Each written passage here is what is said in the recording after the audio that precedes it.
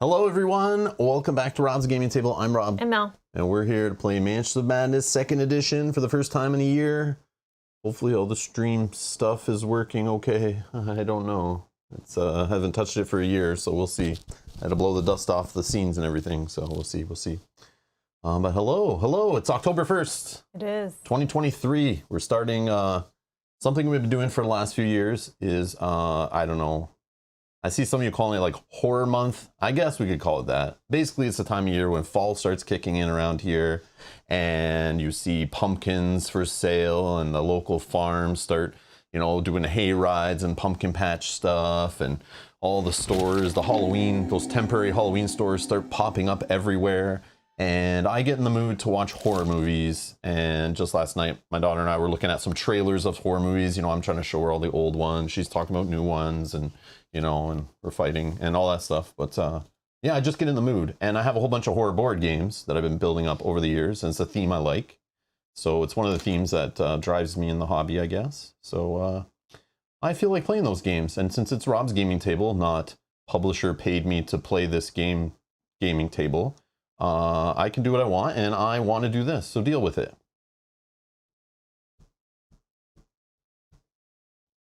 That's all I gotta say. Just kidding.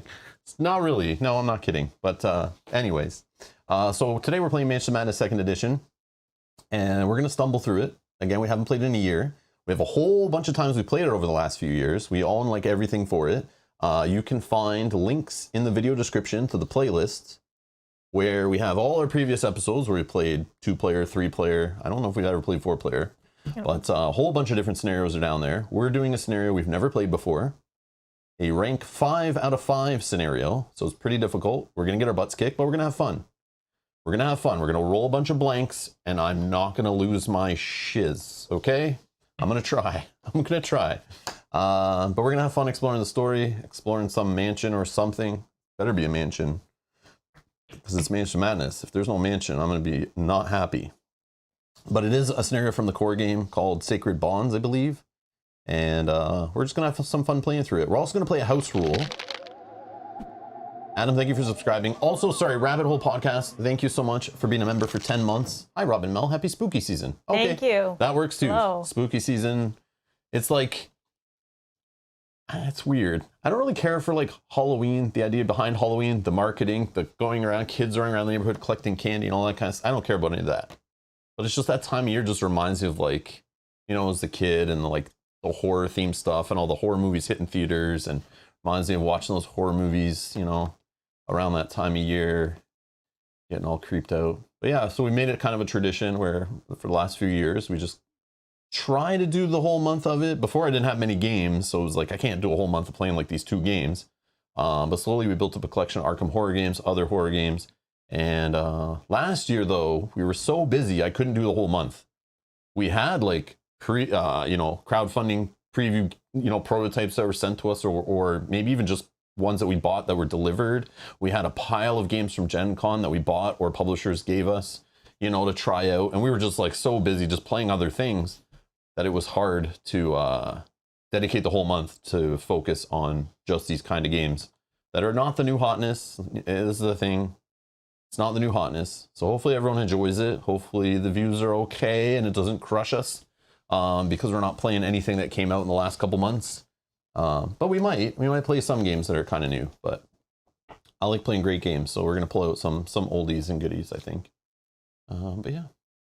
There's a lot of you here today, so I mean, people are excited for the start of the month. So I guess so. I mean, that's good, so. But I mean, we need a couple more likes if you guys want to show some support and let us know you're liking these kind of videos. There's like over 50 people watching, only 19 likes. I know. Now you don't have to click like if you don't like this kind of content being played every October. You could just like unsubscribe, go watch some other channels for a month, and then come back. Yeah, that's cool too.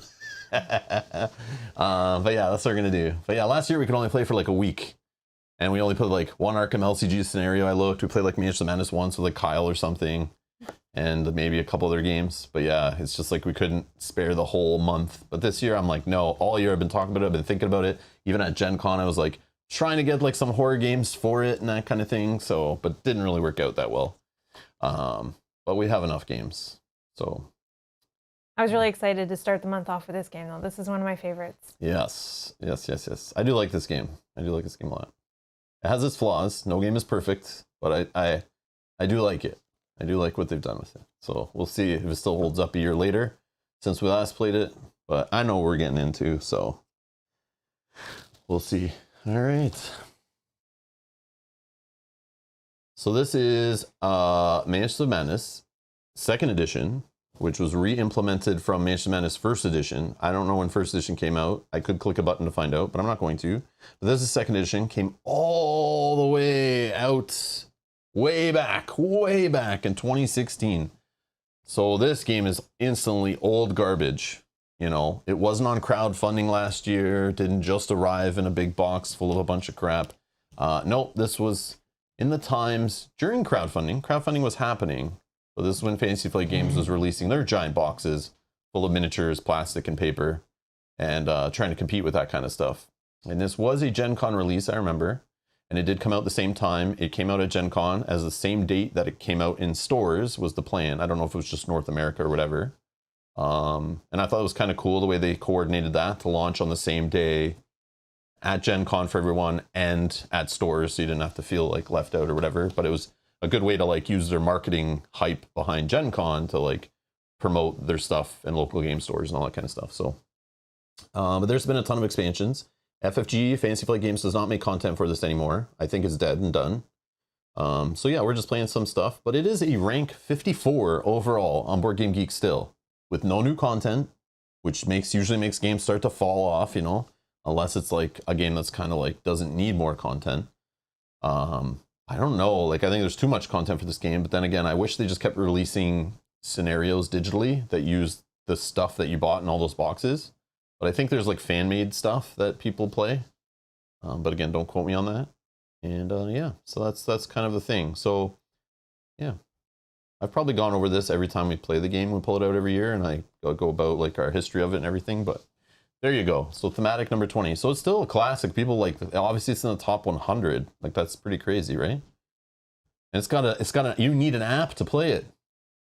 So automatically there's like 10 people in the hobby that instantly think it's trash and it's a virus and it needs to leave the hobby. But it's still ranked 54 overall. So that shows you something. That shows you something.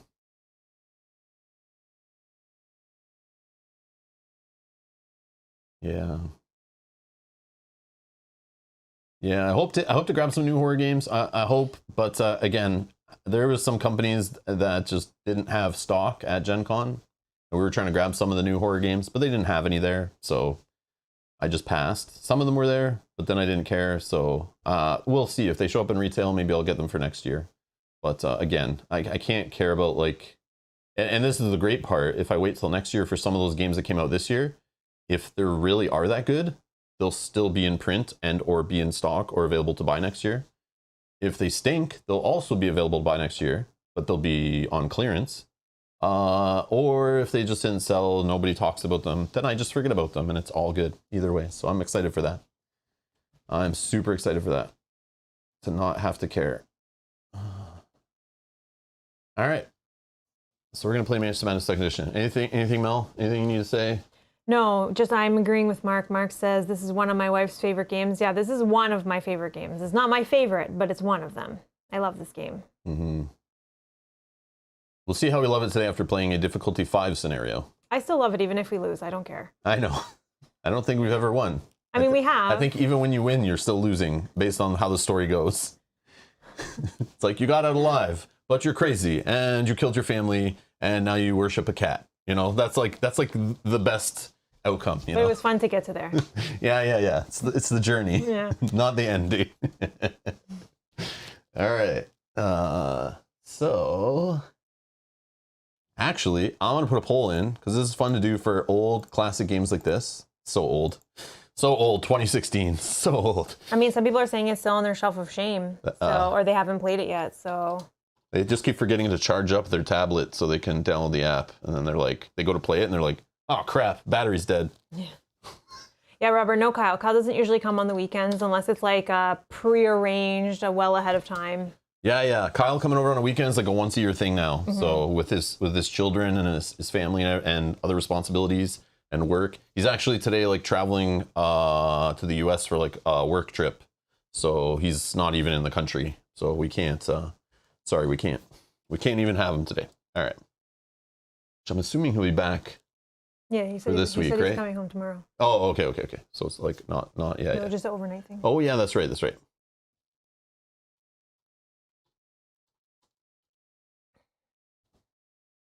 And well, Matthew, you got the rules reference in front of you in case we have any questions. Love it. Yeah, there's some cool player references and stuff on Board Game Geek. If you go in the file section, which I'll show you the one we're using now. I made a new one like 6 months ago, and I went to Staples and printed it out and then laminated it and everything. Or maybe that was last year. No, I did it this year because it wasn't even in the box. Why? Jason, I wish there was more scenarios as well. I don't know. Oh, there it is. Okay. I mean, we're not done. Yeah, here's the thing. There's still like 3 or 4 scenarios we haven't played. And I bet we could go back to some of the other ones we haven't played in like 5 years, and we could easily play them and not remember what's happening. And yeah, the problem is if you focus on a game like this and you literally leave it on your table like all year and you're playing it over until you figure out each scenario, the repeated plays very quickly back to back will lead to you start understanding like what randomizes in the scenario, what are the plot points that don't change, what changes if I take too long, what are the couple alternate endings that I need to worry about, what does, you know, if I'm too slow, what's the weakness to the boss that shows up that doesn't show up if I'm really fast, you know, those kind of things. You'll start to see behind the curtain, and that's why I like to play this game like, you know, once a year, pull it out, you know, get spanked. There's a couple times where we played the scenario like the next week we tried it again, and it was cool to see how like the app pulls from your expansions and randomizes it and throws some new things in, and how it feels different with different characters and things. And you know, if you take too long or you screw up something or it randomly puts something and you can't find it, how does it start punishing you, or how does the ending change based on your performance, or you know, how does it start punishing you if you're taking too long? It's neat to see how those are different in each scenario, but I can see if you played each one a few times back to back, move to the next one back to back, you're eventually going to get bored of what's in this game and then just kind of get rid of it. But I like having it in the collection as something like, let's pull it out once a year and play it a couple times and put it back on the shelf. But yeah, as long as it's still like something we're having fun with. But if they do like a new edition or some other Arkham Horror app driven thing, I don't know if they'll ever do that, but or if they reprint this in like a more succinct edition, then we'll see. But I don't know. Or there's a game that just replaces it for us. That's the other thing too. True. Sometimes you're just like, oh, we're playing this new game. It gives us the same feel of that old game, and we never play that old game because it's a new game. So let's just get rid of the old one. Done.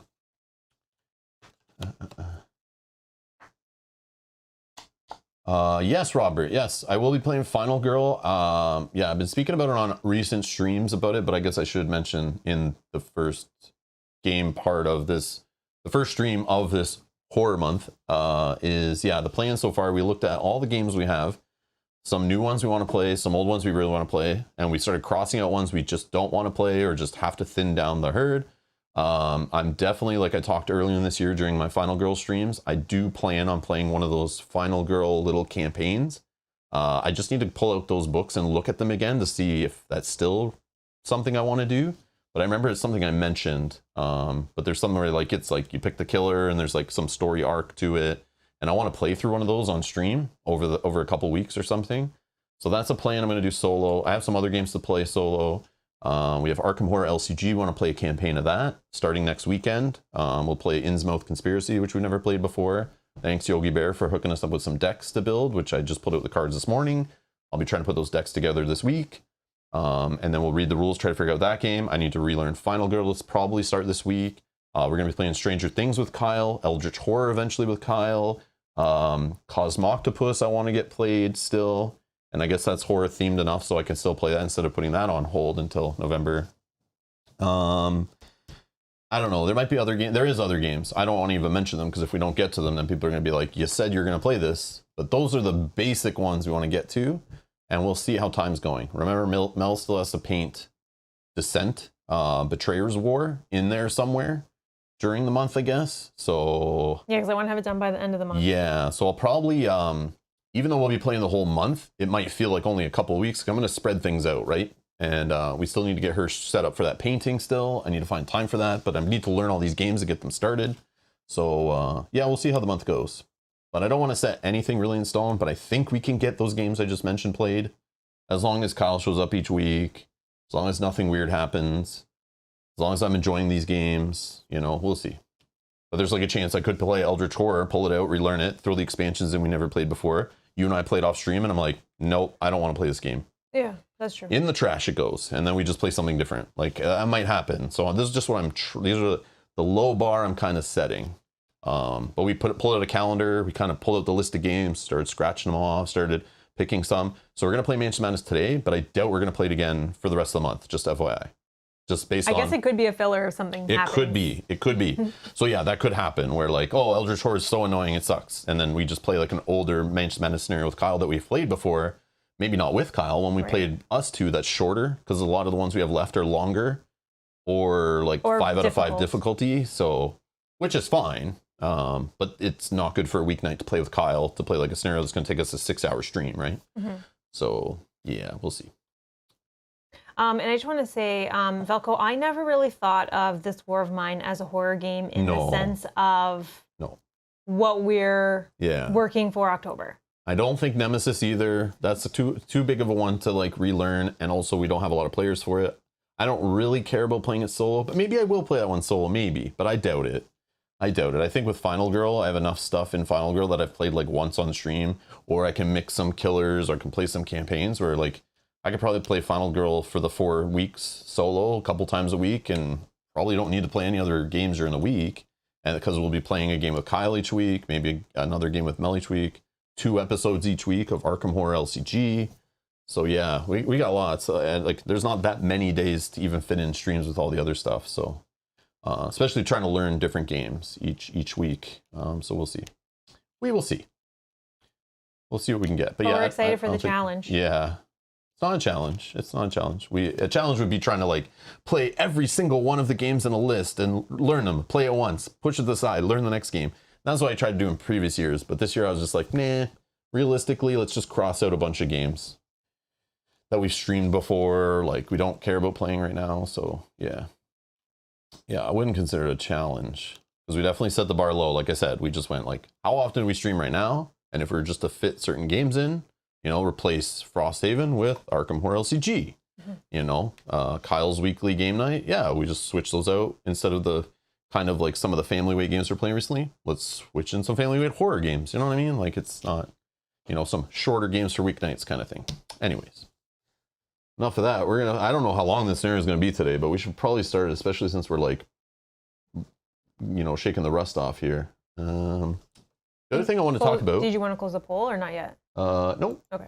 The other thing I want to talk about is I was thinking about this over the last couple of days. Every year we come back to this game. So in past episodes, we've done this before. People join midstream and thare like, what the hell? Why are you guys taking 3 actions each? So there is a known thing. When I looked it up before, way back when we first started playing, we realized when we played with Justin or Kyle or both in 4-player, 3-player, and then Mel and I would play 2-player, we'd notice, even the same scenarios, we noticed a huge difficulty difference. And then I realized, like, when we play the same scenario a couple times, that, like, the same map, pretty much, with spaces and distances, is the same no matter what player count.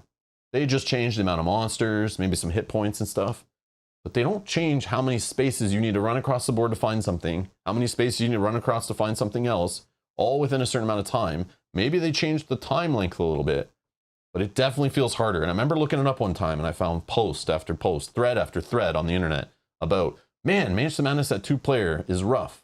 So some people use 2 characters each. I didn't really feel like doing that. But I Googled it today just to see if I could find a thread that I could link to you guys to understand what we're thinking. And I can mention it when people join the stream later. It's in the video description. You can read this fully. But there is just one that I found. I started reading. It's a bunch of people coming up with different ideas they use for balancing it. So the one we just took that most people use online is when you're playing with 2 people who just want to play 1 investigator each.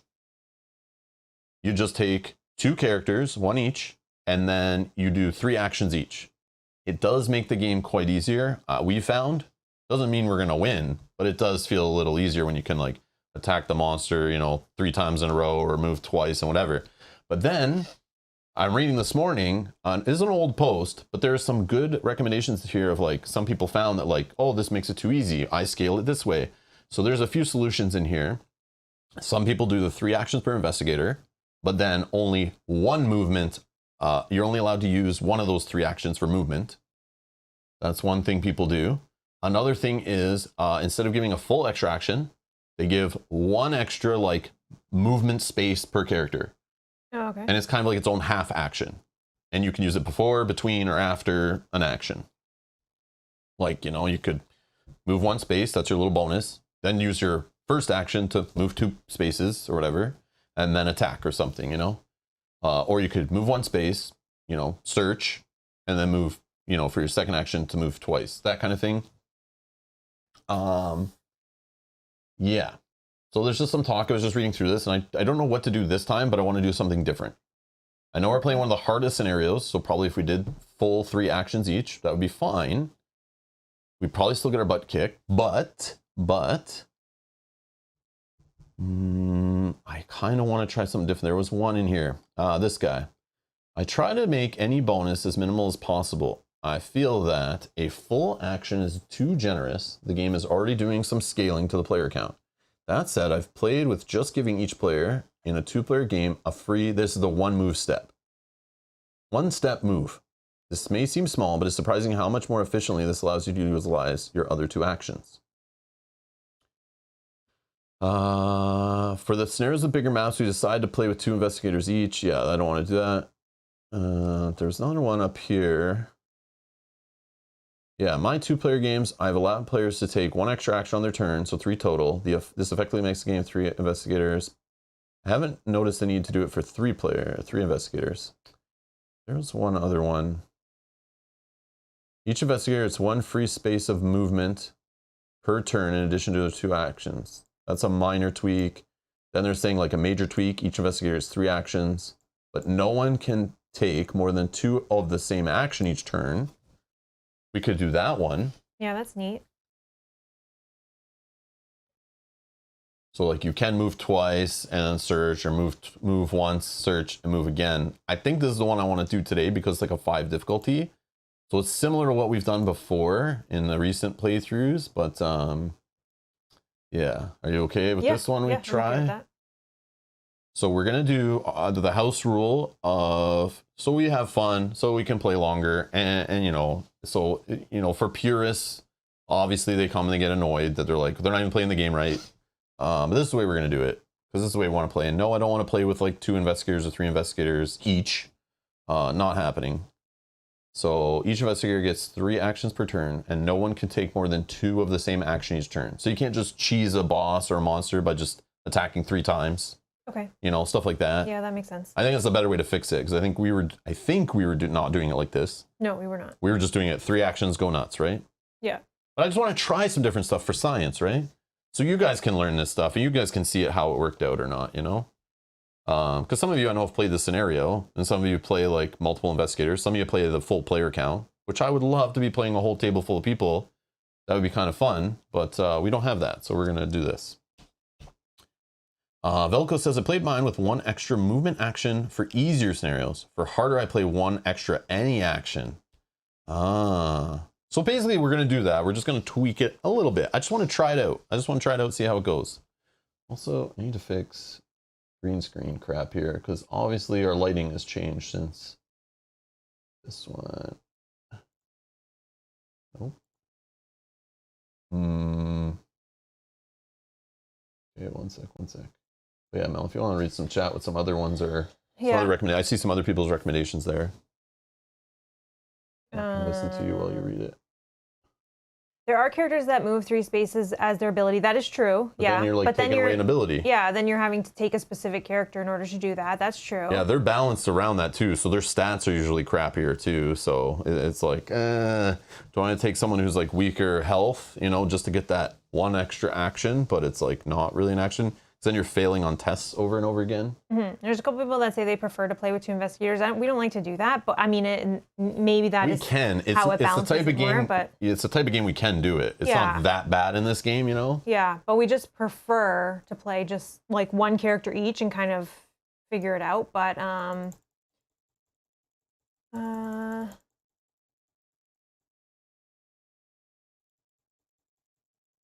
play solo with 3 investigators. Seems to work, but it can be a lot to track at times. Yeah, that's exactly it. Like, we also are playing on stream and like chatting with you guys as well. We get distracted easily. We forget whose turn it is and all that. Yeah. So, I mean, the less we have to track, the better. I do like the way we play it with the 3 actions. So even with this tweak, it's fine. I feel like it lets us see more of the scenario and have more fun. So,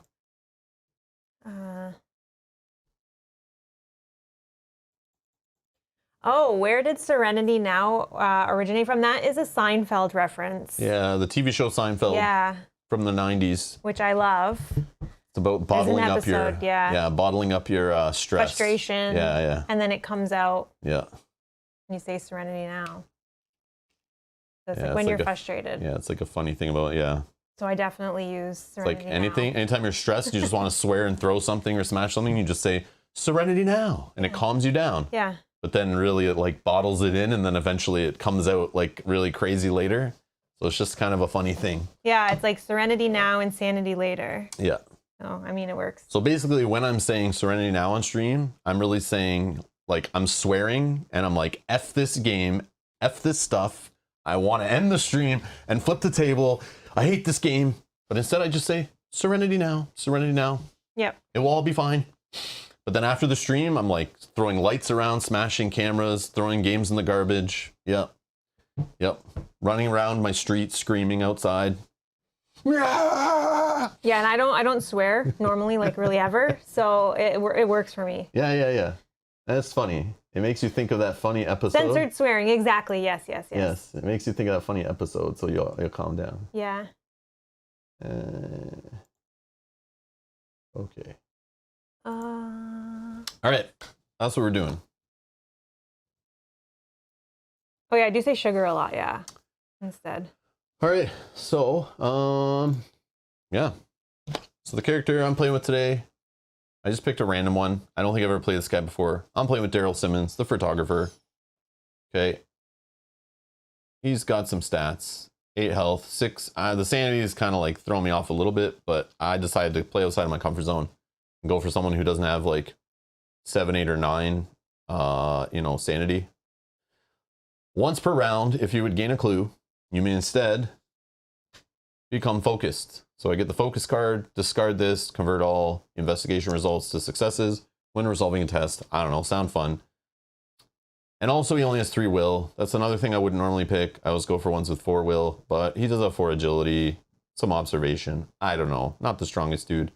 But I thought, let's try something a little different. I'll regret it later, but we're gonna try it out. Mel has chosen. I've chosen Leo Anderson. Oh, have we? Yeah, when we played some of the serpent stuff, I think, because he's from that like expansion. So I think we picked like from those characters, but that's fine. Yeah, so, see, this is more my guy. 7/7. I liked his sanity. Rah, thank you for clicking. Oh, the gifted memberships, 5 of them. Holy crap. I was so focused on the character cards. Rah, thank you so much for being so kind and gifting 5 memberships to the channel. Thank you so much. Thank you. What a way to start October. Thank you, Rah. Welcome to our new members. Thank you so much. Thank you for the support. A couple of you are here, so if you received a gifted membership from Rah, please say thank you to him. That's awesome. Yes, thank you, Rah. Thank you. So I like the stats, and then once per round, when you perform a move action, another investigator may move 1 space. I also thought that's helpful in a scenario when we're only playing 2 players. So I liked that, and then I thought that his stats here are pretty good. Exactly. I looked at this guy and I was like, I think we played him before, so I'm not going to choose him. I definitely can't remember though. But so I didn't remember ever playing him, but I was like, overall, he looks pretty stable. His name is also Leo, so I mean, there's like a little bit of connection with Leos in Arkham. So I've played Min before, Matt. She was in my short list today, and I was like, no, I play her a lot, and so I know I played her before, so I put her down. I was like, no, I can't. Yeah, I thought good stats overall, and it had like a good ability. Yeah, this is the stats: 4, 4, and 4. Those are the ones I look for exactly. But then I looked at this guy and I was like, I swear we've played him before. But again, who cares? Oh, I couldn't remember. I was just trying to experience something different because the game knows who we're playing, right? Yeah. So you assume they're going to balance it. Yeah. But I don't know if that's true. Oh, a lot of people commenting on the new alerts. They're loving them. They're not new. They're not new. They're just the Halloween. They're old and busted. They're not new hotness. They're something we use every October. Anytime we play these horror games, even if we played this game not in October, I use those emotes emotes and stuff. Yeah. Alerts. Because I think they're awesome. Yeah, they are. So yes, if you're new here and this is the first time you're watching one of these, yes, I can tell you're new now. You're busted. You've been caught. But yeah, welcome. Yeah, yes. No, I got them a few years ago and I just love them. So I use them for like most horror stuff. I think I even use them in like Final Girl, and I play that in like, June. I'm still using those because I think they're funny. But some of the transitions I don't use. Like I'm not going to use the pumpkin, jack-o'-lantern, and candy corn and all that stuff. I use that only in October. But there you go. So now you know. So the poll I had going, thank you everyone that voted, is have you played Mansion of Madness 2nd edition? I'm just curious, those who are here, I know there's new people coming to the channel every year since we played games in previous years. And supposedly 52% of you have played it. It's very close though. Yeah, 52%. Wow. That's cool. No, but that's like a lot of people. I do that poll sometimes when I'm playing like a new game that's been around for a while, and I'm like, let's see how many people in the chat already know the rules. So like, I don't have to be the expert because I know there's like other experts, and if most of the chat already played this game, then like I don't need to go into the nitty gritty, and I can just get into the play, right? Right. Also helpful if we're asking for suggestions if you know the game. But yeah, it's like if I went to a board game store and I had 4 people sit down, we're about to play a game, and I'm like, okay, how many of you played this before? If some people said yes, I can use them to help me teaching, or you pay attention to that new player, you pay attention to that new player, and I'm going to teach, all of you, refresher, whatever. It just helps to know who's at what learning level. So you're not talking down to some people and whatever. On a stream, obviously, I can only do it one way, but it helps me know whether I should be explaining like my thoughts on some things or whatever. But it's good that more than half the people here have played it, so that's good. So feel free to help us if you know the scenario. Obviously, if you know it really well. We don't want spoilers. Feel free to nudge us, that kind of thing, or say maybe you should go here. That's fine. But no spoilers. We don't care about winning that much. But if you have never played, or you just know the game, or you don't remember the scenario, get involved. Like, get involved. Take notes. Remind us of things. Like, we're not the brightest light bulbs in the room, right? So if, we were told in the first room about some, don't go in the library, or if you do, you got to look for this book. And then 3 hours from now, we're in that library and we forget that we care about that book in the corner. Yell at us. Like, if you remember, play along. Feel free to play along. Okay. Backseat gaming is okay. But not if you know the whole scenario so good. I don't want to hear like, oh, you guys are not doing efficient. You should do this, go get this, go do that, and you'll win. I don't want to know it that well. We're playing blind. This is our first time playing the scenario. So let's all have some fun together, D. Miller, no painting these minis. These minis are crappy. No. Yeah, these minis suck. These minis suck, and there's too many of them now. Yeah. And yeah, they're just kind of garbage. The only thing I wish is like we painted the color, but I brought these out. So if we're having trouble on the board seeing where we are, I might use these instead, so I can say like I'm the yellow meeple and you're the red meeple. Okay. We can use that instead. If it's just easier to follow on the board, because we're kind of zoomed out. The board usually gets pretty big in Mansion of Madness. So instead of this like gray miniature that'll just blend in, and then which miniature, like which one's Mel's, okay, which one's my miniature, which one's Mel's on this gray table mat, like, can you tell from there? Only because my arm is like this. Damn it. But only because I picked it, so I knew. You know what I mean? But yeah. So it kind of sucks. So I wish we kind of like painted the bases a color. But then we play again, and like some of them are the same color, then it doesn't work. So yeah. I wish they had a standard bottom where you could snap a color on the bottom. But I've tried that before, and even you could tell even in the expansions, like the bases are different sizes. Oh. Yeah, they're like different size bases, so there's no even uniform base to these minis. They're so old and junk. Yeah, Minion says what mini? Yeah, what exactly? Yogi though says the good-looking one is Rob. Oh yeah, that's right. Thanks, right. Yogi. That's right. Like, they're okay, but got his creepy camera out. Since we only play it once a year, and I don't know, maybe this is our last time playing it ever. I don't know. We don't play it that often. I don't want Mel to go back and paint all these minis we never will use. No. Because I also try to play different ones each time too. So yeah, maybe we just do the meeples, because like, who cares? But it's your choice. Maybe I'll just use a meeple, you use a mini, and then we can tell them apart. But if we can't see them on the board, then who cares? Well, we'll see when we put them out, I guess. Yeah. Yeah. Hey, Bob. Yeah, good old FFG, exactly. Yeah. You guys want us to start now? You think we're ready? I don't know. Probably not. We do have over 54 likes, so thank you so much, everyone. Oh, now we have almost 100 viewers, though, so now I got to complain. Only 54 likes and like 100 viewers? Come on, guys. What the hell is wrong with you? I can never be happy. I know. Awesome. Thank you, everyone. Thank you. All right, so, boom. So here's the app. I get it up over here. All right, so as I have to do all the time, just so everyone knows what we're playing with, what the game could be pulling from.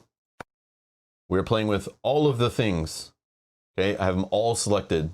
So it could pull tiles, characters, items, spells, conditions, damage cards, horror cards, all this kind of stuff. Can be pulled, events, mythos events or whatever they're called. Can be pulled from any of the expansions. I don't know if that's a good idea or a bad idea.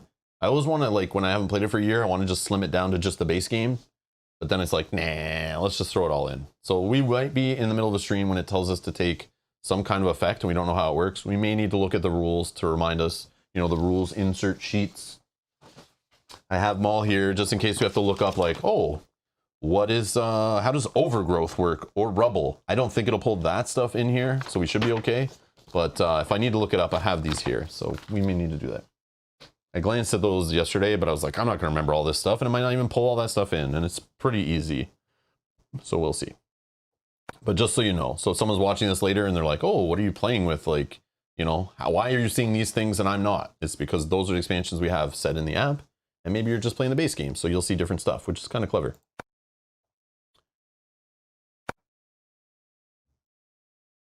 Okay. So this is Shattered Bonds, right? That's what we're playing? Yep. It's not Sacred something? No. I think I kept saying that. Let me check. Yeah, it says Shattered Bonds. I think I said Sacred. But anyways. All right, Shattered Bonds.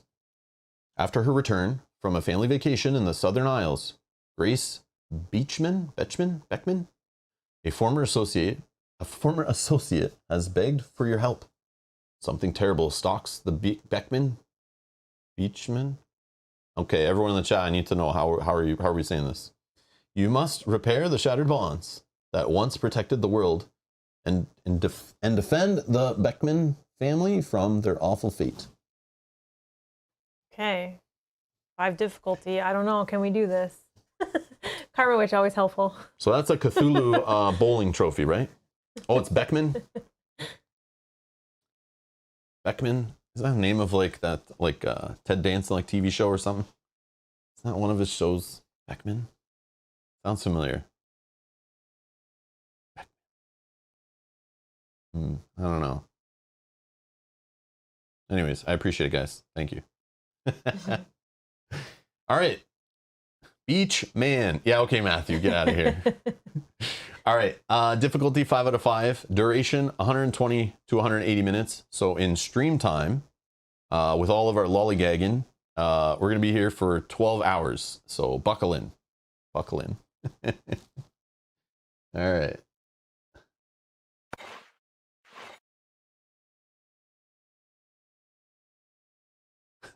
Asmodee going to release an expansion with the pronunciation. Yeah. Not to be confused with David Beckham. Bend it like Beckman? Is that's what it is? Oh, Becker. Becker's the word. Thank you, Edward. I know somebody would know what I was thinking. Yeah, that's what it reminded me of when I said it. It's like Becker. I don't know that show. I didn't watch it. I just remember like commercials for it. Oh, Amanda says 12 hours. Perfect. I got a roast in the slow cooker. Nice. That's a good way to start off fall. Yeah, nice.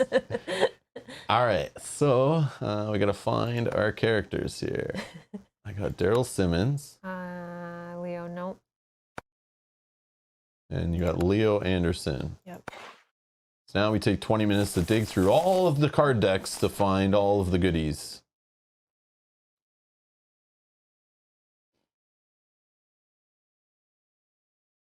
So we have the Axe, Elder Sign Pendant, Kerosene Lantern, King James Bible. Almost all of these are from that same deck of regular items. And then I'll grab Shriveling. Super helpful. I'll grab one thing. luckily we do put all these in alphabetical order when we put them away, so it is easier. So I love cleaning up after this playthrough. So shriveling. What is that? Tome of Horrors.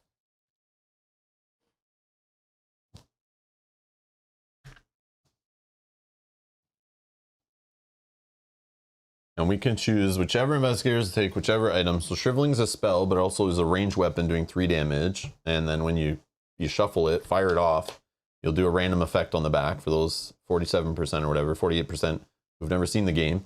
It's like spells are all like this, but some of them are weapons, some of them are other abilities. But this one, for example, has a little, your flesh ripples and peels open, the monster suffers 1 additional damage, but then you suffer a face down horror, then discard the card and gain another shriveling spell. So how you're supposed to do it is like, you know, you shuffle it back and then you take one in front of you.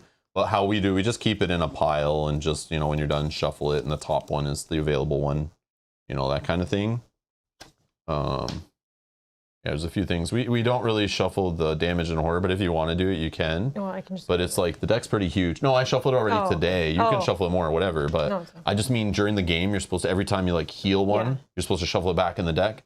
We just usually, just to keep things going, we slide it on the bottom and then maybe shuffle it whenever we feel like it, kind of thing. But it's just like tedious. Once per round, you may convert all investigation successes while resolving an observation test. Cool. Pretty good. King James Bible, action. You or another investigator within range may discard 1 face down horror. Well, that goes good when you're using a spell. As well, because you have less. Maybe. I think whoever takes shriveling should take it though too, because that could be helpful.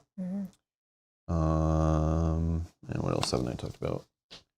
Kerosene lantern. Oh, a light source. That's great when it gets dark. Yeah. You can still use your abilities to re-roll things and change tokens. You may discard this card to convert all observation successes while attacking unarmed. Well, we didn't get any weapons, so... Oh, we did get an axe. Never mind. Tome of Horrors. When you suffer 1 or more horror while resolving a horror check, gain a clue. Once per round, if you would gain a clue, you may become focused instead. There's some synergies here. Axe. Heavy weapon. You may suffer 2 face down horror.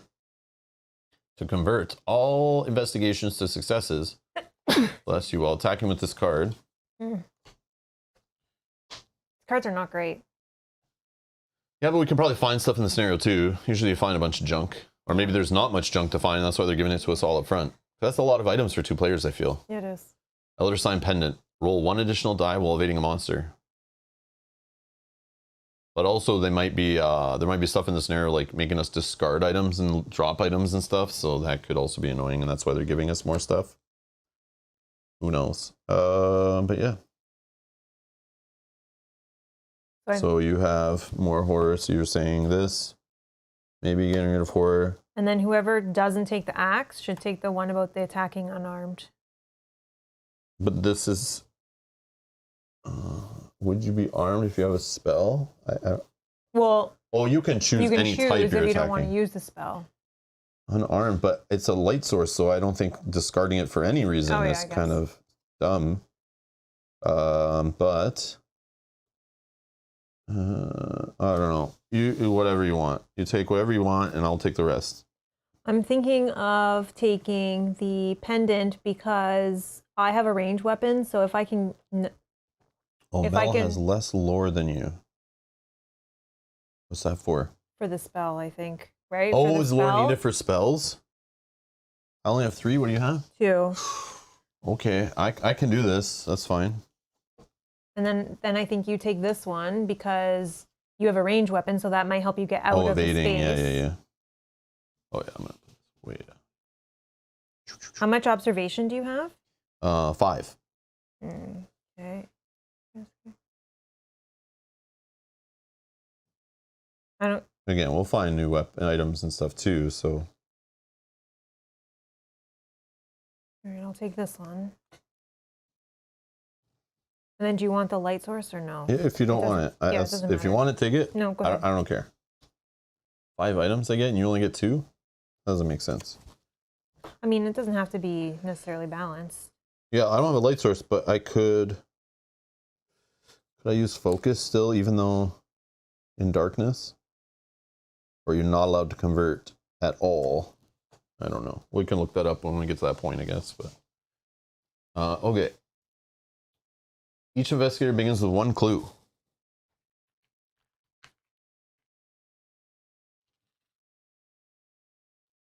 Yes, Jaws the board game is fits in the horror themed month that we're playing, but we just played it recently, so I don't want to play it again. But yes, that is a horror movie. Jaws is a horror movie. I would consider that something to play around Halloween. Abso-freaking-lutely. That is part of my collection. Was on the list. We crossed it off because we just played it. I could have delayed it a bit to play it during the month, but we had other stuff to play too. So that one we just played because we got it recently and I wanted to play it. But yes, that is considered not a Halloween theme, but a horror. Horror themed is what I'm going for. Not Halloween. That's the thing. I keep saying, I might be saying that, but it's not what I'm looking for. This doesn't read it out, does it? Yep, but I'll mute it when it does. All right.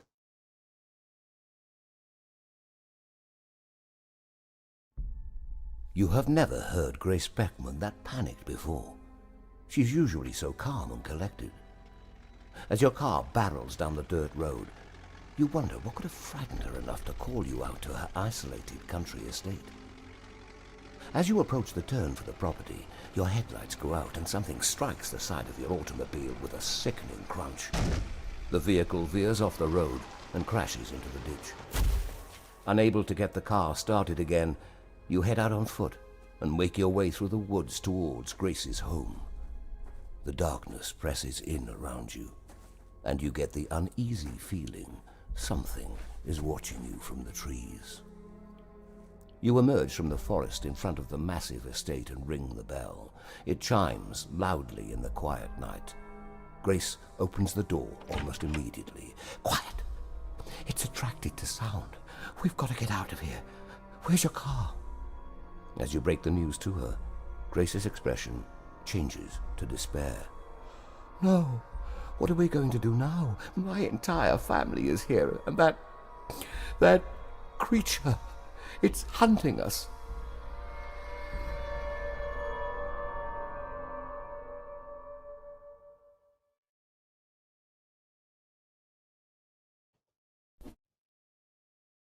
All right. Grace beckons you into the foyer of the estate. The dim electric lights flicker, casting ominous shadows across the room. Place the foyer. Tile, a door, and a wall is indicated. Now, this looks like a giant rectangle one, so I'm going to assume it's this one. Foyer. Yes.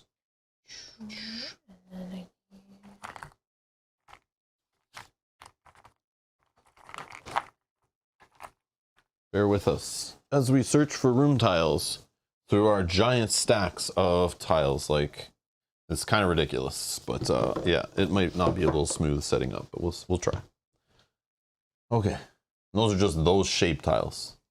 Okay, so you got okay. All right.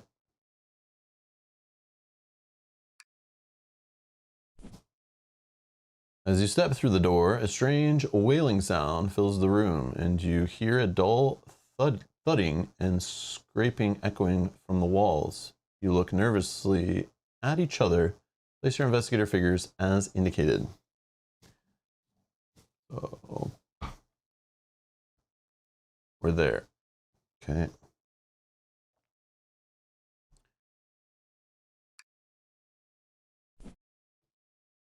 Grace turns to you, her eyes wide and flashing in the dim light. I know you have dealt with this sort of thing before. There has to be something you can do to help my family. You have access to anything on my property if it can help save us. I'll be right here if you need me. Place a person token as indicated. This is Grace Beckman. At the top of the stairs on the left, a table holds photographs of Grace's family. Place a search token as indicated.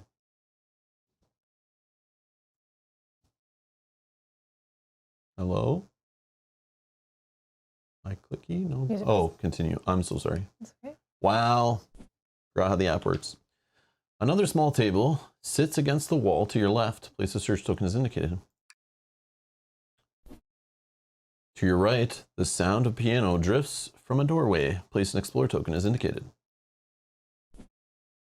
You notice a heavy shelf that you could use to barricade the door should the need arise. Place a barricade as indicated.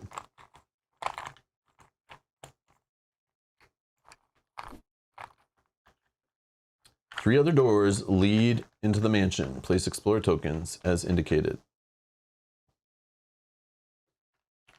Yeah, so we're going to use miniatures because they're easier to see on the table. They're not painted for us and we're zoomed out really far. So for our sanity and viewing, when I watch previous ones, it's like hard to tell whose is which miniature and where they're moving. So just makes it easier. The minis suck anyway, but yeah. Three other doors lead into the mansion. Place explore tokens as indicated. Boom. Investigator phase.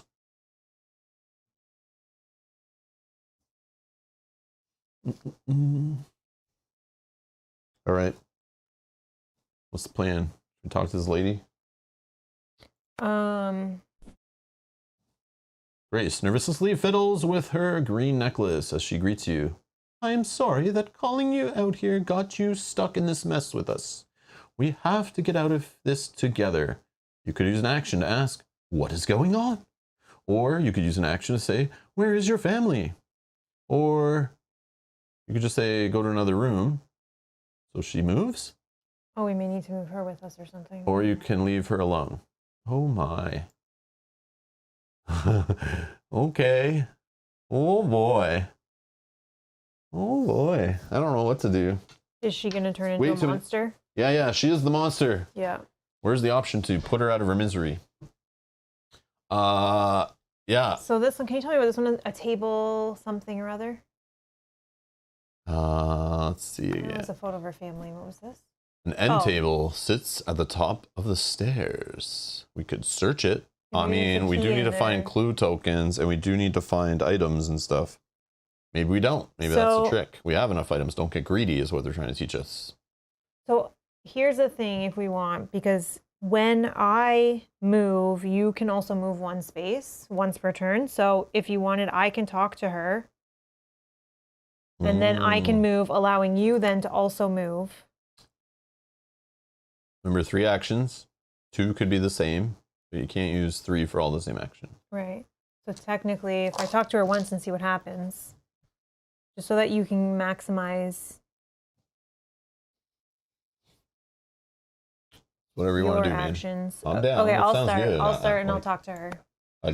Right now, I get overwhelmed with this game always when there's 1,000 options right at the beginning. It's like, we could go one of like 4 ways, stay and search things, talk to somebody.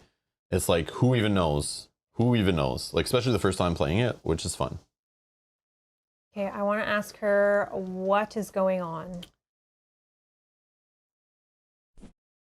Grace looks close to tears, but keeps a calm demeanor. It started as a couple of weird occurrences here and there after we got back from vacation, but over days it got worse. The serving staff and my family say they have seen a monster. Most of the serving staff have quit, and members of my family have been attacked. Gain 1 clue. Okay. Are the options now just minus that? Yeah, okay. I don't know what this go to another room is. I don't know. Yeah, I could talk with her one more time and then move. You don't have to. But I don't have to. But if I move, that gives you the option to. Oh, this is all one space. Okay. I see. I see. No, Poking with this. What is a poll? A poll for all these options. Remember, I can only put 4 options in a poll. So already there's like 8 things to do at the beginning. Han, thank you for being a member for 12 months. Thank you. Fully your support. Thank you so much. Has Rob been driven mad by this mansion yet? Just got here and already see a flustered Rob. First room, first actions. Yeah. I'm just debating if I want to talk to her one more time or if I want to move and search one of these items or these objects. I'm overwhelmed already. Yeah, I will talk with her one more time as my second action, and I will ask, how can I help? An old manuscript of mine should be in the basement. Could you find it and bring it to me? It could be invaluable in dealing with the creature. Okay. I'll keep an eye out for it. That's one of those things you guys are needing to remember for when we get to the basement. So where is the basement? Hold on, let's start clicking stuff. This door leads to the mansion's west wing. I feel like a basement wouldn't be off a foyer, though. This wooden door is adorned with a polished plaque marked gallery. And that's up some stairs. So this is like, we're on the main floor. Yeah. So it's obviously one of the left or right at the bottom. The other one goes upstairs, I guess. The sound of piano drifts through the doorway. Maybe it hates pianos. That's where we got to go to. Maybe the monster is playing the piano. It's attracted to the sound. The door leads to the mansion's upper level. Oh yeah, so we should go shut the piano off, right? Go kill whoever's playing it. Yeah. Knock him out. Okay. I guess that's helpful. So now I love this will... game. I love clicking around this app and all the craziness and who knows what's going to happen. Should we split to left and right then?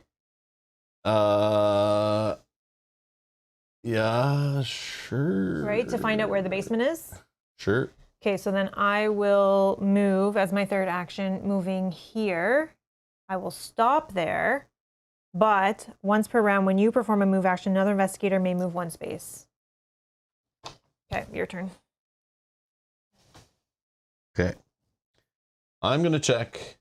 I think this is just a way to get clues or an item or something. Edward, yes. Go downstairs while you have the light source. Yes. Smart. I don't know if the basement's this way, though. Yeah, we don't know which way the basement is. Do I ignore this thing? And always split up the party. Yeah, that's like #1 horror rule, right? Yeah, yeah. All right. So I'll ignore the... Oh, man, I hate this. All right. Yeah, I'll just click this. So I'm going to explore the West Wing. Oh, Thanks, Jacko. Jacko, thank you for that.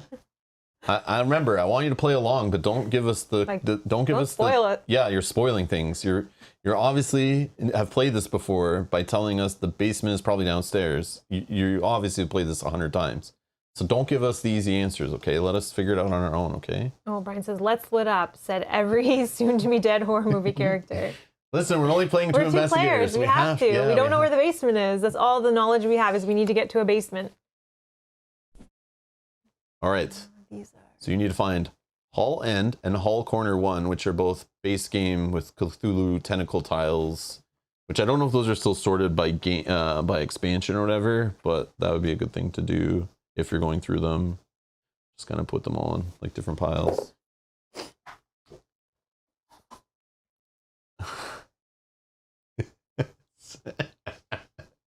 Mike, you blew it. All right. I'll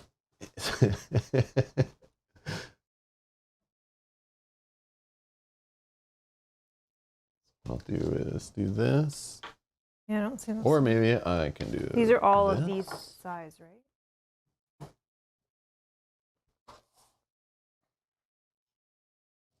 Yeah, it's those size for sure. But remember, they're like double-sided too, right? Yeah, I'm just looking for those symbols to find where Yeah, it's those all the ones base are. game ones with the Cthulhu tentacle. So these are all... I did not sort them. I assume like since last time we played, we usually like at the end, train you and ones. Kyle go through them. Yeah, I don't have any of those over here. these are all the train ones.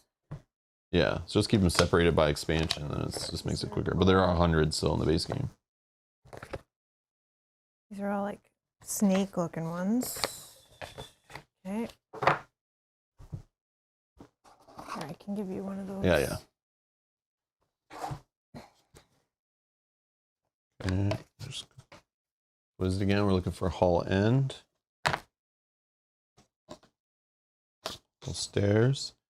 Hall Corner. Yeah, all these ones will probably be used. So, Yeah, so I'll put them. the mansion-related ones from the base game. Yeah, Hall 1. Nope, Hall Corner 1. Yeah, they'll be here. One sec, I'll have them. No worries, I'm just separating all Hall these Corner 2. No. so I can Bedroom. No. find them easier. Yeah, bear with us. Hall End. I found Hall End. Library. Okay. There we go. Hall 2. Hall Corner 1. All right. 1. Office. Billiards room. Bell tower.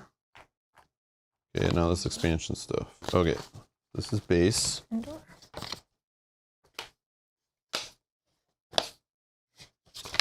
Yeah, it is sorted, but yeah, yeah, it's okay.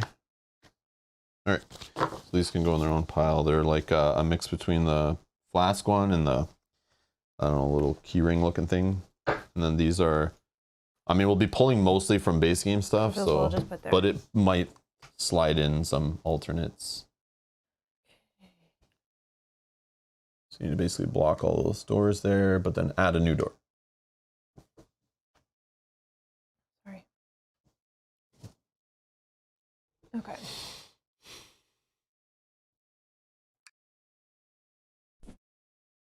A wretched groaning noise echoes down the length of the dark hall, or the length of the hallway. A dark shadow that seems to be just a trick of the light moves along the walls, but as it flies out of sight down the hallway, you hear the crash of the table hitting the floor. Then the shadow fades, leaving the hallway quiet and still. Place a search token, as indicated. Several doors to the other rooms of the house line the hall. Discard all explore tokens leading to the hall. Then place explore tokens as indicated.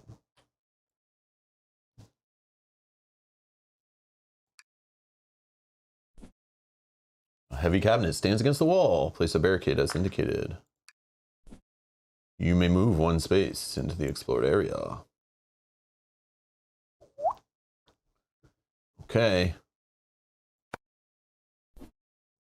You hear the clinking of silverware and muffled whispers. Sounds like the kitchen Or like the or dining or servants. What thing. quarters. Chalkboard hangs at the center of the door. Written in a child's hand are the words, Nanny Edna's room. The brass door handle will not turn. The door is locked. The keys in the table.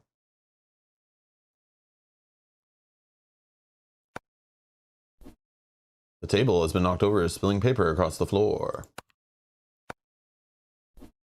A brass plate set into the wooden door. Cellar. Oh, we're getting closer to the basement. Okay. Okay, so maybe I come back that way? Okay.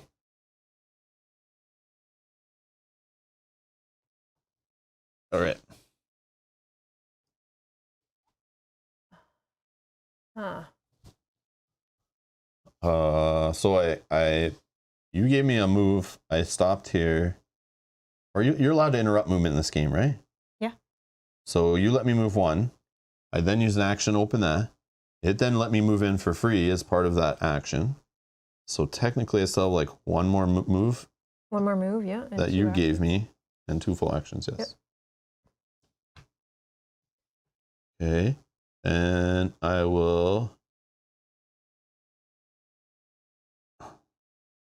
I'm going to move and check the papers. I think. Is cellar Canadian for basement? No. But usually aren't cellars in the basement? Yeah, it's like a wine cellar, right? Yeah. Like you usually downstairs. A cellar. Downstairs, man. You put your canned goods in there. You put your canned goods in there. All right. Jeffrey, hello. Can only stay for 45 minutes. Then you're going to head out to play some Dice Throne Adventure or Zombicide. Nice. Both good games. I like both of those games. All right. We'll play faster then. Yes. All right. We'll try to get this done in 45 minutes. Go.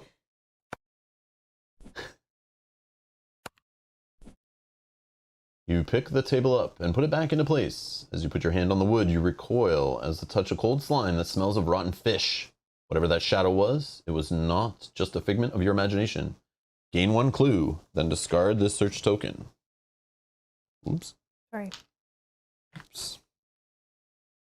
I'm gonna instead gain focused. With my ability, once per round, if you would gain a clue, you may become focused instead. I could just stay here.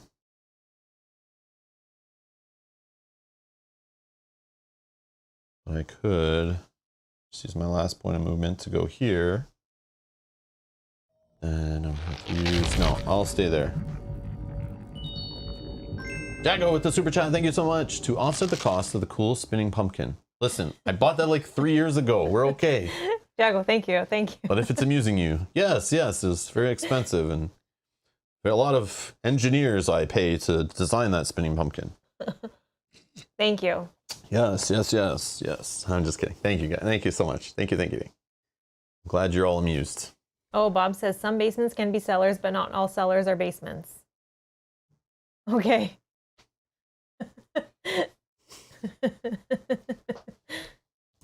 All right. I think I'm done. So now we hit this little button in the bottom right. Yep. And the investigators phase. Confirm.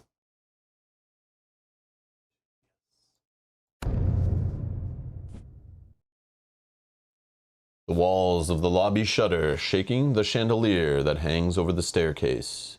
You hear a low growl echoing through the room. The people in the lobby might be in danger. No immediate effect. I should get out of the lobby then. Get out of the lobby. Also, does that mean she's in trouble? And that's what the moving her out of to a different room is about? The ground is marked with arcane symbols. This mythos event affects the investigator with the lowest willpower? Yeah, -4. -3. Awesome. Here we go. Matthew, thank you for the super chat. This better be every year, Rob. We are producers for a reason. Yes, that was a threat. Wink. Listen. What, that we need to play one Mansions of Madness a year? Yeah, like what? Be more specific, Matthew. But in a non-super chat, you can just follow up on that. You know, you don't have. We need more instructions. Yes, I'm not saying let's start a chat where you keep responding to me in super chats, but I'm okay if you do that. But you know what I mean. But I do every year for a few years, at least 3 or 4, I think, if not more. I always try to play these type of games at this time of year. And then probably 2 or 3 years ago, maybe. I was like, I'm going to make a theme to it, make some scenes, go buy some transitions and stuff. So, yeah.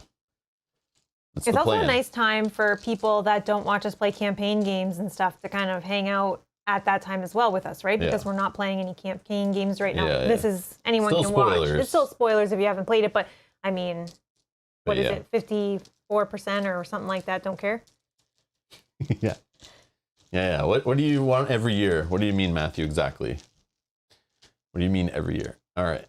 Mansions of Madness, these type of games, spinning pumpkins, like what is it? I need to know. Okay. Oh, crude etchings on the ground seem to lead you toward your destination. I need to test lore. And my lore is 3, and it says I need 2 successes to pass. And I did not. So I only got 1 success, 2 blanks. So what's that going to do to me? It says if you pass the arrows, nope. If you fail, you become hopelessly lost and befuddled, suffer 1 face down horror, and become dazed. Here we go. Okay.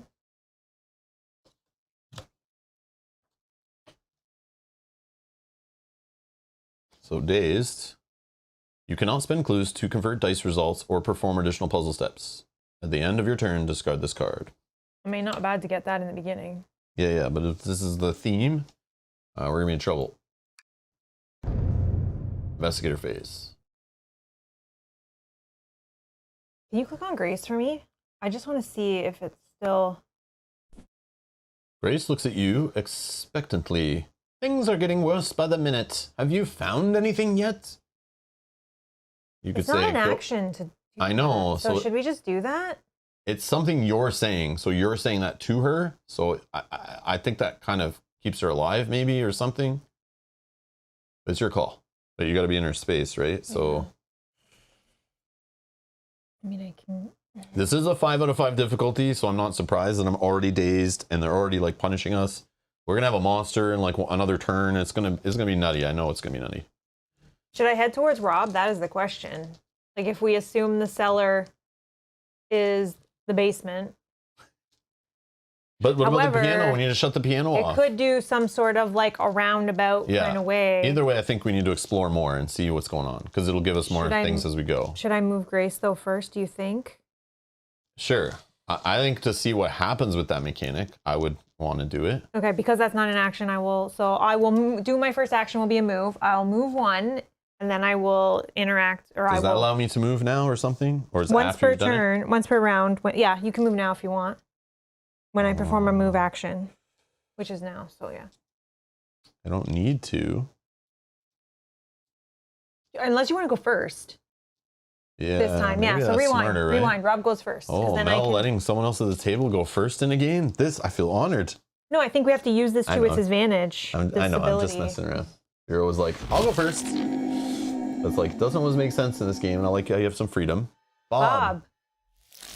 12 months. Thank you so, so much. Go ahead, though. You can read it. It's for you. Just using my monthly member super chat to remind you both, you're doomed. Yes. I mean, you don't have to remind us. I know this. I keep reminding myself too. 12 months, Bob. Thank you so much. We are in trouble. Thank you. Yeah, keeping her alive might be the key. Yeah, I think that it's there for a reason. I think we need to use it. All right, so I'll go first. I'm going to use an action to explore the cellar.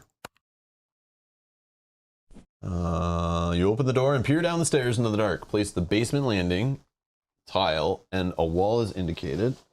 We found the basement. It was in the cellar. But nobody wants to go down there. That looks scary.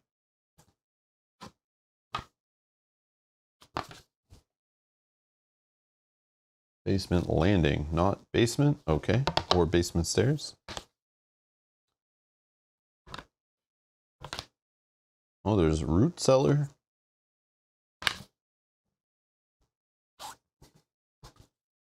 Minion, I see what you did here. Minion says, I think you should help the bystanders. She may end up being your saving grace.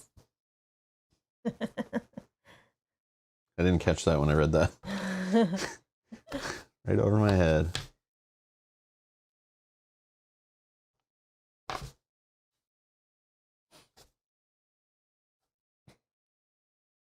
Holy crap, there's a lot of tiles. That's the hardest part of the game, is trying to find the tile. Yeah. And then I remember why, like, we don't play this more than once a year. That's why the time is 3 hours. Yeah, the streams are like 6 hours long because of this. And an hour of the whole stream. That's why I always debate, like, just making it so it's like, you know, like, limiting it down to just the base game. But it's like, why do we buy all those expansions then? Okay, it's probably on the other side of one of these. Assuming it is one of these square ones. It's a key. Oh! How is that? Wow. Wow. I went right by it then. Oh, Velko, that's so generous of you. Velko says, I volunteer next year to be the tile handler for you guys. Thank you. That's very generous of you. That's it's a thankless job. Yeah, these are all mixed up. So the key ones are also mansion based, I see. Obviously we won't have like any of the outdoor ones from like the jungle and pyramids and stuff. Attic.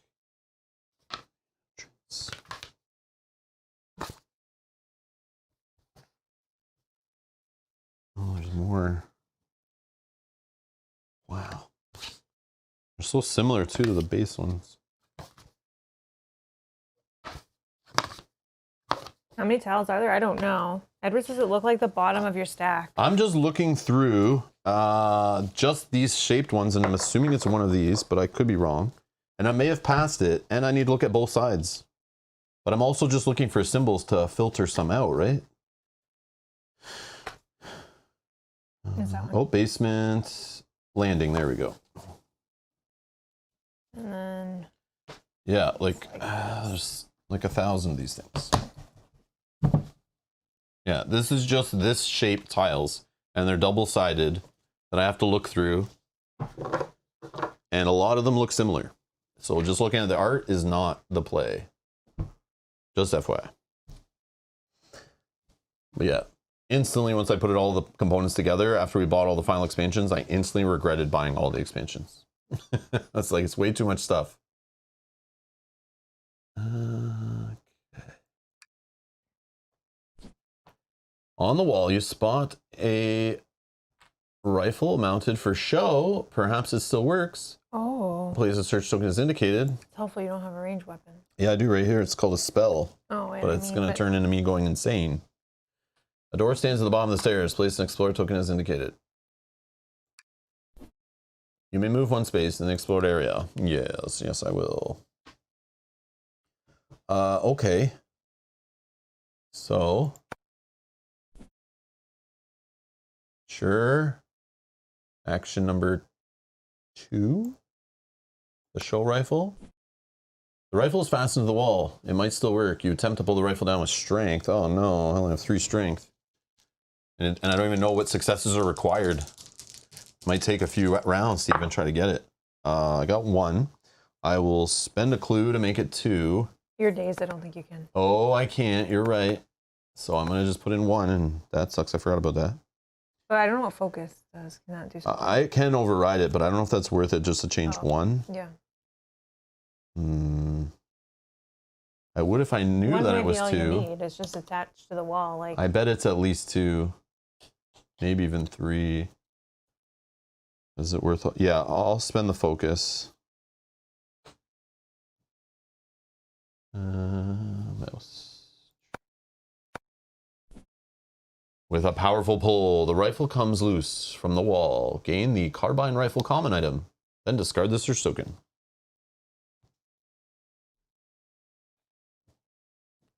Oh, 5 hits. It's a firearm, range, so it can shoot up to 3 spaces away and in line of sight, and does 5 damage or Reno. You cannot attack a monster in your space with this card.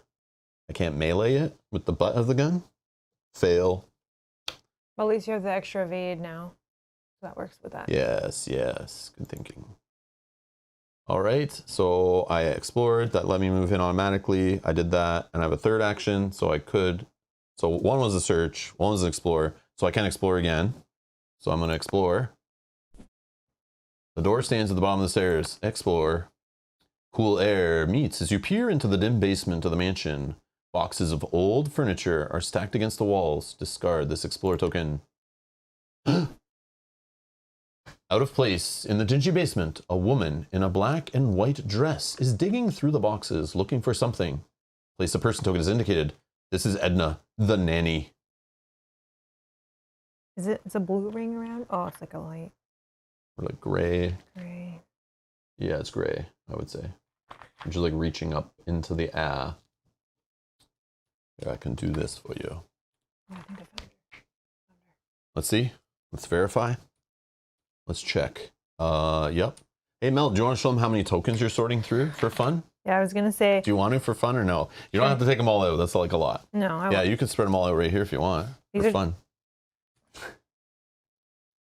Here's all the person tokens once you buy every single expansion for the game that you have to search through every time you want to find one specific person. So we found Edna, and they're not big, but yeah, literally it's a sea of them, and there's some of them are all the same color. So as I can see like 4 reds right there, and a bunch of them are face down. Well, they have the name on the back, so yeah. It's sometimes easier to find it by name. So anyone like myself who complains about Frosthaven setup, this game just cleverly makes setup during the game, but it prolongs it and makes it annoying in a whole different way. So I hope you're all enjoying your last stream of Mansion of Madness on the channel, because I don't want to do it anymore. Thanks to Mel helps, and Kyle helps. This is why I like playing at 3 players, so more hands searching for things, but yeah, that's funny. Everybody plays a role. Huh, do we think she's... Why is she... Oh, a plastic coin folder. Oh, that's clever. Velcro, that's clever. That would actually work. Oh, and you sort them by color? Well, it's just like the pages, right? You could do the pages, or, you know, a flipping binder, because you can like put all the coins in, just like a card binder, you know? Like you can do like that even. Okay. Why is she in the basement looking through files? I don't know. Let's investigate. Well, I can't do anything else. So I moved in 1, which probably lets me do that. Oh no, we're not done. Oh, this is what we need. The box sits open with several items inside. Place the arcane manuscript common item as indicated. Well, see, now you don't need to move me probably. That's the annoying part. I mean, it's optional. You don't have to. Oh, I could get on the way out. Oh. A small square door of a dumbwaiter is set into the wall. In the corner, place an interact token as indicated. You know what? I wouldn't have known what a dumbwaiter was until we watched that show where they had it in it. I remember it from like lots of old movies and stuff. What was that show with the notes? The Watcher. Oh, yeah. You move one space into the explored area. Sure. Okay, well, I have no actions left, so I think I'm good. And then I lose days at the end of my turn. Okay. I will move in. My first action is to move. I will trigger her to move to another room and see what this does. Oh, no. Grace looks at you expectantly. Things are getting worse by the minute. Have you found anything? You can say we found it. But I don't know, does that mean we have to give it to her when we say, we know where it is. Well, it's obviously allowed it to show up in the app, and we did not pick it up, but it doesn't know when we pick it up. We did find it, though. I say we click that. Okay. It's not an action. Okay. I'm clicking it. Grace's eyes light when she hears your words. With that manuscript, I might have the chance of fending off the monster when it attacks. You can discard the arcane manuscript common item to give the manuscript to Grace as an action. So there you go. Now we know that information. That's helpful. So we got to get it back to her. Okay. But you want to move her to another room or go to another room. Go to another room. Where should I go? The ballroom, the attic, or never mind? Ballroom was where? Is that to the right? The ballroom is likely where the music is playing. Where I'm going. The attic, we don't have. Well, we got to get her out of here, though. Let's go to the ballroom. So that's one action. Grace quickly makes her way to the ballroom, disappearing from sight. Remove Grace from the board. Oh, this is cool. Okay, we got to remember where we put her. Okay. So then I will then. So that was the rest of my move. Okay, so that was one action, two actions because I moved and then I had to move her. So it wasn't actually moving. So I'll get a free move. I'll go here. Okay. I will explore that space. Give me a monster down here because I put a barricade there for a reason. Sound of piano drifts to the doorway. You're exploring this? Yeah. Okay. Okay, so ballroom, basic tile, basic sets. Ballroom. Do I need anything? Ballroom. Like so.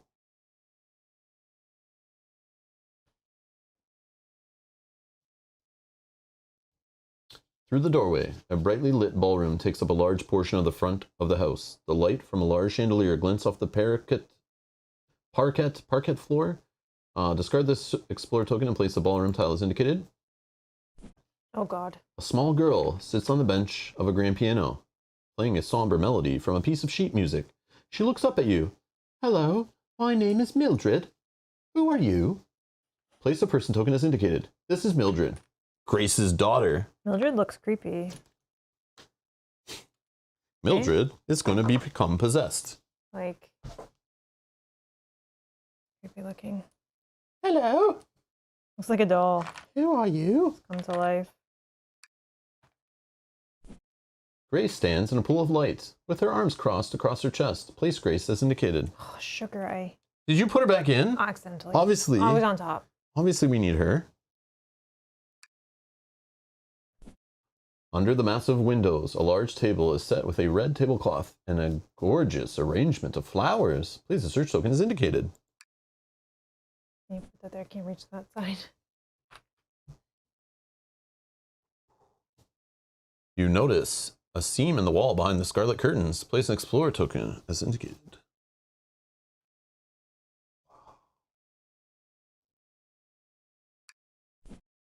You may move one space into the explored area. Yes, please. Can you just click on Grace? I just want to see what her options are now. I found your manuscript, or go to another room. Okay.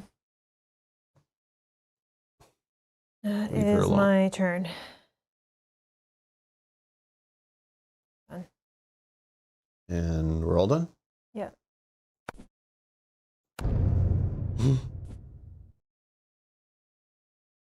Silence reigns. Complete enveloping silence. No immediate effect. Okay. Very nice. Very nice. See, that's what I expect the very first scenario. But I think it's because we moved her. That's what helped, honestly. I think it knew that you moved her out, so then it wouldn't get us. All right, I'll try to stay with her and at least until we can get her the manuscript and see what happens. Okay. That's far free to move. Yep. All right, you go first. But that dumbwaiter probably helps me get up to one of these floors. It's like a shortcut. Yeah. So I might try that. Okay. So you want me to go first, you said? Yes. Okay, I'm going to talk to Edna. What are you doing in there? Who goes there? The woman looks up as you approach, clutching a green stone hanging around her neck. Oh, hello. Are you friends of Grace? I'm Edna, the nanny. I'm afraid I have not been able to find Grace's manuscript yet. May I see that stone? Or go to another room? Oh, no. Oh, no. You gotta move her around, too? Now, I don't need the stone yet. Let me see the other room thing. Foyer or attic? So foyer, attic, and ballroom are the three rooms going to play the dancing game around. But it didn't tell us anything about where to put her. But if you run away from her. Should I just throw her in the attic right now? Where was the foyer? This is not... in the entrance. Oh, okay. That's where they started. I mean, if you wanted to go put her there, I'll go move her somewhere else. Well, eventually we're going to need to go to the attic. But the foyer just got hit, right? So is it safe now? Should I put her there? Should I even do any of that? There's too many options. Yeah, it's musical chairs with NPCs is what's happening. I feel like we need to get them all together. Yeah, maybe. Well, the nanny should get close to the child because I don't want to babysit. Oh, okay. But it's not letting me put her in the ballroom, though. Oh, and we have this basement where they could go, maybe. I don't know. I probably need to get her out of here, though. But may I see that stone? Yes. She holds up the necklace. A piece of broken green stone hangs on the end. This? I do not think I know you well enough to entrust you with my jewelry. So I'm going to influence her. And my influence, though, is only 3.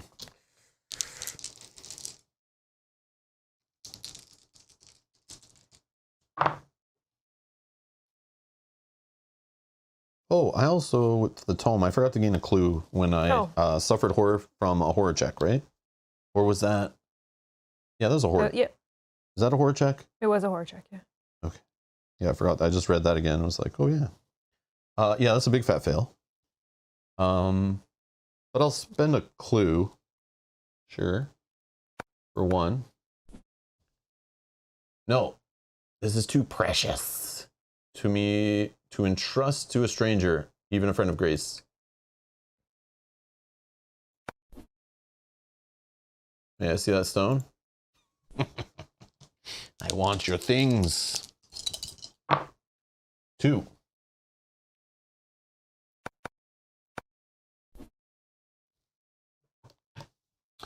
Edna unclasps the chain and hands you the necklace. You seem like a good sort of folk. Also, now that I think of it, I think I have enough supplies in my room to make another. You could keep that one. I made several of them from stone Mildred found on a recent trip.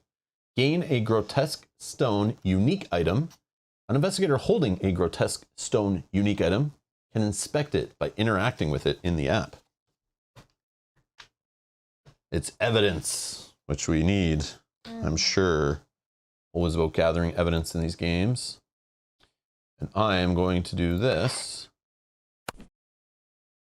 A small piece of green stone you removed from a necklace. The stone appears to have come from a small statue of some kind. With enough similar pieces, you might be able to reassemble the statue. An investigator holding 3 or more grotesque stone unique items has enough of the statue to attempt to reassemble it. Holy crap. Okay. Awesome. All right, that was 2 actions. I'm then going to move here. And was there anything else that you could do with her because I can move you for free? Yeah, I could just move her. Well, I mean, it's up to you, but sure. Where do we want her to go? Foyer or attic? I'm thinking attic. Okay. But then We don't know where the attic is. Are we going to go to the attic? Well, we need to get there, and that's how we're going to find her if we need her. Or the foyer, we just stick her here where it just said the foyer is in trouble. But maybe the foyer is going to keep being in trouble. But the app knows where we put her, so it control us and be like, oh no, she's in danger. What do you think? My gut says foyer, but only because we don't know where the attic is. Foyer it is. Edna makes her way up to the front of the mansion, glancing about like a worried mouse. Move Edna as indicated. There you go. Done my turn. Your turn. Can you click on her now? And I just want to see if it... Edna sits with a hopeless look in her eyes. There is nothing we can do, is there? You can move her to another room, which would be attic or basement. Okay. Never mind. Okay. Okay. This is fun. What am I doing? Whatever you want. Can you just click on the little girl? The girl sits slowly playing from her sheet music. She looks like she has been crying. You approach. She looks away shyly. You can ask her what is the matter. You can move her to another room. And the other rooms you can move her to are the foyer or the gallery. Oh my God. There's going to be a puzzle where we have to line them all up specifically or something. Plus we have to put a statue together. This is what is happening. So far they all could get to the foyer. That's probably when we need to escape. We got to go get them all out there, but I don't know. Okay. We're not sure yet what all that's about. We just know during the Mythos phase, it told us people in the foyer, trouble's going to happen. So getting them out of there was what's needed. So it's going to do that every so often. And we're going to need to run and put out that fire by moving them out of whichever danger is there. Otherwise, people are going to start dying. Mm-hmm. So, thoughts? How do you want to spend your actions? There's flowers on the table. I can click on whatever you want me to click on. We got flowers on the table that you can search.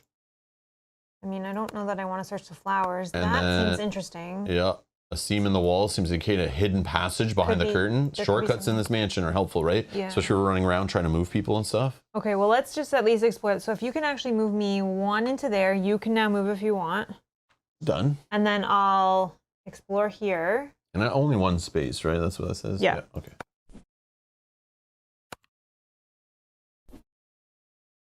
Yep. You slide open the wall panel to reveal a secret passage. You slip behind the curtain and climb a ladder that stretches up through the wall. Discard this explorer token and place a secret passage as indicated. Might be bad, but we'll see. Holy crap. As your eyes adjust, the dim lights of the small room, you see the walls are lined with shelves of books. Place the library tile is indicated. Okay. Okay. And I need a wall or a picture frame. Boom. I'm so good.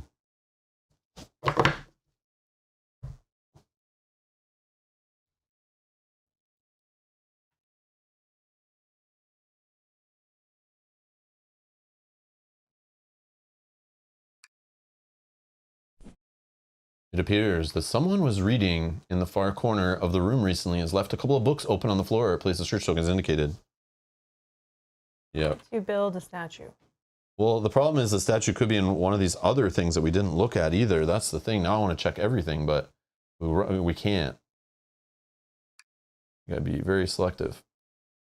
Several books sit on the writing desk beside an item might be of use. Place the anti-venom common item as indicated. I want that. Anti-venom? Oh. You cannot become poisoned. I want that. But are we going to get poisoned in this scenario? Oh, it's there for a reason. Or are they just trolling us?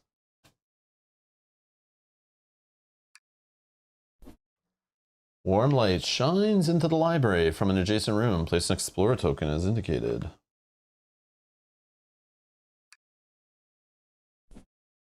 The passage you emerge from ends in a trap door in the wooden floor. You slide the door back into place as you emerge. Place a secret passage as indicated. Then move your investigator figure into the space. That is another... No, that's right. Oh, right here, I see. Yeah. This is cool.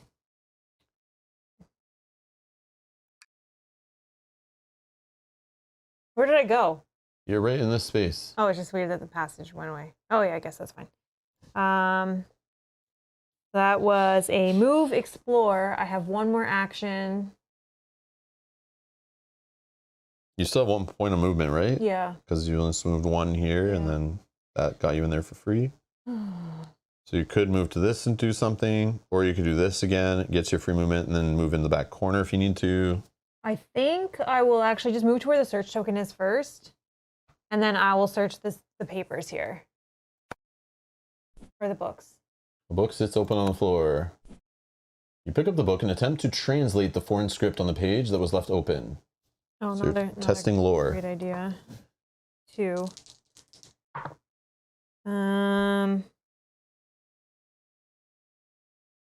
I'll spend 1.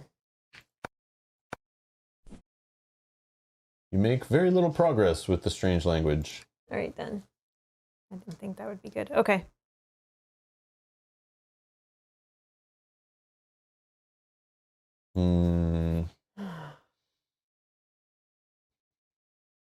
I know. I think I will pick up that poison. Yes, sorry, that's all of us. I think I will pick up that poison eventually. For the.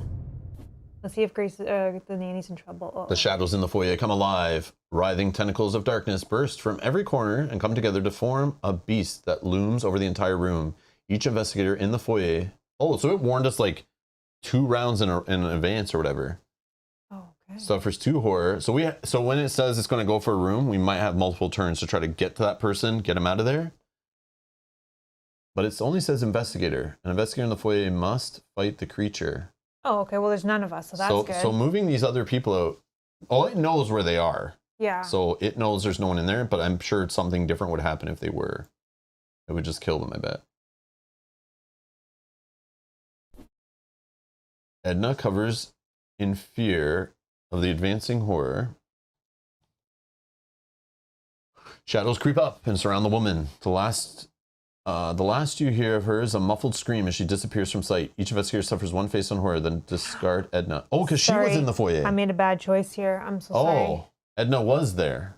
Oh, I forgot we moved her there because you said so. Okay. Shoot. Well, I was hoping I could have moved her. Yeah. Well, good thing I got her necklace off her first. The creature dissolves back in the shadows from whence it came. And the room falls into silence. Well, we have one less person to move around. Oh, no. An otherworldly wail emanates from the walls of the mansion, and in response to its master's call, a horrifying creature crashes through one of the ballroom windows. Spawn a star vampire as indicated. Okay, that escalated quickly. Bear with me. How... Oh, man. Like, even too far to fight this thing.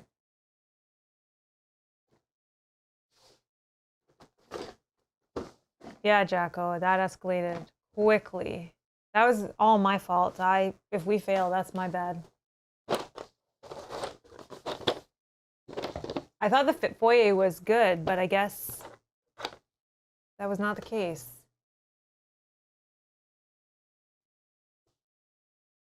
The foyer is always going to be bad.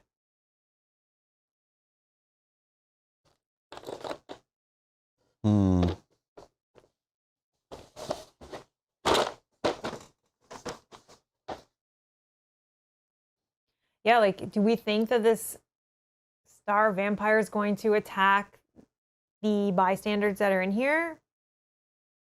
Do I need to, like, run back? I likely won't kill it. I don't know what... Jacko is true. 1 less we have to keep up with. That's true. That's what I was thinking. Start spawn...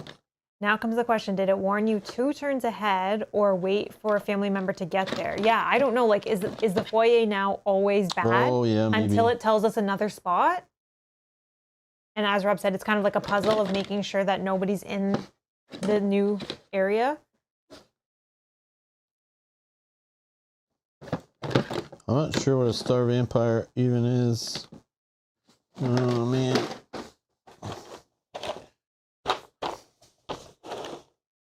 I think it will attack and you'll need actions to save people. I don't think it just narratively makes sense. Yeah, I mean, if this is the case, then we're in trouble. Like, I don't have enough actions to move both of these people out of here.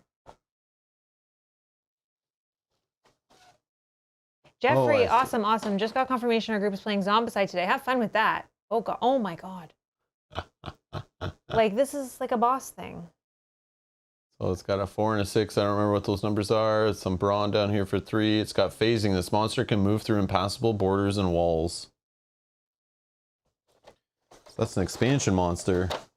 Awesome. Oh my god. Can we start over? No. I told you we're gonna get riggedy wrecked. Grace flees from the creature, moving back to the foyer. Move Grace is indicated. Oh, that's fine. Yeah, but if what happens if something happens to her in the next mythos? Because like I. But that is the monster, I think. I don't know. Maybe it's not. I'm not sure. Mildred lets out a small shriek as she runs to the foyer. Move Mildred is indicated. Mildred's the little girl. Oh my god, this is annoying.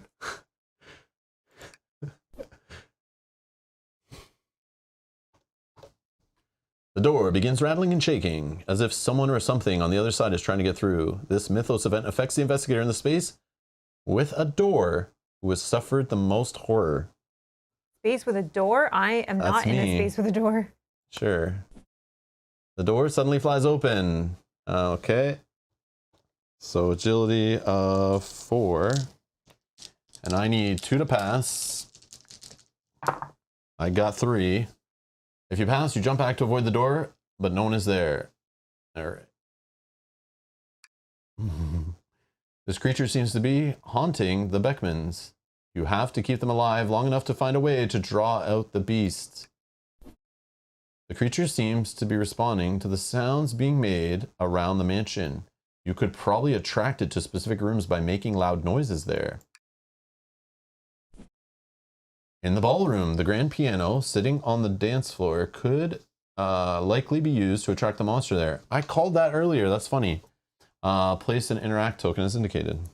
I could get back to that, but then... So now we got to manage people, and we got to manage monsters. And noise. Wow. Yeah, using the noise. A giant metal furnace looms in the basement. Hitting the hollow metal with something could attract the creature there. Place your interact token as indicated. The star vampire moves up to 2 spaces to be within range of as many investigators as possible. Then it attacks the investigator within range with the highest influence. But it can't go through these spots. So 1, 2, right? I think. Cannot move to be within range. Oh, maybe I say that then. Oh, so I just leave it where it is and then see what it says. Yeah. Terrible cascade of laughter echoes around Daryl Simmons, and soon the beast is upon him. The star vampire moves to Daryl Simmons' space. Wow. Wow. Wow. Brett, thank you for becoming a producer and clicking the join button. Thank you so much for the support. Thank you, Brett. Thank you, thank you. Welcome back. Each investigator must resolve a horror check against the monster within range with the highest horror rating. After horror checks have been resolved, tap the end phase button to continue. Here we go. Resolve a horror check. So I roll will, right? Is that how that works? Oh no, I'm blanking. Yeah, me too. I feel like that's what you roll, right? Horror checks. Doesn't it say? Oh, you have to confirm the horror check and then right. it'll tell. That's right. Yeah. I was like, what? Your guts sour, watching the creature's flesh roll and shake like jelly, constantly trembling at the edge of some unseen dimension. Suffer 2 horror and 1 face down damage. Yeah, but will negates. Okay. If you suffer 1 more horror, it's okay.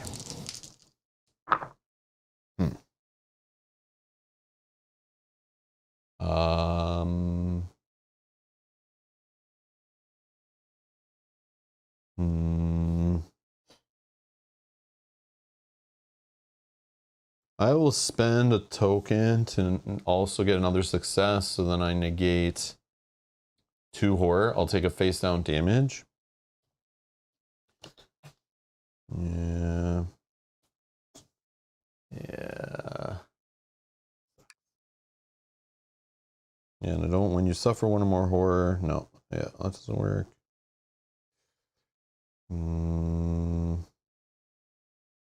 Okay.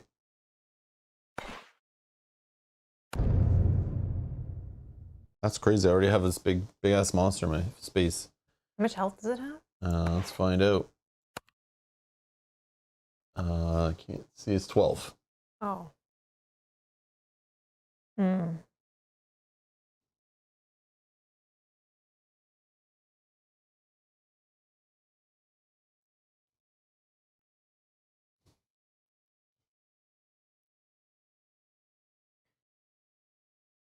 What do we do here? We need the thing that's in its space. Do I just do my turn, and then play the piano, bringing it to me, so then you can take your turn freely? Ah, that's would be cool, I guess. Because you need to pick that up. Yeah, I know. That's, you got to get that manuscript to her Yeah, ASAP. I think it might help us. Okay. Okay, so then I don't think I care about this book, right? That I don't know. I'm trying but you to can't decipher. get every item or anything. I don't know. But again, I don't know what this grotesque evidence clues could lead to. I don't know if that's something we care about. I'm not sure if it's a side thing. One. Marav says, good job getting it away from the family, Rob. Oh, yeah. That's true. great. And Brett says, want to give you y'all support with this dilemma. Yes. Thank you, Brett. Thank you. Yes, yeah, thanks, this is Brett. a dilemma for sure. I don't know what to do. I'm making all the wrong decisions, so I should play opposite than what I'm thinking. So I should. Yeah, because I also want to do that dumbwaiter and find out where that shortcut goes, because we're going to need to be quick getting to the basement, the foyer, the attic, the ballroom. Like, we already found one shortcut here, so I bet there's like some kind of way to get a shortcut to the top floor. One. Should make sense with a dumbwaiter. I need 2 actions to move and play the piano, I think, right? 1, 2. That's what you want to do, but I mean, I could try to evade it. But then you can't do anything in your space. Oh yeah, that's right. The manuscript's in my space. Yeah. Get it out of my space. All right, so then I'll move. 1. And then through the passage. 2. And then I'll move into the piano. I'll still have one more move unless he jumps on my head. And then I'll interact with the piano. A grand piano sits on the ballroom dance floor. Banging on the keys might attract the creature. Interact. You slam your palm on the keys, and the dissonant chord echoes around the large room. As the sound fades away, you hear an otherworldly howl from elsewhere in the mansion, and the approaching cacophony of something massive moving through the mansion. It might not even be that specific monster, but hopefully it is. Yeah. I think it's just this looming monster. That's like invisible. Yeah, that's like overlooming everything. I think this enemy is like, just because we screwed up and let a person die, it's our punishment. But it's not actually that monster. So we just learned something. Again, first playthrough, guys, I knew it's gonna be rough. We're like wasting actions and stuff. But that means this is the one to get the people out of. So you just stopped him from maybe going to the foyer. So now you need to make sure nobody's in here, including yourself, whenever that problem happens, which could be at the end of this turn. But I can only move 1, so I guess I'll move. That's why I think maybe it doesn't go right away. Maybe it gives a couple turns. I'll just move to this space here, and then I'm done. Okay. So I have to. I guess no. You still need 12 health. Yeah, I could try to fight this thing, but I can only use 2 actions. Maybe there's some. Yeah, I gotta fight it. I think I can't just keep getting hit by it. I think, but again, I don't know. I was really hoping that worked, but. I'm gonna attack with a heavy. Oh no, the firearm I can't use while it's in my space. Oh, it did say the monster had a master. Okay, so maybe that's. Oh, okay. So I can't attack it in my space with the firearm. I could use a spell, but it only does like 3 damage. Part of the sucks is while I'm close to this monster, I'm gonna have to be in horror checks. It's gonna be attacking me. It's gonna be very fast. I'm gonna be out of the game. What if you don't attack it? You just like evade and run and come back to that. Okay. I don't know. But if it just teleports onto people, then that's kind of dumb too. Yeah. Huh.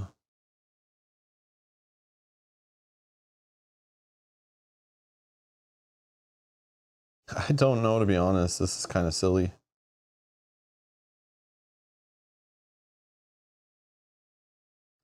Well, I guess I'll just try to evade it then. I don't know. Kind of sad. All right, so how do we do this? We click here and then like evade. Mm-hmm.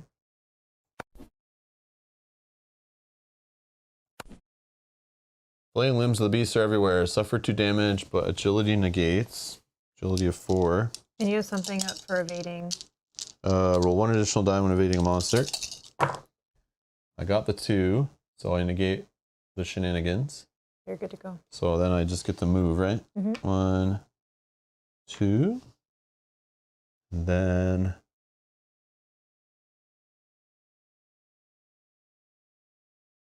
yeah, because if we can find like the attic or wherever the kitchen is, it's here that where the dumbwaiter goes, I bet. I can maybe sneak around behind it. Oh. So I will then move 1 more. And then I will figure out how to get back to this screen. And then I'll click this. You hear the clanking of silverware, muffled whispers, explore. Dining room.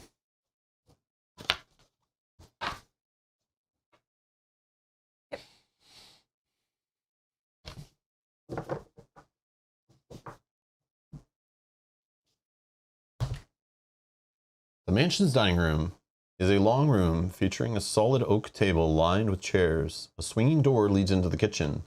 Discard this Explore token and place dining room as indicated. Cabinet against the wall holds something that catches your interest. Place the otherworldly compass common item as indicated.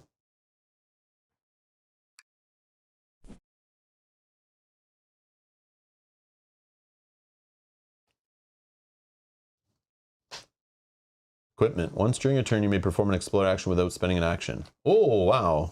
That's good to have like very early in a playthrough when you're running around.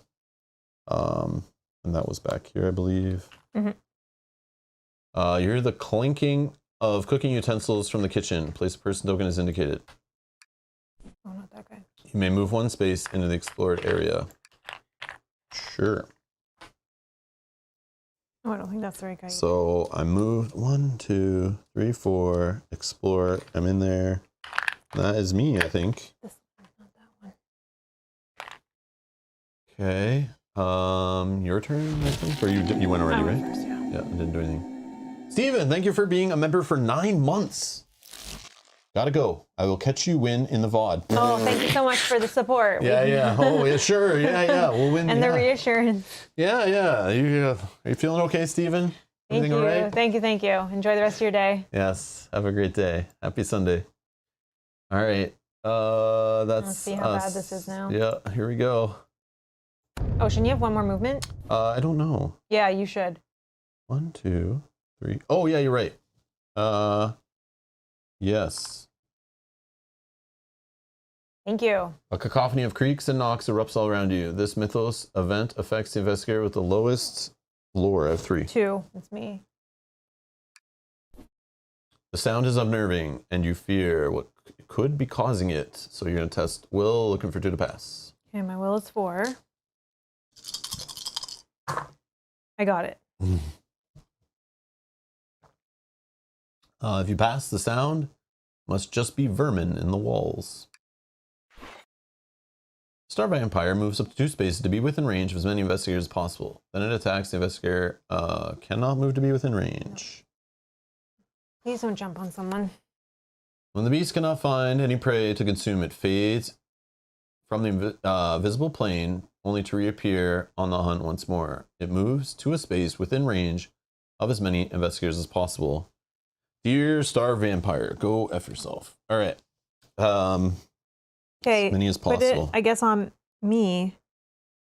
Within range of as many investigators as possible.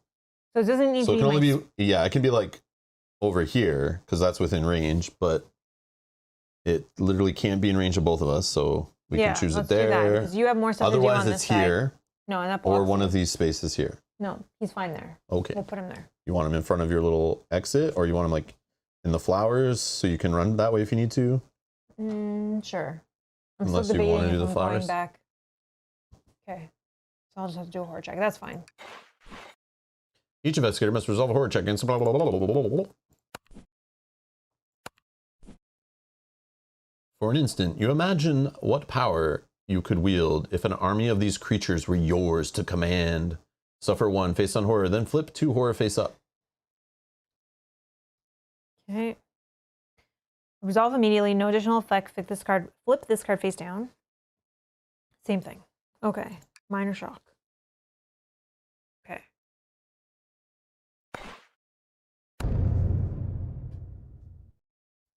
Oh, this is rough. Oh, yep. Man. 5 difficulty, remember. It's going to feel like a pain train running right over us. If you're picking that up, I would say you go first. Okay. And then I might be able to move you into position for So I just spend 1 action to pick it up, right? Yeah. Then... We didn't get... 1, 2. And then I'll talk to this guy, I think. 2 men wearing smudged aprons argue in quiet whispers as they shove cooking utensils into a worn canvas bag. Who are you? What are you doing? Ignore them. They're stealing. What are you doing? The 2 men look up, noticing you for the first time. The first man speaks up. What does it look like? We are packing up our things and leaving before this thing gets us. The second man nods in agreement. It was in the same room as us. It looked right at us. But then went after the Beckmans instead. We might not get that lucky again. So it's like the lady's ex-husband or someone who died and now is haunting her, or like she's married to a cultist or something. Good luck, friends, or why do you think it ignored you, or cowards? Why do you think it ignored you? What do we look like? Monster psychologists? So far, it has only gone after the Beckmans and the girl's nanny. And we are getting out of here before that changes. If you want to know more, talk to old Richard.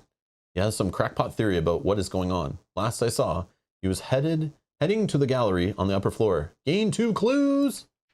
Okay, so I'm going to take 1 clue and become focused. Oh, yeah. Okay. All right, where is we The men finish packing and throw the bags over their shoulders. Good luck. You're going to need it. With a final glance over the kitchen, they hurry out the door. Discard this person. This is awesome. We got to find Richard. Old Richard, not just regular Richard. Or little Richard. Old Richard.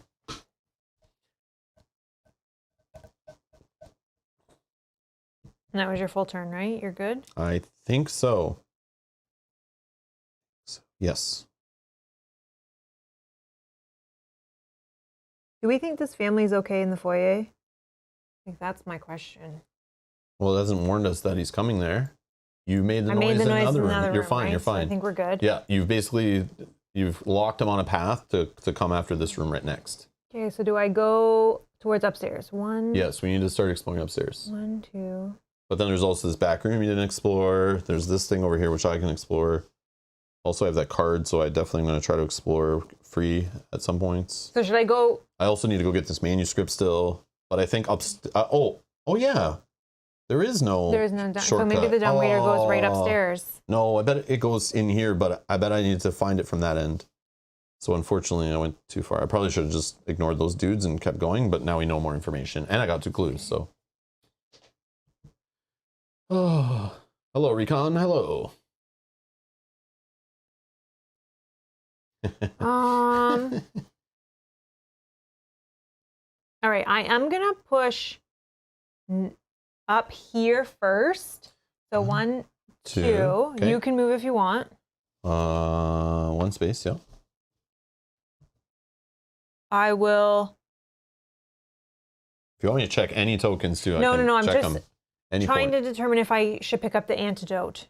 Yeah. But probably not. So I will explore as action 2. Oh yes.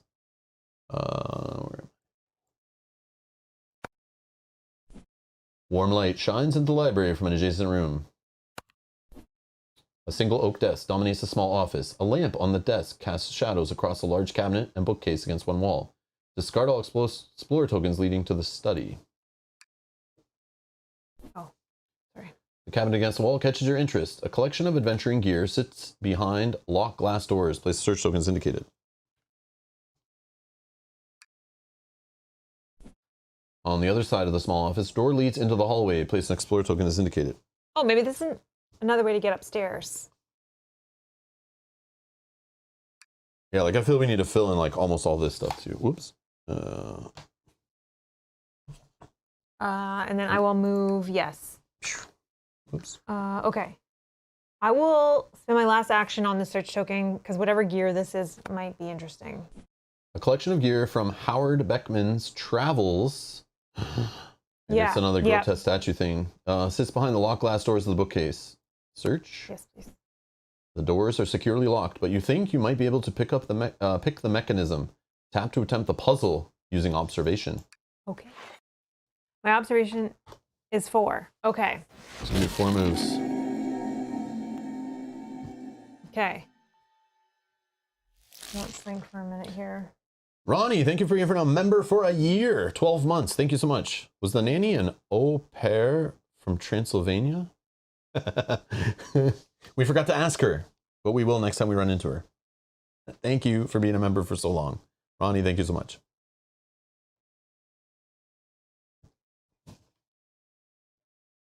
Okay, so I think I need to do it in 5, right? This needs to come down, then over, then up. Once per round, you may convert all. Oh, that's for doing an observation test. I think I need 6. I think I need 5, right? 1, 2, 3, 4, 5. Oh, 6. You're right. You see a 5.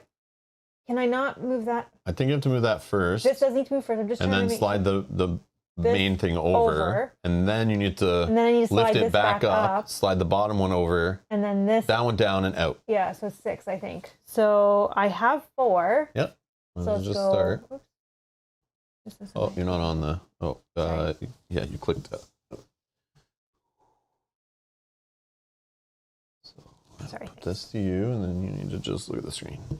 Don't move the mouse off. 1, 2,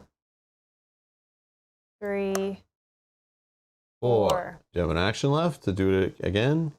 No. Okay. I do not know. Could spend clue. I only have 1. I don't think it's worth it, so we'll just have to wait till my next turn, unfortunately. Okay. Right, because I just double checking my action. So I moved in there, explored, and searched. Yeah, that's my 3. Okay. Okay. Is that all of us? Yes.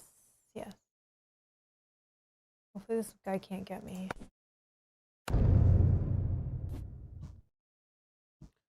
The lights in the ballroom flicker. A wet, slithering sound emanates from the walls. The people in the ballroom might be in See?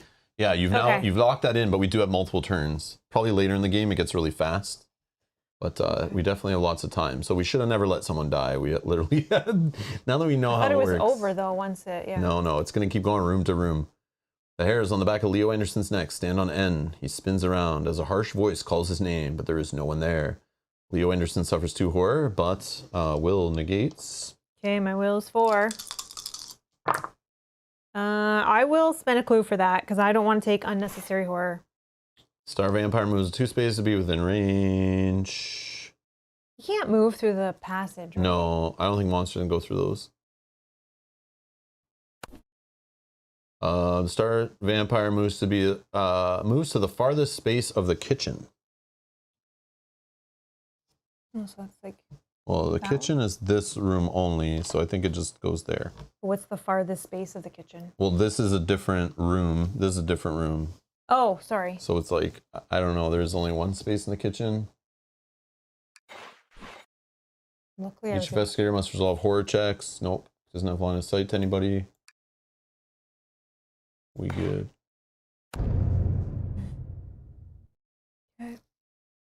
Okay. Minion says, I can't imagine a huge monster like that squeezing up a ladder hidden in the walls. Yeah, no, right? That's true. But it is like phasing through. Yeah. Like. Oh yeah, it ignores walls, right? When moving, right? I think. Yeah. Yeah, move through impassable borders and walls, but it doesn't say doors. But it doesn't have range through the door for sure. So if I go first, I can complete this puzzle and give you a move. Is that helpful for you? So then you can hopefully be closer. Oh, hold on. 1, 2. If it can go through walls. 1, 2. Oh, but that doesn't have range. Doesn't have range. Never mind. There's a door. Never mind. But I got to remember that. I was counting thinking it has to go through that, but I think it could just go right through the wall there. Okay. If I go first and give you the move, that's probably helpful, right? For your turn to have your... Yeah, I would think so. Okay, so then I'll finish this puzzle. You can click it because it's just going to be those two. Whoop. Yeah. Whoop.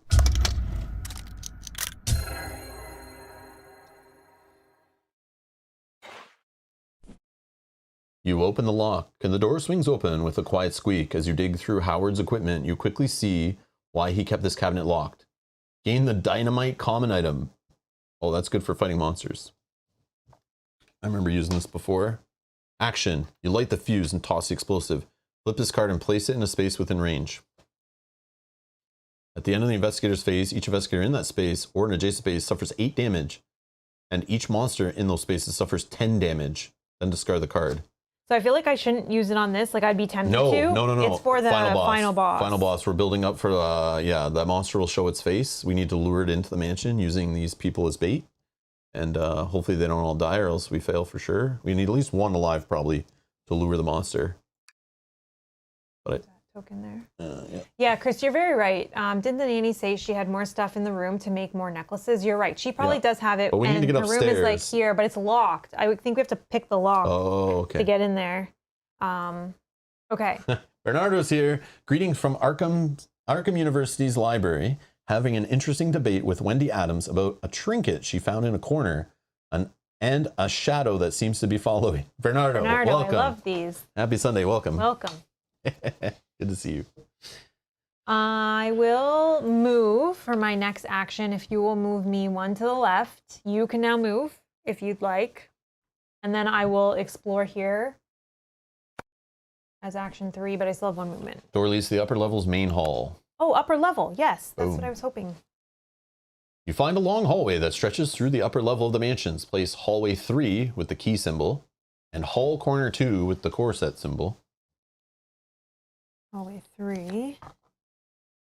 And then hall corner, which is the octopus, the Cthulhu tentacle core set symbol. Oh, not that one.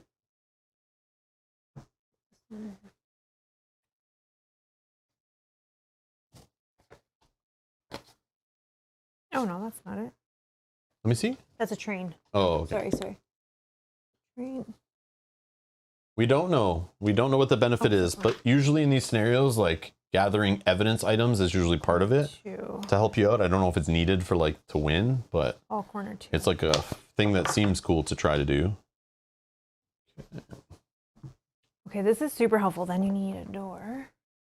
Oh, yeah.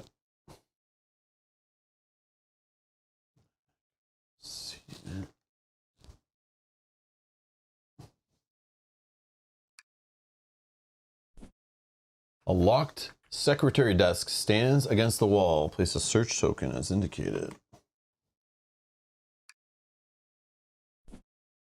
The surrounding furniture could be used to barricade the door. Place a barricade token as indicated.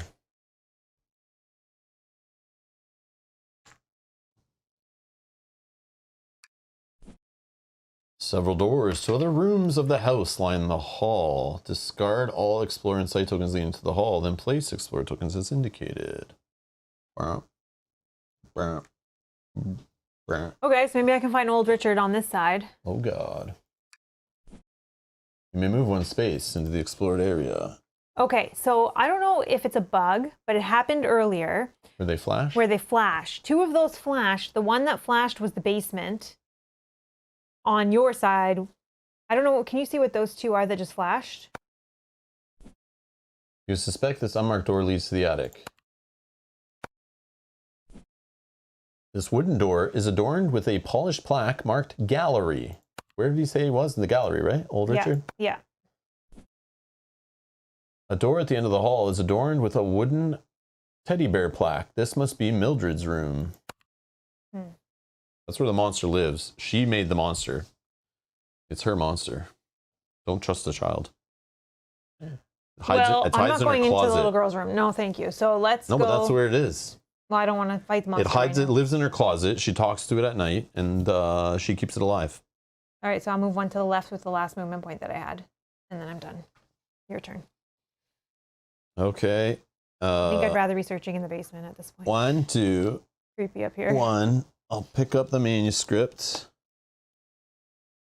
And then 1, 2. Move. Manuscript pick up. I have one more point of movement. But I think I'll just wait there.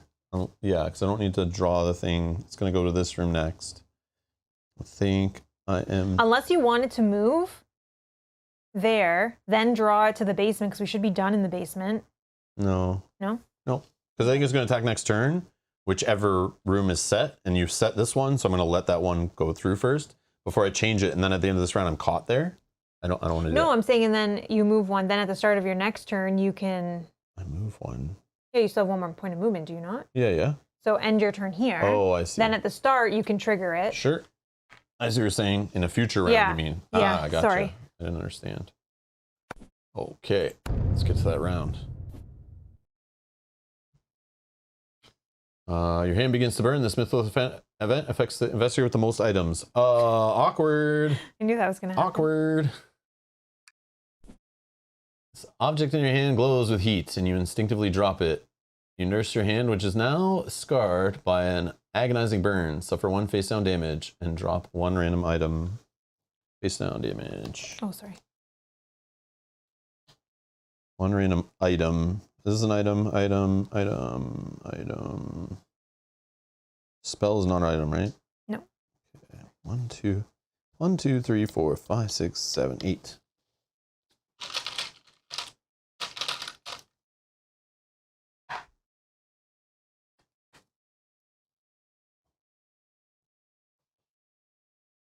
You need that?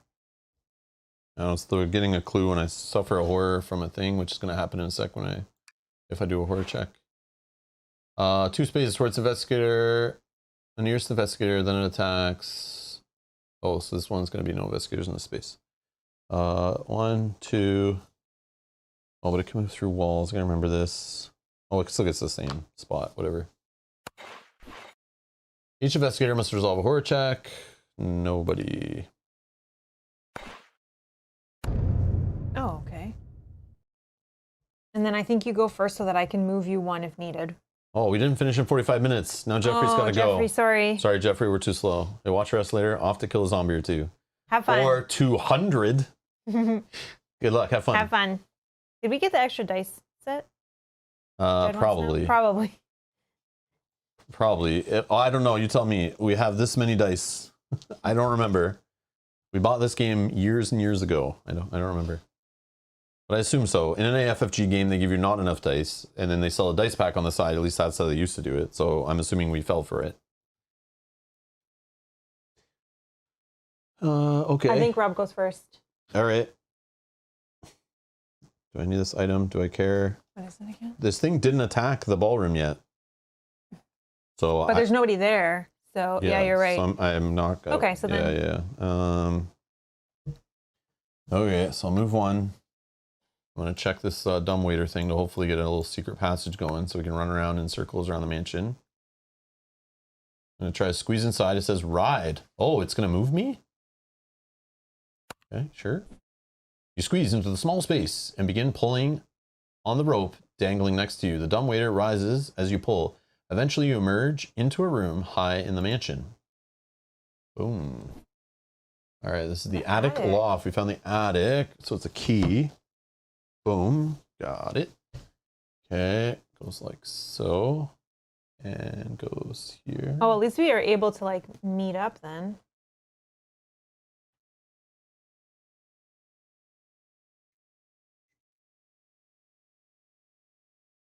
Okay, let me do this also, since I don't think it's going to go down this way.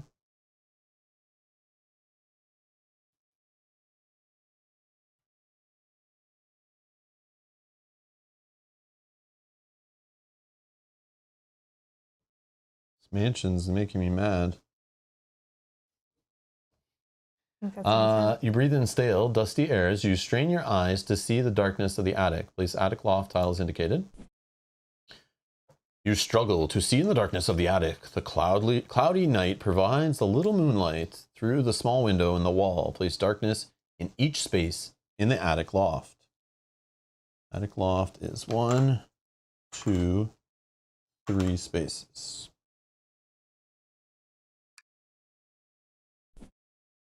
You see the shape of a man sitting on a solitary bed in the middle of the room, barely visible in the darkness of the attic. Place of person token is indicated. This is Howard Grace's husband. Yeah, oh. He's the cultist bastard behind the whole thing.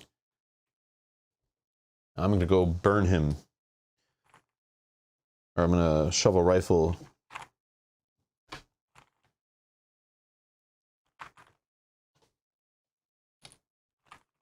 It's green. And his name is Howard. This one. Hello, Howard. Look at this guy. He's up to trouble. For sure. Howard Beckman. Or he's done something wrong. Yeah, he's like he summoned a beast, but then didn't pay him, didn't feed him or something, and then now he's mad at the whole family. I don't know. Or he borrowed some money from a demon and didn't pay it back in time. Okay, several pieces of old furniture sit against the wall. You notice a large gong behind the desk. Oh no, something else we can make noise with. That is here.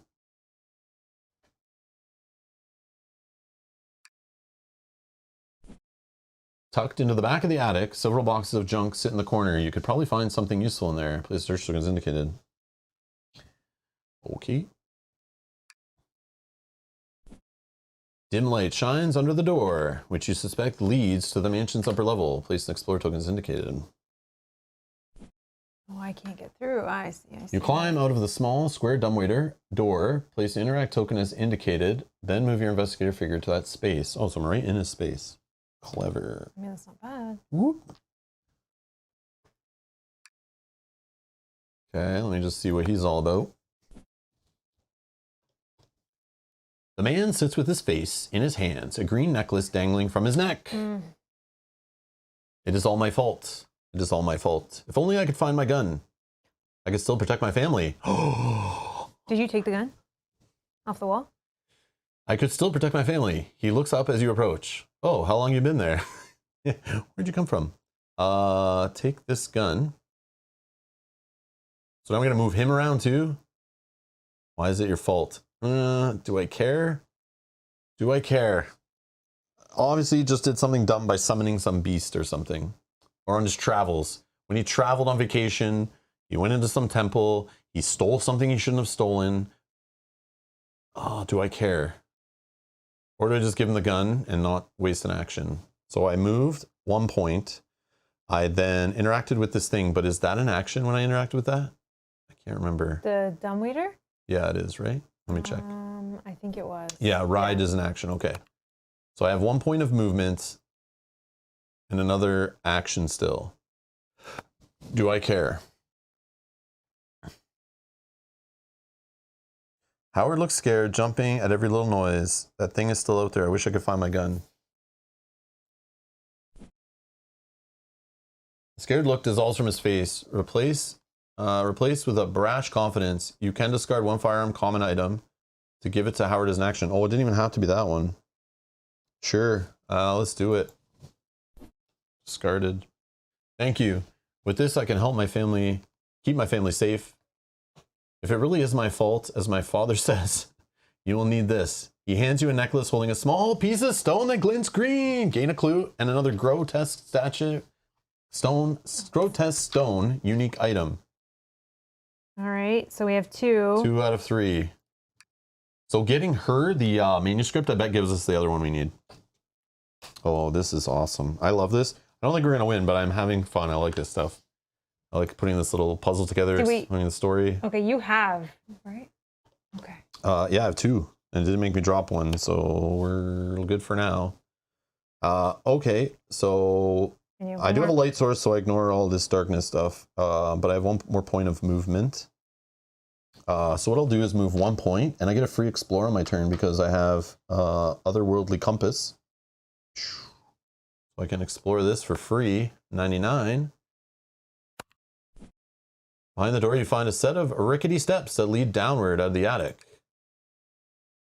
Okay, we get a barricade. And I'm going to move 1 space. Sure. Oh God. I see what they're doing. They put barricades beside all the rooms that we can summon things to. Where did it lead to the attic? Sorry? To a lower floor because it's stairs. Oh, I thought I heard attic. Sorry. From the attic. Oh, so the attic is up there. Okay. Yeah, so this door right here, which it didn't remove. Oh, it did remove that. Oh, okay. Yeah, I don't think we're supposed to still have this because we already know what's in there. So yes, you could just go through there. I can go through there. So we're about to meet up, basically. The problem is I need to get all the way to her to give her... Yeah, but we can send her to the attic. Oh. But I don't think I can get there fast enough. So if we can send her to the attic, maybe I don't move in for the little free movement thing. But I don't think I can get there in time. 1, 2... Well, there is this too. Whatever this does, yeah. we might want to complete this. And I don't know if you went already or not. I haven't gone. You went first because I wasn't sure if you needed the move. Oh, okay. So, well, I can move. You'll still, it's once per round. So let me move. We'll see what happens when we open here. Like maybe you do want to get closer. Maybe it's faster for you also to meet her than having to... Well, if you're bringing her to the attic, she's going to go in one of these 3 attic spaces. I don't know that I can do it this turn. It'll depend on how many spaces are in there because I have to move. Okay, so explore. I'll go here then. Yeah, I'll just come out. Okay. I don't know, but so then we don't want to move her to the attic because I got to waste actions to go back in. So I don't know what... Well, you can decide what you want to do at the end of your turn. I'm going to move 1 and then I'll explore here. I'll still have 1 more movement point.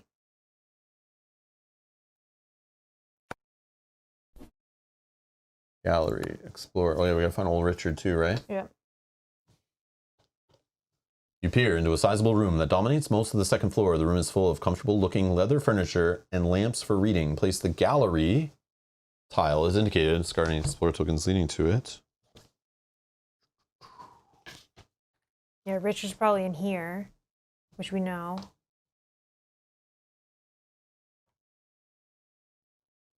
Gallery, right? Yeah. Okay. See how you cleared the tokens. An elderly man sits amidst piles of books, jumps at the sight of you. Heavens, you startled me. He idly tucks a green necklace back into his shirt. As he regains his composure, place a person token as indicated. This is Richard, Grace's father-in-law. On an end table in the corner, you spot a bell normally used to summon servants. You could likely use it to attract the monster here. Place an interact token as indicated. Across the room is a small unmarked door that you suspect leads to a closet. Place an explore token there. Brett, thank you for the $5 super chat.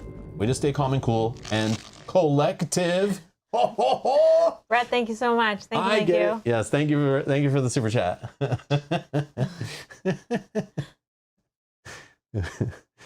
Okay.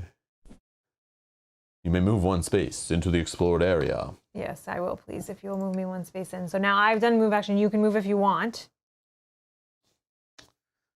Frig. I can only do 1 more action. Yeah, sure. My God. And I can...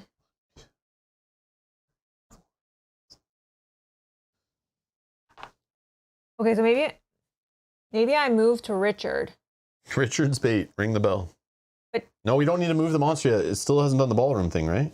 Not that we're aware of. Yeah, I think we're good right now. Nobody's in there as long as none of these people just until it warns us about there. a room. Yeah, we don't do that. It'll speed up later, I'm sure.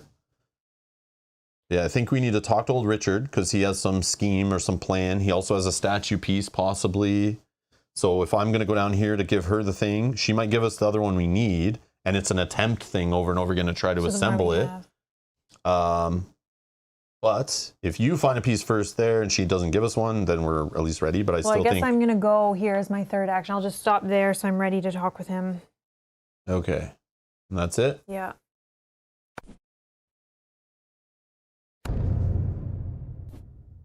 Yeah, I think we'll have to play a game of like keeping the monster away while like these people run, or if we give her the manuscript, I've given the husband the gun. Maybe we need to line up where the people who are ready to fight him are in a certain room. Then we make noise in that room. So we need to like move these guys into the room to set up the final monster fight.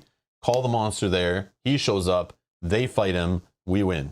Oh, we should have looked at what rooms could we have moved. Attic, basement. No, the dad too. I did look, I think. Oh. I think. Maybe I didn't. It's fine. The walls shake.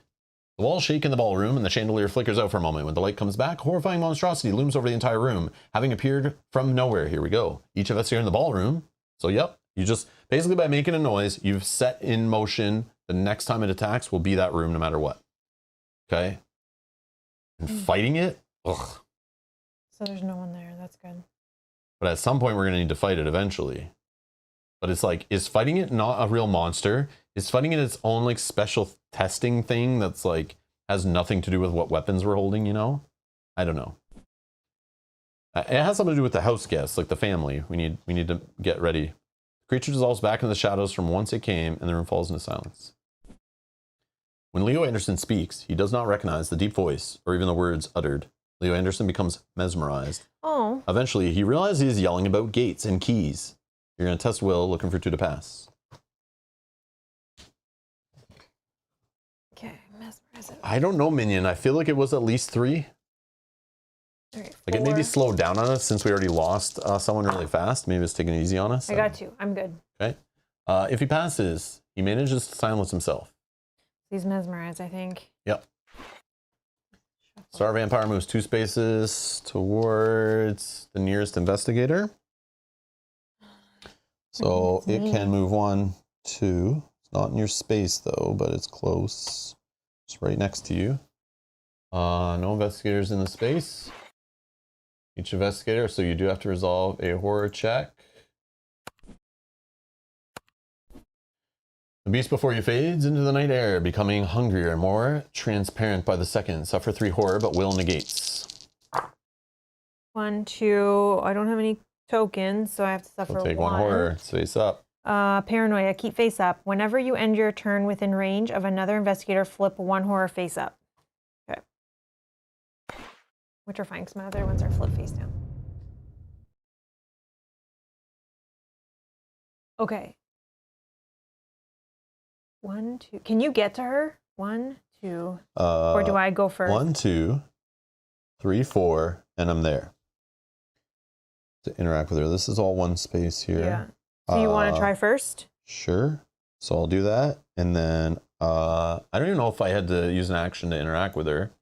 For that, I have your junk.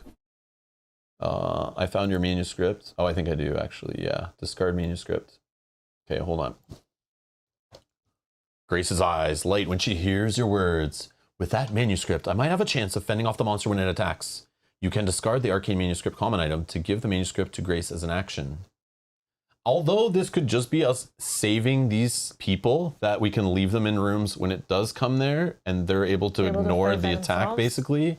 I don't know if we're really lining them up for a final fight, or if we're just protecting them so we don't have to babysit these ones. I'm not sure. But I just thought of that now, actually, the way she said that. But I will do it. Thank you. I am in your debt.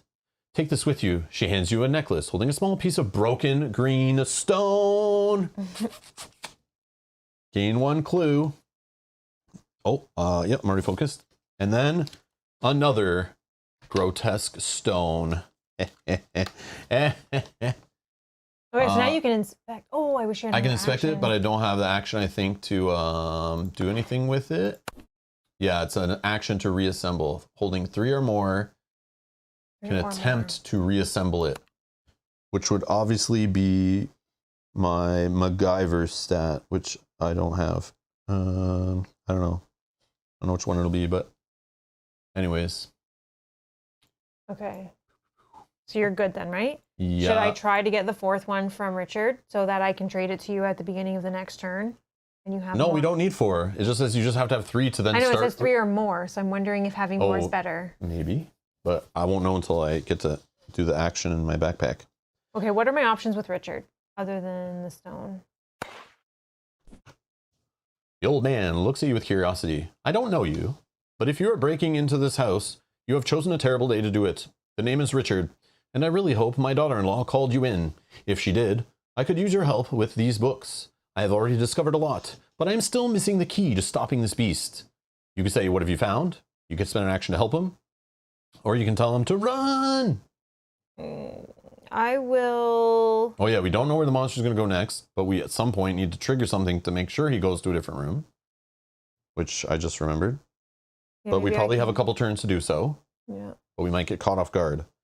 But again, it's okay if I've given him a gun. I think that I think the attic thing, I think with him with the gun in the attic, I think even if the monster goes there, I feel like we'll learn if that's what it means by, instead of building them up for a final fight and having them in a specific room, if we maybe do want to line that up. Maybe that is how you weaken him over time. We make a noise up here, we leave him there with the gun. The monster goes there, gets shot, loses a bit of health. Then we put like her, she's in the foyer.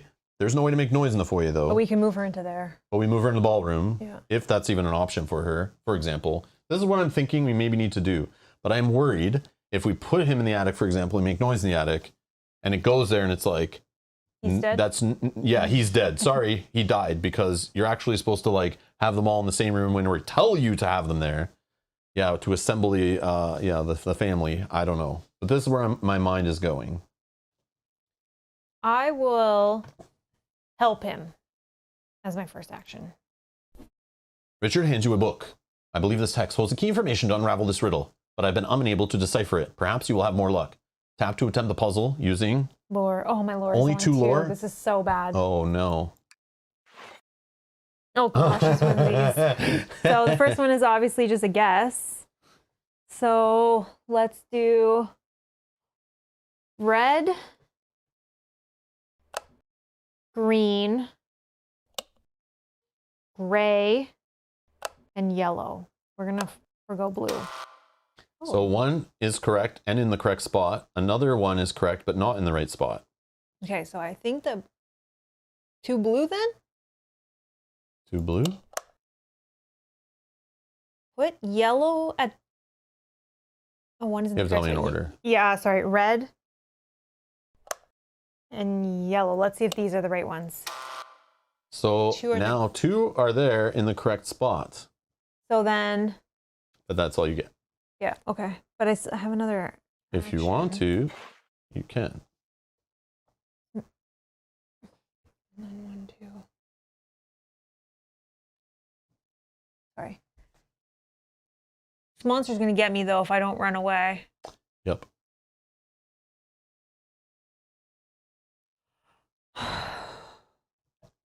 Remember, it phases through walls. Oh, then... I'll get you if I run, which is bad. I need him to get me. So then let's try one more turn on the puzzle.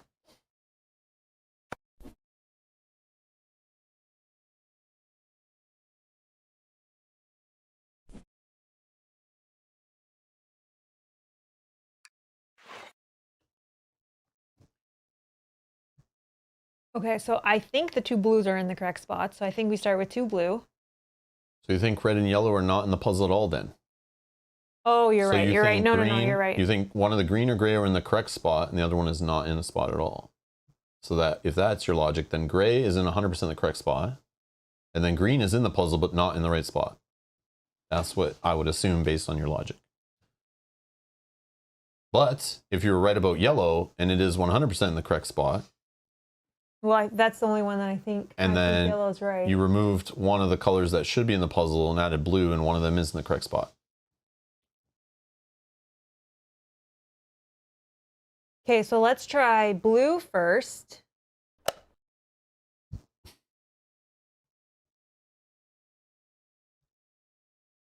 Let's try yellow, because we think there's two of something. Gray. And then yellow? No. No. Sorry, okay. Can we remove the gray? Is that possible to take that back? So here... Because those two can't be... Yes, it can. Oh, but I don't want it to be yellow. Then it could literally be, because of what you did here, the yellow could be in 100% the correct spot. The gray could have been in the correct spot. Oh, no, it couldn't have been. Yeah, so I need to remove the gray. Yeah, you're right. I need to put... Ugh. I need to put another yellow... No. I don't think, Matthew, it could be blue, blue, green, gold. Sorry, because I think we put... then she would have 3 correct ones here on this second guess. If it's blue, blue, green, gold, but it's telling her that only 2 of them are correct and they're in the correct position. 2 of them don't belong in the puzzle at all. Can you put gray in the second spot, sorry? Yeah, absolutely. Okay, then I put yellow, yellow. Minion saying try blue, yellow, green, yellow. Velko saying yellow, red, red, well, yellow. There's not green. You don't know that for sure? No, I don't know that. So I'm going to rule that out, I think. Okay, so what are we doing? Yellow, yellow. So again. The yellow's in the right spot. No. So this could tell me yellow might be in the right spot still. This could tell me gray is in the puzzle like the first one, but not in the correct spot. So gray could be the first one. First space. So based on this, I would wildly guess, but I still don't think it's locked in, is gray on the front, yellow on the end, and in the middle,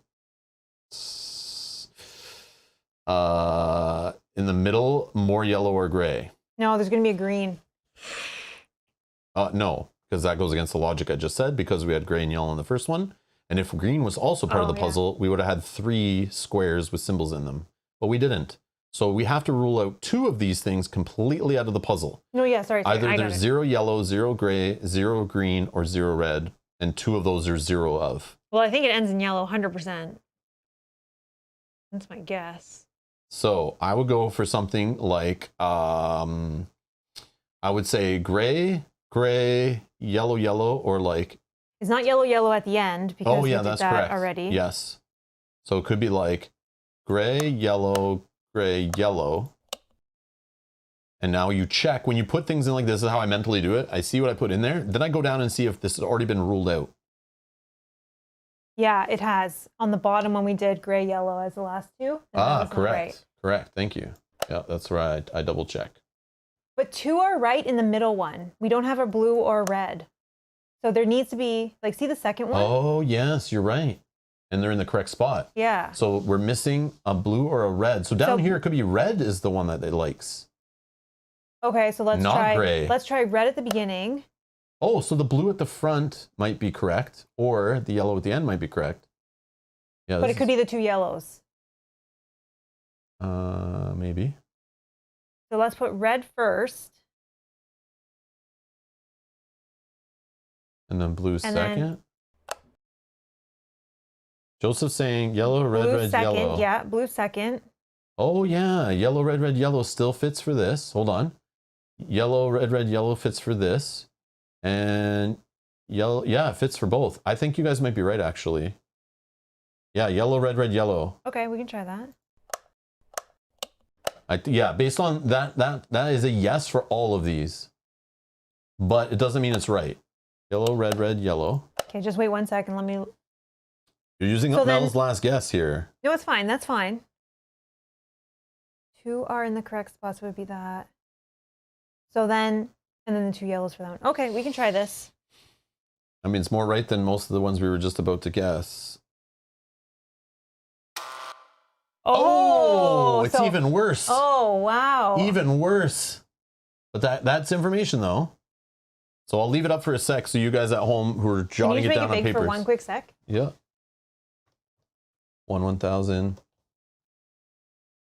Okay. Oh, I so badly wanted to take my 3rd action to do this. Like, either way, I'm getting attacked by the monster, whether I'm in that space or another one.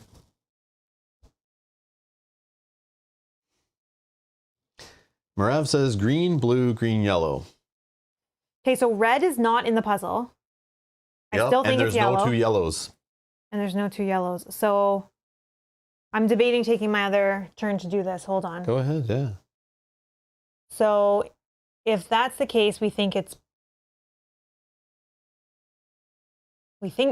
Yeah, screenshot it, whatever you guys need to do to sit there playing blue it is at in. home. Yeah, blue is in the puzzle.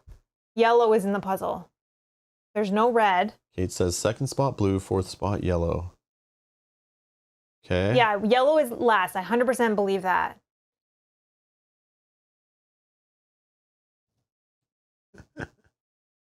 So is it gray or green? Green might be in the puzzle, and that's what we're missing. But it's not in the right spot there. But what's the thing from this? A green and a blue. This line here, though. If you think yellow is in the correct spot, it's a blue. We know it's not this yellow. It's one of these 2. Yeah, blue. I think it's blue and green. I think so one of these 2 is blue, you're thinking? Yep. In this one? Oh, yeah. And then what down here? Would it like green? Yep. So I think if I were to guess, I would put green first. Okay, there was a guess? Yeah, Edward had one, and so did Marav had one that involved green. I just want to see if they're similar. So I would think. Yeah, so what are you saying? Green, blue. Okay. Yellow's at the end. I don't know if you're able to, you can't do that yet, right? I have to. I don't know if I can just drag it, maybe. Okay, oh, yeah. I just need to see. Okay. And then it's not red. Amanda's saying green. Could be green, green.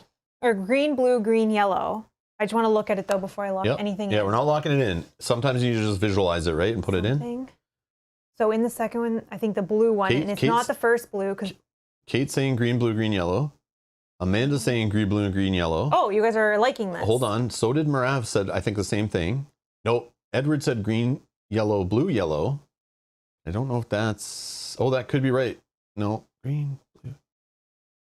Green, blue. I don't think gray is in the puzzle. Oh, yeah. It's not two yellows because we know that. But that was Edward saying that before. But we learned after that. Marav says green, blue, green, yellow also. I think I want to try this. I still have another guess we can go with. Yeah, 3 people are saying green, blue, green, yellow. Yeah. And I like this guess. Can't be 2 yellows. Yeah, we ruled out the 2 yellows. Yeah, sorry. That was an older message, I think. I was just like going through seeing anyone that said green. Boom.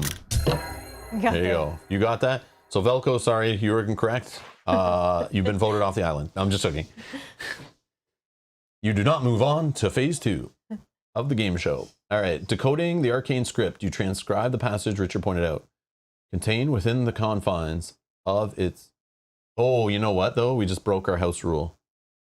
Oh, shoot. Yeah. We normally play with the 3 actions doing whatever you want, but Mel just cheated. Totally forgot. Because you're not allowed to use 3 actions to do the same thing, which is the reason in the thing they said, because it makes puzzles too easy. And that's why. So then what if next turn I just have to, I can't do the same action twice. I can only do one. Yeah, see, Velko's going to unsubscribe. So yeah, I'm just bringing that up. That's your warning, Mel. But I can't undo it, so we did it. I forgot. Cheater. Mel cheated. I didn't have a clue. No, I didn't. Mel doesn't have a clue ever, if you've noticed. Kate, you've been watching this channel long enough. Mel never has a clue. I don't have clues to spend to fix it.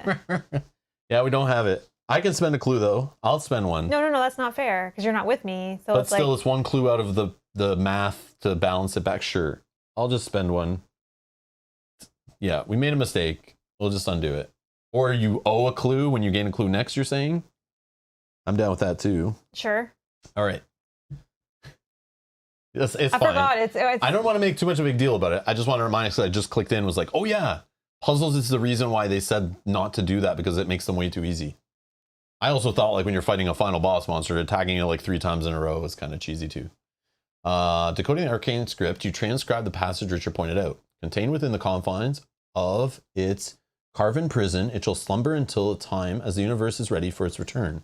The priest made the elder sign and placed the pieces together to rebind the sleeper. Gain 2 clues. So do I just gain 1? Yeah, sure.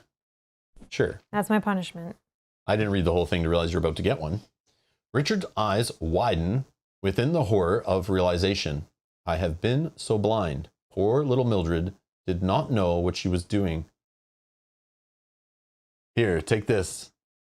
It will be important. Richard takes off a necklace holding a green stone and hands it to you. Don't worry about me. With this knowledge, I might have some tricks up my sleeve to stave off the beast. Gain a grotesque stone unique item. An investigator holding a grotesque stone unique item can inspect it by interacting within the app. Oh, I wonder if anyone can do it now. Hold on. Nope, wrong one. Let's read this again. Small piece of green stone removed from a necklace. The stone appears to have come from a small statue. With enough similar pieces, you might be able to reassemble a statue. Oh no, an investigator holding 3 or more grotesque stones, unique item has enough of the statue to attempt to reassemble it. Yeah, so we don't need to meet up and try to like trade it. I know, I'm just gonna try to give you another one, but we'll see if we even need to. Okay. Now what? Okay, so that was my turn then. Is that all of us? Yes. And then I'll have to do, I have to do this. At the end of your turn, an alien takes control. Flip this card. Oh no. To ash. Nothing is as it should be. Everything must be rebuilt. You must prepare the world for rebuilding. Place fire in your space, then discard this card. Oh, man. So I told you Mildred was behind it. I told you should have gone into her bedroom. I know I put myself in the mind of the crazies making this scenario. That's what I would do. The little kid is behind it all. So fire's in my space. Fire's in your space. Awesome. Great. Just great. So it knows that fire's... No, it doesn't. Yeah, so I need to do the set fire thing, right? Yep. Fire has been set. Oh, gosh.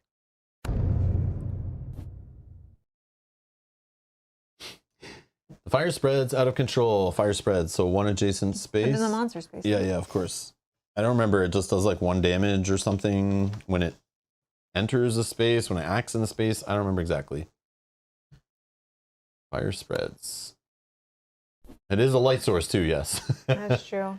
An otherworldly wail emanates from the walls of the mansion. In response to its master's call, a horrifying creature bursts through the front. So we are progressing the story. We're getting closer because now it's throwing stuff in our way. Spawn a deep one as indicated. Yeah, but now that's in your space, so you can't do the... Oh, maybe yeah. you can. Yes, it is can. In my space. You're right. Damn it. Grace flees from the creature, running up the stairs to the attic. Move Grace up to the attic. Okay. 2 people with... she's in 1 space lower. Oh, damn. 2 people with stuff ready are in the attic. Don't know if that's good, but one of us should get up there and make a noise in the attic, probably. Oh, we still need to make the statue, though. I really do want to make the statue. Mildred lets out a small shriek and runs up the mansion stairs. Move Mildred as indicated. Clever. So they're trying to mess with us. So if we were trying to assemble them all to a specific space, it's doing this on purpose to scatter them, to cause trouble. So maybe we do need to put them all together. A horrible scraping noise echoes through the gallery. Floorboards bulge and creak underneath the rugs as if something were in the floor attempting to get out. The people in the gallery might be in danger. That is where they are. That's where it just moved her. Moved Mildred, and we know old Richard's in there also. Well, I'm in there, but the monster's going to jump on my head, so... Not yet, though. It's warning you, so you probably have 2 rounds before that happens. Yeah, but I won't be able to... I know. Everywhere Daryl Simmons looks, he sees the same thing. A child, her face bleeding, one figure pointing directly at him. Daryl Simmons suffers 2 horror. Well, that's fun. Resolve immediately. Become righteous. Then flip this card face down. What is that? I don't know. Become stressed. Then discard this card. Righteous. Once per round, you may convert an investigation to a success. When you suffer 1 or more horror, discard this card. Stressed. After re-rolling and converting dice results while resolving a test, you must remove 1 success from your dice pool. At the end of your turn, discard this card. What the f... Okay, it's getting nutty. Star Vampire moves up to 2 spaces to be within range of as many investigators as possible. Then it attacks the investigator in range with the highest influence. Oh, technically it's already in range. Well, it's trying to be within range of as many people, but it can't move to get in range of both of us still because we're through walls. So it just attacks? Yeah, it's already in range of me. Sure, yeah. The fanged mouth of the beast gnashes and screeches in a sinister rhythm. So you're testing lore. 2 to pass. I got 1. Well, if you fail, the alien spell instills a hellish hunger in your companions. Each other investigator within 2 spaces of you moves 2 spaces towards you. No, you're not. We're good. Am I within 2 spaces though? No, because you're through a wall. Oh yeah, 1, 2, 3. Yeah, no. Yeah, no, you're good. Okay. The deep one moves 2 spaces towards the nearest investigator. Yeah, it's already in my space, man. The deep one charges you. Wet babbling emerges from its throat. Strength. I only have a strength of 3. 2 to pass. Come on. And nothing. All right. All right. If you fail, it overpowers you. Starts gnawing at your limbs. Suffer 2 damage. Resolve immediately. Suffer 1 additional face down horror. Then flip this card face down. So I'm at 4 out of 6. Fun. 3 damage out of 8. Disfigured. Keep face up. Roll 1 fear die when resolving an influence test. Why not? Sure. Yep. 4 damage. Okay. Each investigator horror check. All right. I'll do my horror check. Bang. The deep one opens its... so for one face down horror... Oh man, I'm at 5 now. Then move each other monster within range 1 space toward the investigator nearest to it. Right? I think so. The deep one opens its maw. Hold on. Then move each other monster. Yeah, that's right. Yeah, it goes in your space. Didn't want him on my space. That's so annoying. So you suffer 3 horror, but willpower +1 extra die negates. Okay, so I roll 5. Oh, sorry. 1, 2, 3. I will spend a clue, so I block it. For each horror you suffer, drop 1 random item. Okay. All right, before we do this phase, I just want to take a quick washroom break and we'll be right back. So stay tuned. BRB.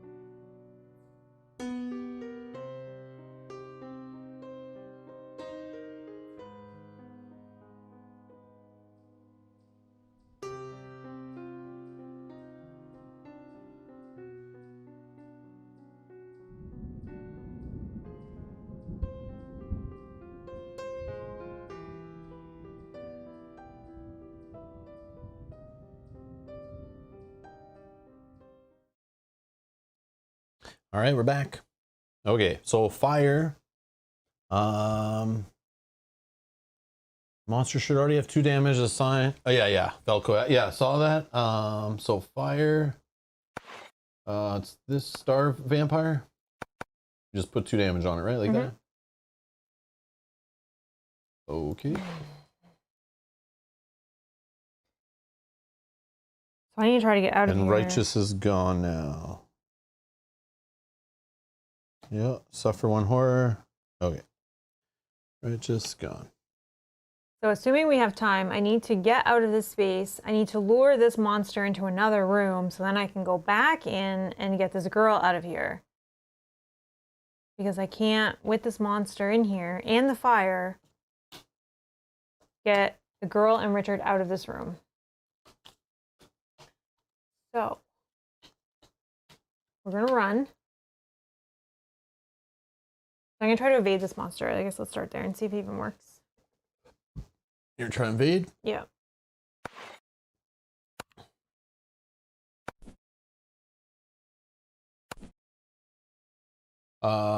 Agility test, looking for 2 to pass. All right, my agility's 4. The bloodsucker has limbs everywhere, waiting to capture even the smallest prey.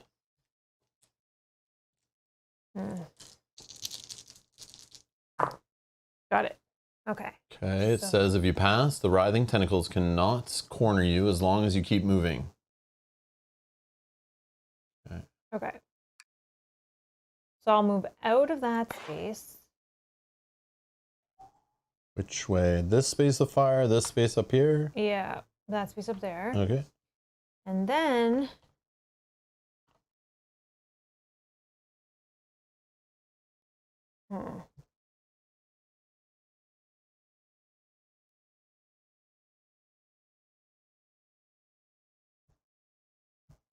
I don't really know where to go. Where was it attacking next? This place, right? So we need to make noise in another room.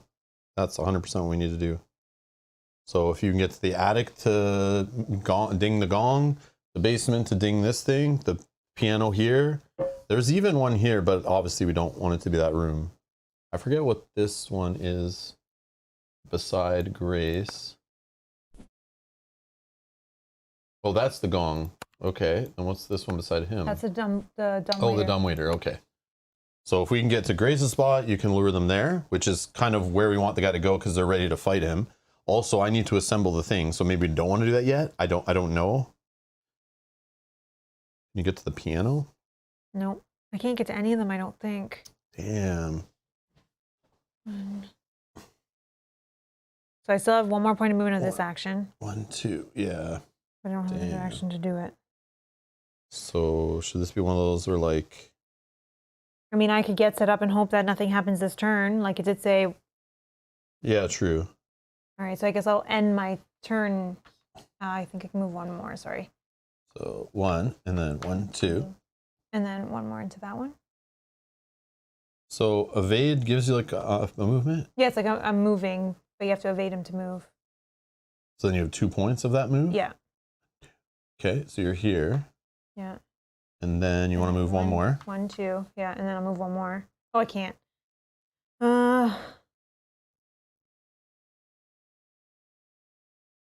can't. What else do I do then? Maybe I search that in that spot while I was there. Yeah, then I search there and then I move. What's this though? Let's check it first. It might just be a waste of time for some clues, but you do need clues, I think. Oh, it's a force it open. Do you have strength? 4. I mean, I'm doing nothing anyway, so I might as well just try. Well, you could just be moving to 1, 2. You could explore her room, right? Couldn't you do this? And then here, and then explore that? Sure, but then what if we don't, can I get to the piano? I don't know, maybe there's something in her room. I don't know. 1, 2. If I'm in there, then... We also never check what the heck's going on over here either on the left. I don't know, I just think that's like a waste of time, but you might be right. But you're also too close to the monster, so it'll just be on you. I know, we need to lure him away. And I need to stay kind of close enough that I can then get back. Well, we did learn from him Mildred is involved somehow in something that happens. Maybe it's her room, maybe it's just a waste of time too, I don't know. I know, but it's gonna attack in this space, right? So we need to get these 2 people out of there. Okay. But since the monster's on that space... Yeah. Like you'd have to fight it, but you're doing like 2 or 3 damage a time. Yeah, unless I use my dynamite. But what I'm saying maybe is the dynamite is the play. Because it only hurts investigators. So I think you could like dynamite them, the monster, and get them off our back. But we've played many Mage the Madness scenarios where as soon as you destroy one monster, it instantly puts another one on the board in the next phase. Because like, oh, okay, well we need to always have 2 harassing. Except for 8 damage though. Yeah, just as long as you're not adjacent to it. But you I think it's like you would have had to move out, throw the dynamite, and then keep moving, and you're fine. Yeah. Right? Yeah. But it's you do whatever, man. Is it at the end of the round or something? Yeah, at the end of the round. Yeah, I don't know. You do whatever. You want to search this? Hey. Or try with a force action, force it open? I will. Does have 10 health left, but again, you're hitting heavy weapon. It's 2 and then... but the test might add success results or, you know, I don't know. Maybe it's not weak to heavy weapons. I don't know. But see, my thought process is if I'm just enough away that it comes towards me. Yeah, but remember those ones too. So boom, boom, it's there. So you have to be like further. Yeah. Which you can. But I need to then be close enough that I can get back to get these guys and have enough action. But not if someone makes a noise. If you just make a noise, I think we still have 2 turns before we have to worry about this room. Maybe 1 more turn. Yes, I'm saying that like going towards her room, I don't know if I won't have enough. Oh, okay. So, okay, let's search here because I need to do something. Force it open. Yeah, let's try. All right, you're trying strength. Roll 2 additional dice if you have the crowbar common item. No, nope. I don't. I got 1. Just definitely not going to open it. It jiggles and squeaks, but still stuck in place. That's fine. And then if you can just move me to the stairs. Okay. Done. Oh, you can move if you... Oh, you're with enemy. But I'm not allowed, right? I don't know, technically, if you are allowed or not. Because technically... Oh, this is the one I want. Yeah, is it like any movement or only movement actions? I would look up evading or something.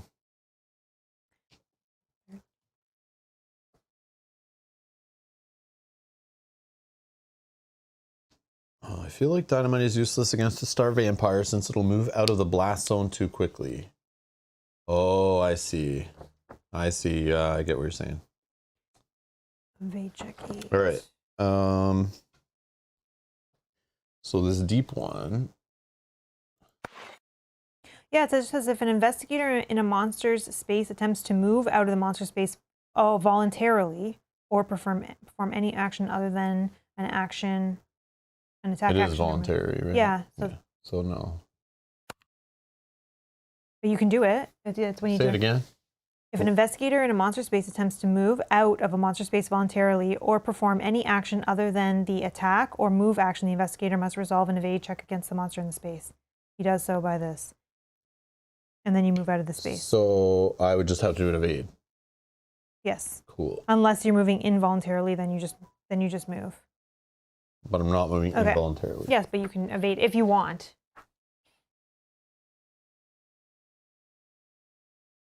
Yeah, because maybe I get to this piano. Sure. Yeah. Evade.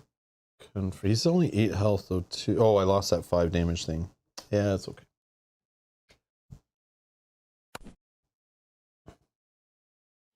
Okay, 2 damage, but agility +1 negates 5 dice and 1 additional die when evading.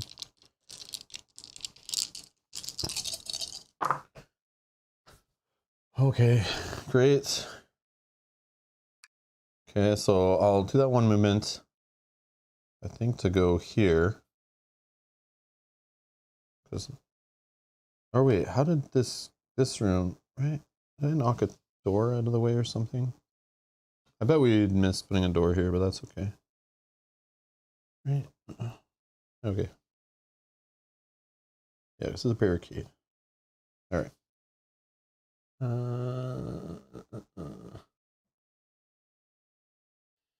Yeah. Okay. All right, are you done your turn? Yep. Okay.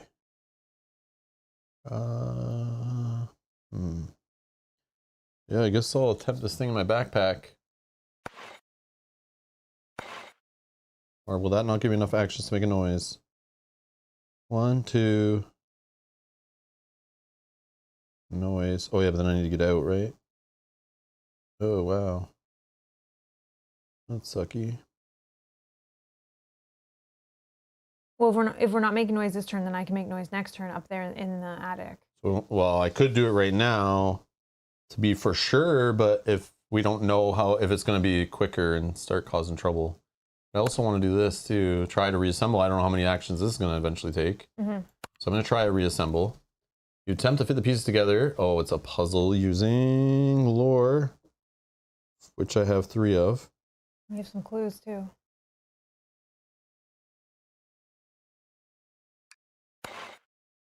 Oh no, gotta put it together. All right, well, I know the art of this, so I can cheat a little bit. I've seen it somewhere before. So we know the top right one's in the correct spot. All right, this one is not. This one needs to go up there, and this will switch. Right. Where's that one? Oh, I see.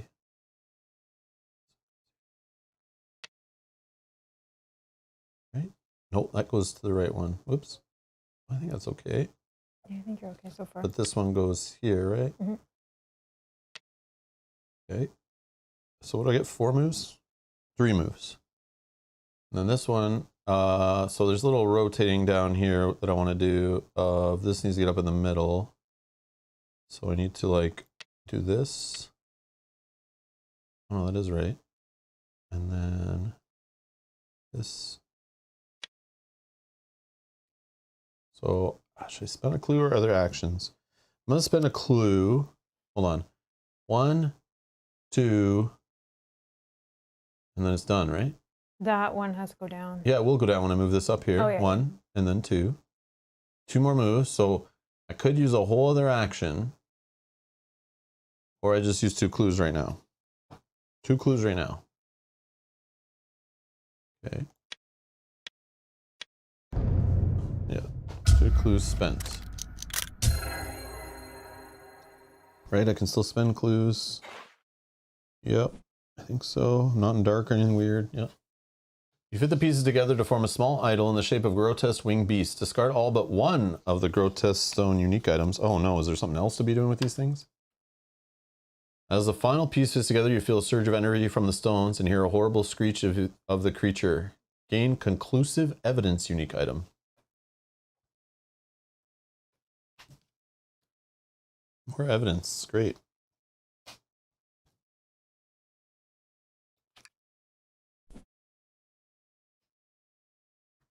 The energy reaches out, tearing the beast from its supernatural hiding place. The inky black shadows coalesce into a horrifying figure of wings and tentacles. Whoops. Wait, we might have screwed this all up. Spawn, a star spawn is indicated. This is the creature. Yeah. Damn. Okay.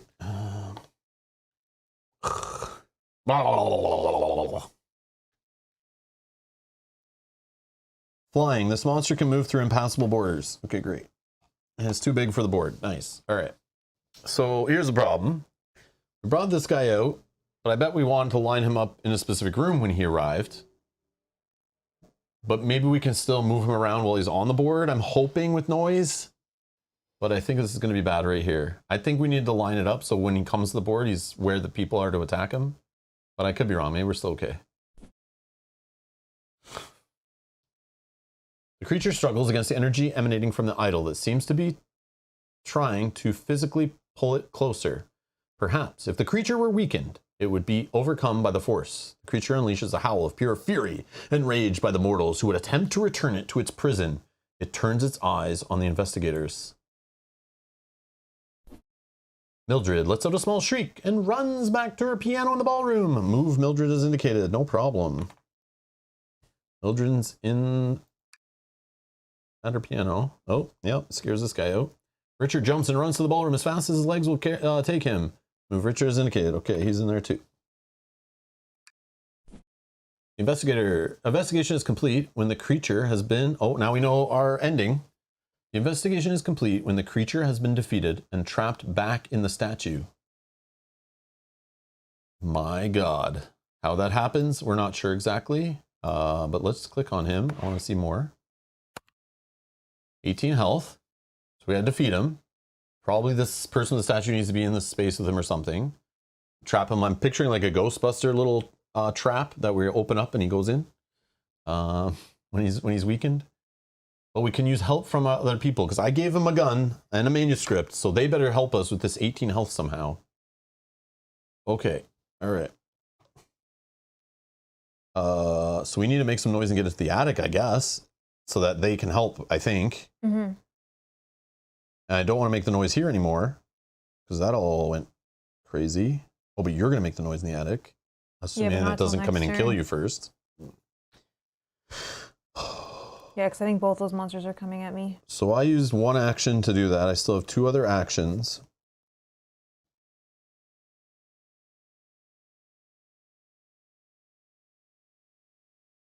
Can you just check for me? You don't have to do anything, but just check Mildred. Like, what does her thing say now?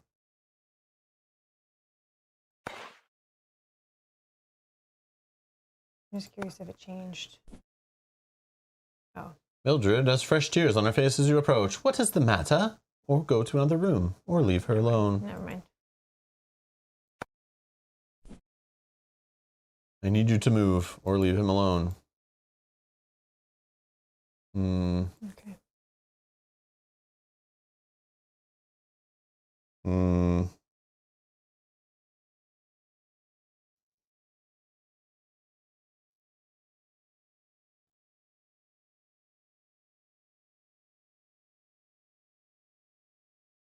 I don't know what to do.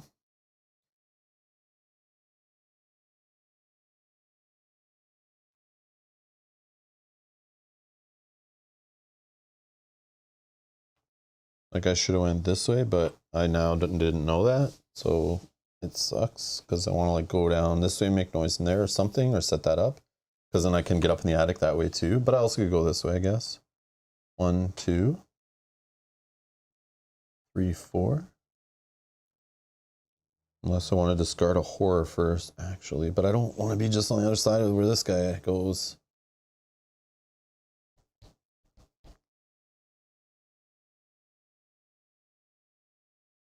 Yeah, I think that's it. Oh, it sucks. This all sucks. Okay, this is gone. No more stressed. Okay. I'm done. Is that all of us? Yep. Oh, God. I don't want to click this button.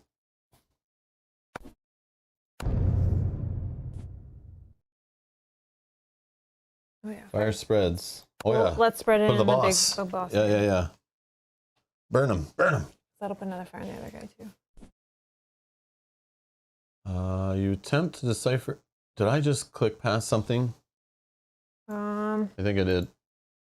I don't think that was a fire. That was just there. Oh, maybe I can go back. Hold on. I can probably go back to whatever that said. Or maybe you can see it better than me. Because this is going to be blurry. Let me see.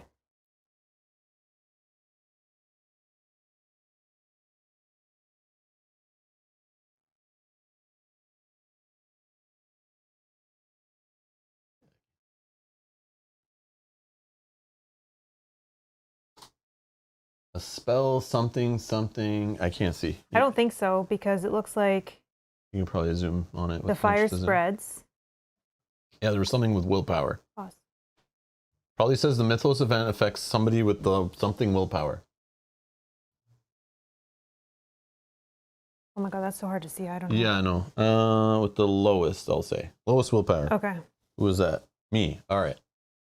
You attempt to decipher the spell. It's lore, which I have 3 of. I need 1 to pass. I got it.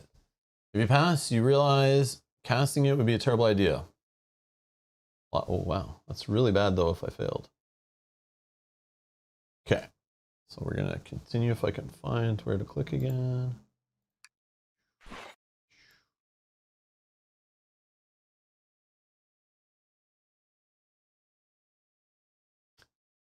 Dark vampire moves 2 spaces towards the nearest investigator, then attacks the investigator in a space. 1, 2. Oh. I think you can move through the wall, right? Yeah, I can get to you, yeah, actually. I think they can both get to me, which is... Oh, that sucks. It's okay, hopefully. Okay, it's in your space. Monster attacks. Darting behind your defenses, the beast strikes your chest like a cannonball. Suffer 3 damage, but strength +1 negates. Okay, so I roll 5. Oh yeah, he also takes 1 and 2, right? Yes. Okay, and I got 3, so I'm good. If you suffer 1 or more damage with 2 spaces, okay. Oh, you want to move 2 spaces. Okay. The deep one moves 2 spaces towards the nearest investigator, then attacks the investigator in the space suffered the least horror. But he doesn't go through anything. Oh, maybe. This monster can move through impassable borders that represent water. No, not happening in here. So 1, 2. So the creature moves 1 space towards the nearest investigator or person. Oh, so he actually goes after the people too. The creature can move through impassable borders and walls. Oh, that sucks. Then it attacks the investigator in the space or adjacent space with the highest health. So he'll gain a fire, and then he'll move to me. Okay, so I'll put him on top of this guy. So I don't know how these are all fitting on the board. This kind of game is why Simon thought it'd be funny just to put as many miniatures on the same space as possible. No respect. No respect. Okay. So the monster gets the damage from fire. Then it attacks. The creature's casual backhand hurls your way and knocks you to tangle in the terrain. Suffer 2 damage, become stunned and restrained, and move 1 space away from the monster. Oh yeah, you're gonna move. I don't think I can do a turn. Isn't that what stunned is or something? I don't remember. Maybe it's lose like 1 action or something, or you can't move or something. Strange. You cannot voluntarily move. And stunned. You cannot perform more than a single action during your turn. But we rule that you can still do 2. Oh, right. We'll just say you lose 1 action. And these were, sorry, face up? For or our house face rule. down? 2 damage. Okay. So, resolve immediately. Drop 2 random items, then flip this card face down. 1, 2, 3, 4, 5. 5. Roll a d6. 4. Oh, my dynamite. And 5. Yeah, that's bad. Okay, so those are going to go in my space. And then blow to the head, resolve immediately, become dazed, then flip this card face down. But do you drop him in the space of the monster? Does this all happen at once? I don't know. Oh, I'm not sure. Suffer 2 damage, comma, become stunned and restrained, comma, and move 1 space away from the monster. I don't know where this stuff drops. Does it drop here and then you move? Does it all happen together? I don't know. Well, there goes the dynamite, which is terrible. Yep. Especially having them together would have been good. I'm assuming you want to go this way. Yeah, because then I can trigger the piano. The gong? Or the gong, yeah. Drops initial space? Okay. Drop in the initial space then. Okay. Yeah. Okay. Continue. Each investigator must resolve a horror check against the monster within range to the highest horror rating. Oh god. So which one is the highest, like, awareness or something? I'm assuming it's the big boy because he has higher numbers. Yes, he does have higher numbers. Okay. Way higher numbers. 5 and an 8. Yeah, you're just doing it against the creature. Okay. The creature's mind floods yours with arcane information that you can barely comprehend. Suffer 4 horror, but lore negates. My lore's 2. I block none, so I suffer 4. 4 horror? No, Mel's gonna go insane. 2, 3, 4. Unless one of these goes away, I will. Keep face up. Whenever you end your turn within range or 2 fewer spaces, suffer 1 horror. Whenever you end your turn within range of 2 or fewer spaces, suffer 1 face down horror. Okay. Oh, claustrophobia. No additional effects, flip this card face down. Become restrained. I already am. Then discard this card. Okay. Drop 2 random items, then flip this card face down. So I only have 3 left. So we'll say it's 1, 2, 3, 4, 5, 6. Yeah. 2. Why is it the middle one? It's 1, 2, 3, 2. Oh, I thought you did 1, 2, 3, 4, 5, 6. Gotcha. Sorry. Gotcha. My bad. I wasn't sure we did. Only heard it, didn't Sorry. see it. Okay. These are dropped in the new space. Yep. Oh, you're like, you're done, son. Yeah, I'm falling apart. You're like losing all your stuff. You're about to go insane. I'm one away from insanity. I just don't know how these people are helping us. I don't think they are. They're useless. They should be. Maybe I can go through the dumbwaiter though and get out of here. Did I check that we can talk to them after to make them like attack or something? I don't know. I mean, we can check now. Yeah, because this seems kind of silly. Like, what are you doing? Go to another room. Grace smiles, holding the manuscript you gave her. With this, I have a chance of fending off the monster. Oh, so maybe it's... I don't know. I wish I never gave them that stuff now, but it's got to help, right?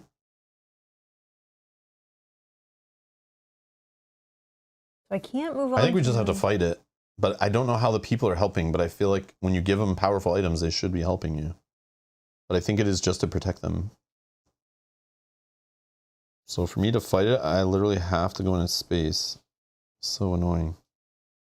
Unless I do the dumbwaiter thing to come around the other side, but that's not happening. I think I might be out anyways next turn. Or Well, it depends what you get, right? Yeah. You need to give them stuff to get the statue. I thought I made the statue. Yeah, we already did all of that. Yeah, didn't I already make the statue? I thought that's what that was. Yeah, the fully formed statue pulses with arcane energy. That's what made him come. So now that I have it, we just have to defeat him and then he goes into the statue. So do you want me to make noise on this? I think we just have to kill the guy. I think that's all it is. Can I do that with evading? Like, how does that work, Alex? Alex O is saying, can you get in its space, pick up dynamite, set dynamite, then run back out?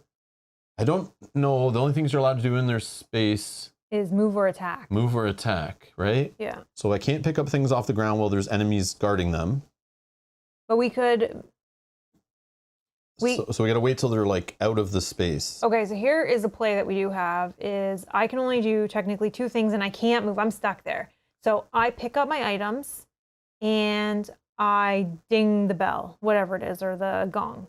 Just because there's nothing else I can do. I can't attack. I can't do anything because I can't move. Then okay. Rob doesn't come in. He lets them move into my space. Then he comes in behind them next turn. Maybe go check the girls' room. Maybe she's got a hidden something that will help us. Can I see the book? I need to know more about evading. I thought the way you read it, it's like you can't do that. But let me see. Let me read evade again because I'm misunderstanding it. If an investigator in a monster space attempts to move out of the monster space voluntarily or perform any action other than attack or move, then investigator must resolve an evade check against the monster in his space. So I can go in, evade. If I pass, or it doesn't forfeit my action, I can pick that stuff up. Let me read how this works. Then I spend an action, but I would have to evade again, which seems silly. To light the fuse, toss the explosive. Flip this card and place it in a space within range. Okay. At the end of that investigator phase, each investigator in the space or adjacent space suffers 8 damage. But I wouldn't be adjacent if I'm through a door, right? No, you would be good. Because I'm not in line of sight? Or is it like, yeah, it doesn't go through walls, right? But I mean, it's dynamite, so it probably does, but... Yeah, what's adjacent? Sorry. That's okay.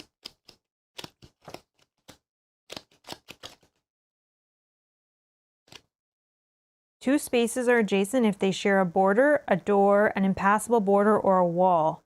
Two rooms are adjacent if they share a border, a door, an impassable border. So it is adjacent. So if I'm just out here and you're just there, we both get 8 damage. And I don't remember how much he had, like 20 or something? 18, but he's already taken 1 from fire, I believe. Which we can also spread fire into that room, making him take another one. Yeah, just evade the toughest monster, not all. Which is him, because this guy's like a 5'8". I don't remember which numbers matter, but this guy's a 4'6", so it's the big guy. But okay.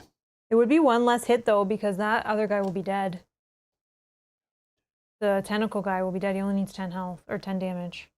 Yeah, okay. So let's do that, what you're saying. All right.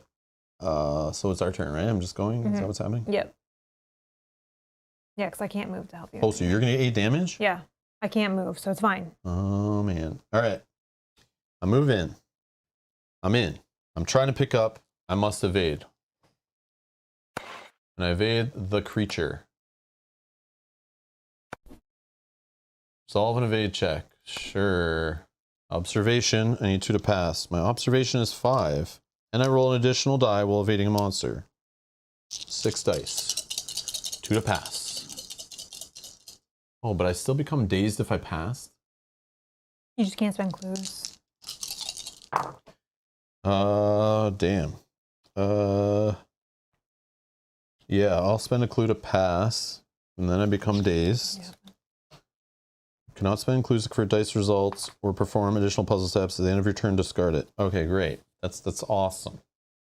It's gonna be trouble now. Yeah, if I failed, I would have forfeited that action. Okay, so I picked up the items. Okay, so I have another grotesque statue. I've just got all the evidence. Then dynamite. So I'm going to do this action, but I first have to try to evade this guy again. Please, app, make it easier every time I try to evade the same monster in the same turn. So for 2 damage, okay.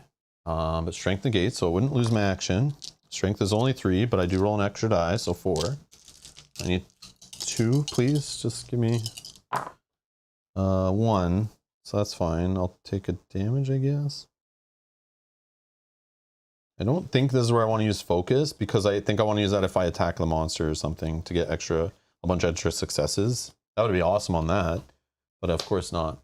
What the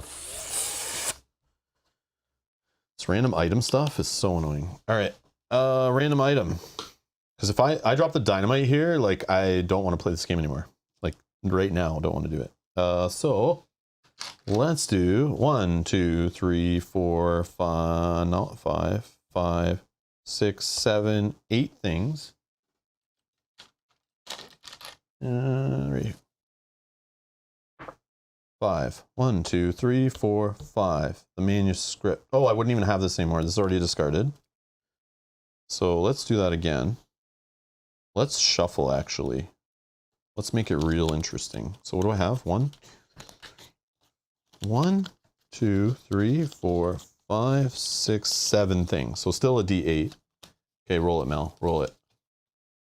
I don't know that I want to be in charge of 1. 1. Otherworldly compass. Okay. That goes on the ground in the space of the monsters. Great.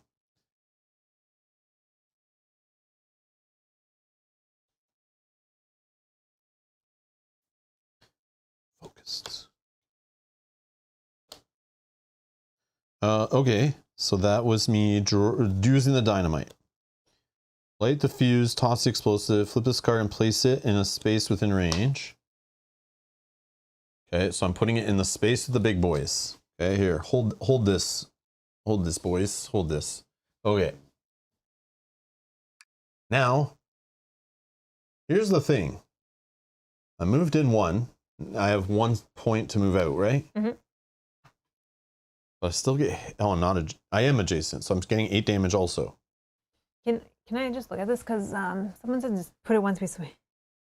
Oh, at the end of the investigator's phase, each investigator in this space or adjacent space suffers 8 damage, and each monster in those spaces suffers. Okay. So we can throw it one away. Thank you. I thought it only hit us adjacent. Same. And only the monsters in the same space. Oh, we're almost at 100 likes. Oh, for us it shows 98. Yeah, that's awesome. Hitting 100 likes. 100. Hitting 100 likes during a stream is amazing. Thank you everyone that clicked the like button. If we do hit it, that's awesome. If we don't, I still appreciate it. 98 or 99 is still amazing. Thank you guys. Thank you so much. If you're number 100, let us know. They all hit it at the same time? That's fine. And then all 99. Right. So, okay. So I dropped that thing. I moved out. I'm no longer adjacent. You're no longer adjacent, right? Right. That's good. And it doesn't hit the people. Okay. And then That's my turn. Ending, I get rid of dazed. Okay, so now my turn. I can only do 2 things and I cannot move, so I'll just pick up my items. And I'll ding the gong just for fun, because I can't do anything else there. Ring my bell.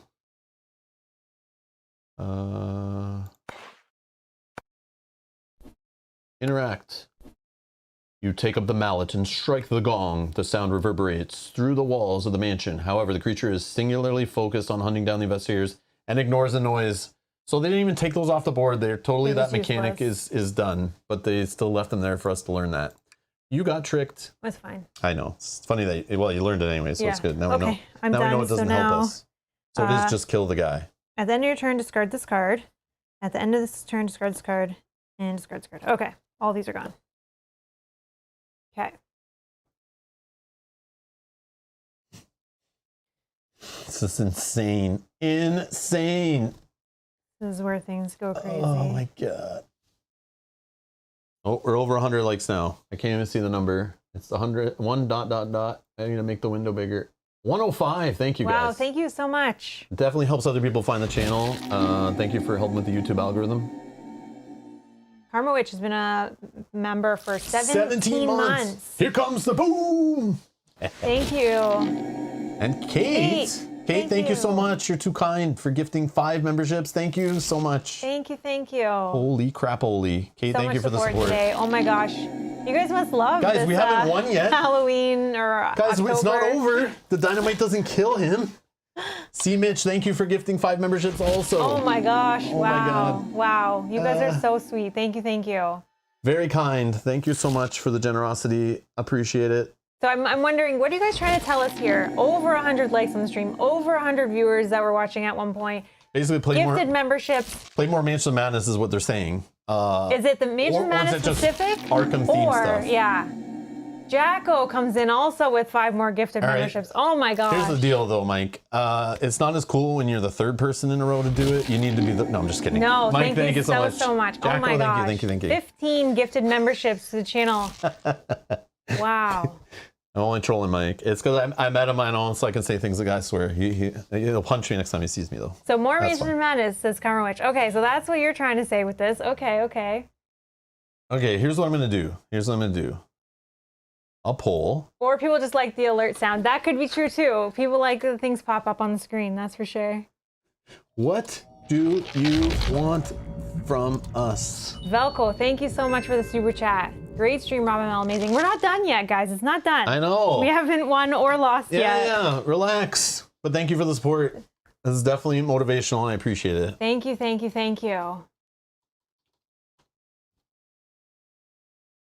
Wow. The theme. Okay, it's a theme for Jacko. Okay, that's good to know. I'm going to do a little poll to find out even from those that didn't, who aren't just throwing money around like crazy, these people. Oh, Coffee says Arkham theme stuff. Okay. Oops. More of anything. Yeah, so everyone click the like button. The support today. Why is it? What do you want from us? What do you want from me? Yeah, clearly something we've done today is right. So the poll I put, more Mansion of Madness, more Arkham. So just anything Arkham, or I guess I should have put /horror. Yeah. More of Sunday streams. You just like that we're streaming today, this day of the week you love.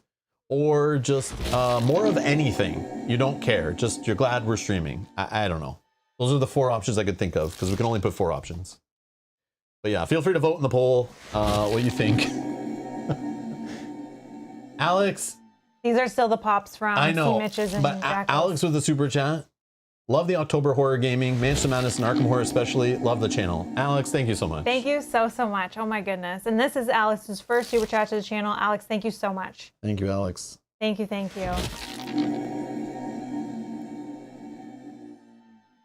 Oh, Minnie would like it if there's more poll options. Well, I mean, you got to complain to YouTube on that one. I know, they got to add more. I don't know why they picked 4. Don't tell me they ran out of memory. It's not an excuse anymore. Oh my gosh. Wow, you guys, the support is overwhelming. I like how this is just like building suspense for like what's going to happen next after we deal some damage. So welcome to all our new members. Come on in. Oh yeah, if you're a member and you've never been a member before, or you've been a member and I keep forgetting to mention it, connect your Discord. If you use Discord, connect your Discord to YouTube and link those accounts together. You can Google how to do that. It's in Discord. You can link different services to Discord. You'll automatically get pulled in our Discord server where all our other producers are in our private Discord, and you can hang out there and chat with other producers while we're not live, and us too. I need to get in there more, but you can always @ me, and when I check in, I can see, you know, what people are asking me and all that kind of stuff. So Mel's in there more often, right? Yeah. Than I am, definitely, but because I forget to open it a lot. But yeah, that's a benefit of being a member. So even if you're just a temporary member, you're like, you don't want to keep supporting, just join the Discord for a bit and check it out, hang out with everybody. They'd love to have you. They'd love to have you, I'm sure. The more in there, the merrier. Bob says less pineapple on pizza would be good. We had pineapple pizza for dinner last night. There's Alex. Says, love the October horror game. Manchester Madness, Arkham Horror especially. Love the channel. Alex, awesome. Thank you again. Thank you so much. I think we have one more that's going to pop here in a second as well. Janet. Janet, thank you so much. Thank you. Love your annual October horror themed streams. Thank you so much. I appreciate it, Janet. Thank you so much. You're too kind. Thank you. I love them too because I love this theme a lot. Yeah, I do too. So win or lose, it's fine. I like the theme. I just hate most of the games because they drive me nuts. But I do love the theme. But yeah, I do like pulling out older games that we haven't played in a while. That is something I love because it just gives you that value feel, like you're actually playing the games that you paid money for, all those expansions I bought. I feel like a smart gamer, you know, put the YouTube stuff aside, just have some fun, play some classic games, you know. It's good times. We'll still play some newer stuff too that I've never played before. I do want to play some of that, you know, but like pulling out Final Girl again. I always could play more Final Girl. And, you know, instead of doing the YouTube way where it's like, just play each scenario once, you know, get them all featured so people can look them up and decide if they're for them. But then, like, I still want to play it more and just play random mix stuff and do whatever, but usually gets less views when I do that. So, but it's nice to just take the month and do it. Brian, thank you for being a member for 6 months. Did you read Karma Witch's one? No, it hasn't popped up right now. What? Why is it out of order? I don't know. It's broken. You broke it. Thank you for the super chat. Thank you. Thank you. Lots and lots more of everything. Thank you so much. Brian's been a producer for 6 months. This is getting crazy. And yeah, you, of course, adding to it. See, Mitch, wow. Thank you so much. Thank you, thank you. See, Mitch dropping $50 just because. Because I can. Because I can. She said, wow. Thank you so much. Wow. Thank you, thank you, thank you. I apologize to those watching this video later who are like... Scrub through again. Yeah. Sorry, you wouldn't even heard this because you probably scrubbed through till we start playing again. But yeah, you can blame the previous chat. Feel free to leave your angry comments down below. I appreciate it. Wow. You guys are so kind. Thank you for the support. Oh yes, my gosh. Thank you so much. All right, I'm going to end the poll because I'm curious. Why people are excited for the stream, why everyone's here, why all the 100+ likes and the donations, we appreciate it. It's 50% want more of anything. Just keep streaming. We're happy that you're streaming, having fun, whatever. More Arkham, so just Arkham themes in general, / horror. I'm going to consider like, you know, just the theme and I put more Arkham, but I meant to put like more horror and whatever. This Halloween horror theme stuff, 23%. Okay. More Manchester Madness, 16%. And just more streaming on a Sunday is 10%. So they really want more anything. Doesn't really matter what day or what it is. But if you add together the Arkham plus the Mansions of Madness together, that's kind of a chunky little amount that just like the horror stuff and the Mansions of Madness specifically. Interesting. Wow. Okay, cool. Noted. Thank you for voting. So it didn't matter what we picked today. Okay, that's good to know. Matthew's been a member for 20 months. Drops super chat, says, thank you for doing this. Matthew, thank you. 20 months. Thank you for being here, Matthew. Thank you for all your crazy support, too. Yeah. Much appreciated. Thank you to everyone. Wow. Yes, thank you, guys. It's overwhelming. Now can you let us play? Jeez.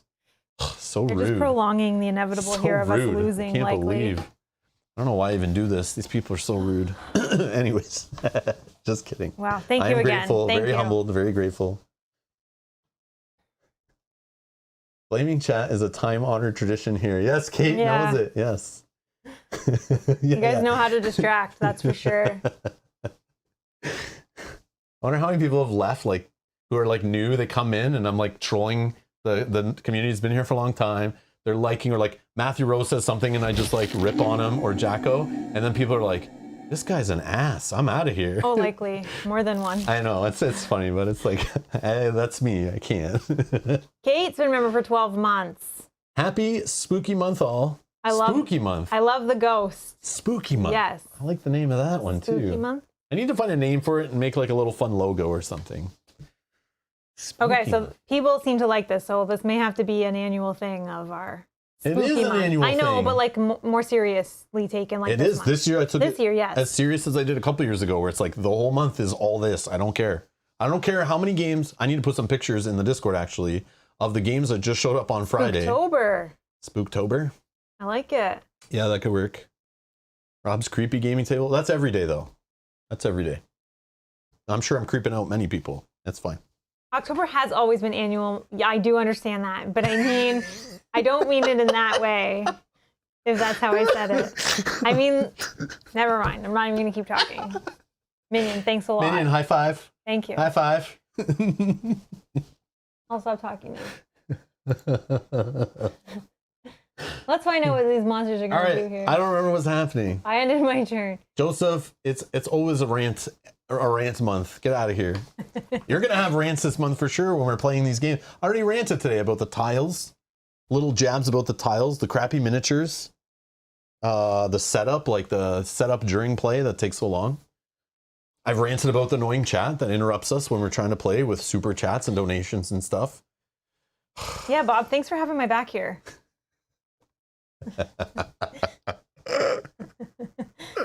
You're poking the wrong bear. Yes, exactly. You are. You are. I did nothing wrong. All right. I think that's the end. I put some dynamite. Yeah, that's the end of the investigator, so the dynamite's going to explode now. Okay, so dynamite goes off. It's up here. So 10 damage to each monster. Joseph, I don't think we still have that pumpkin hat. Then discard this card. Yeah, maybe I tossed it, yeah, because it didn't even fit. My daughter was going to get rid of it, and she's like, do you want it? I'm like, yeah, I can play it. Use it right on streams. I might have stuffed it with the Halloween stuff, though. I'll find out when we get it out. If not, I do need to go get some funny things to, some funny hats or something. Minion, I do have, you're right, Bob, I do have timeout abilities. Okay. Let's go. We want this one, 10 damage. Going to 11, right? Mm-hmm. So 7 more.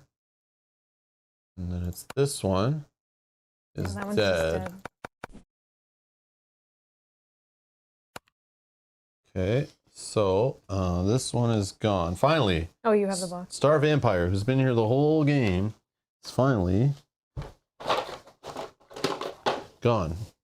It's the longest ever a monster has been on the board through a scenario of this game for us. Usually we like go after it and attack it. Kyle would have spent like 6 turns fighting it. So this is in his space.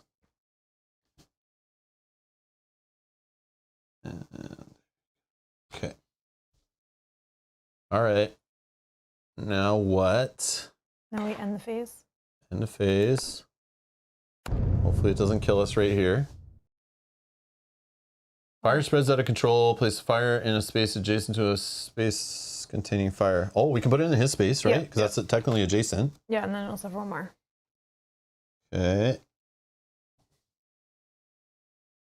Fire spreads. Okay. The creature rears up its tentacles, stretching out and tearing electric light fixtures from the walls. Electricity arcs across the room, lighting the house on fire. Place fire in each space adjacent to the creature. Well, if it moves, then it's going to hit more fire, so that's good. I think you need Yeah, more. I'm in the fire. You're in the fire. You get a fire. You get a fire. Everyone gets a fire.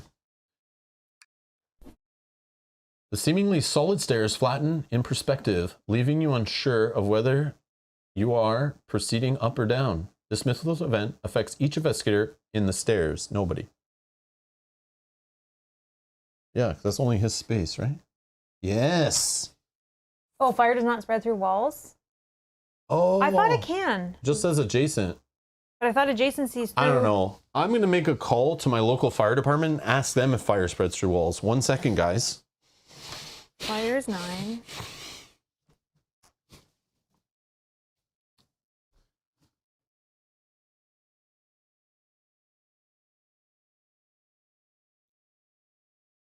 It doesn't say there, but then if I go back to do you have the rules adjacent, reference? this is the rules reference. Look under your seat.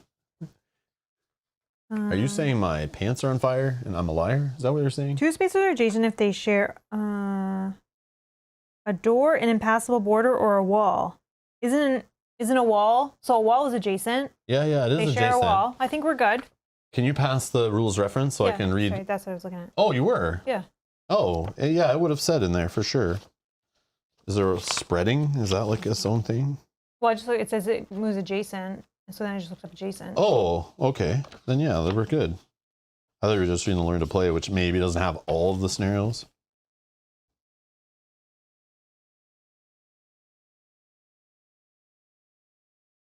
Yeah.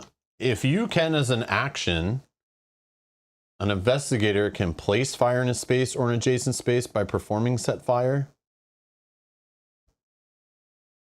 Fire spreads.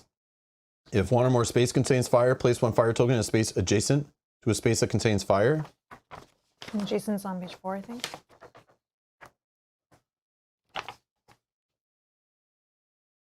Adjacent. Two spaces are adjacent if they share a border, a door, an impassable border, or a wall. Two rooms are adjacent if they share a border, a door, an impassable border, or a wall. A door is adjacent to each space for which it has a space edge, shares a space edge. Spaces aren't rooms. Read on. Spaces. Oh, spaces are within a room, right? Rooms are different. That is correct. So how did that mess with what we just did? Velko, you may not be wrong yet. Hold on. Maybe my bad. I must have played wrong. No, you might be right. There is a difference in this game between spaces and rooms or something. Does it say adjacent room or adjacent space? Yeah. Place one fire token in a space adjacent to a space that contains fire. So spaces adjacent to spaces. Two spaces are adjacent if they share a border, a door, an impassable border, or a wall. So I think we're good, right? Yeah. I think we are. Right. I think that we've done this before. I feel like this happened on stream before. We had to look up like adjacency and it's very weird. But hold on, I can bring it up on screen Matthew too. says we're right. Hold on, there's an FAQ too, right? But also if anyone is on their computer or phone or whatever wants to Google on BGG like fire, adjacent, spreading, rooms, all that kind of stuff. It says space to adjacent space, and it says spaces are adjacent. But I have, let's learn to play. It does matter though, so I want to make sure we are like right on it, because it could change the game really a lot here.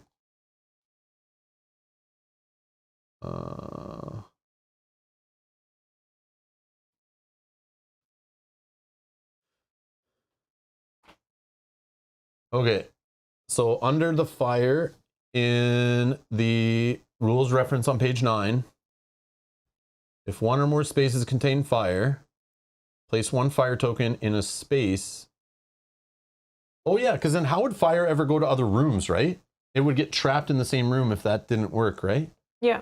And the fire eventually can spread through the whole mansion, right? If one or more spaces contain fire, place one fire token in a space adjacent to a space that contains fire. Okay. Space adjacent. And then on page 4, adjacent, first line says two spaces are adjacent if they share a border, a door, an impassable border, or a wall. So to me, if it's on the other side of a wall, they share the same wall, then it's adjacent, right? And yeah, it can still spread through doors, but it's listing doors in the same line as it lists walls. So they're both right. So you can't say it passes through doors but not walls if they're both listed as adjacent right here. Yes, we can choose whichever. And we wanted to go through the wall instead of the door. And then it says two rooms are adjacent, but we're not talking about rooms. We're only talking about adjacent spaces.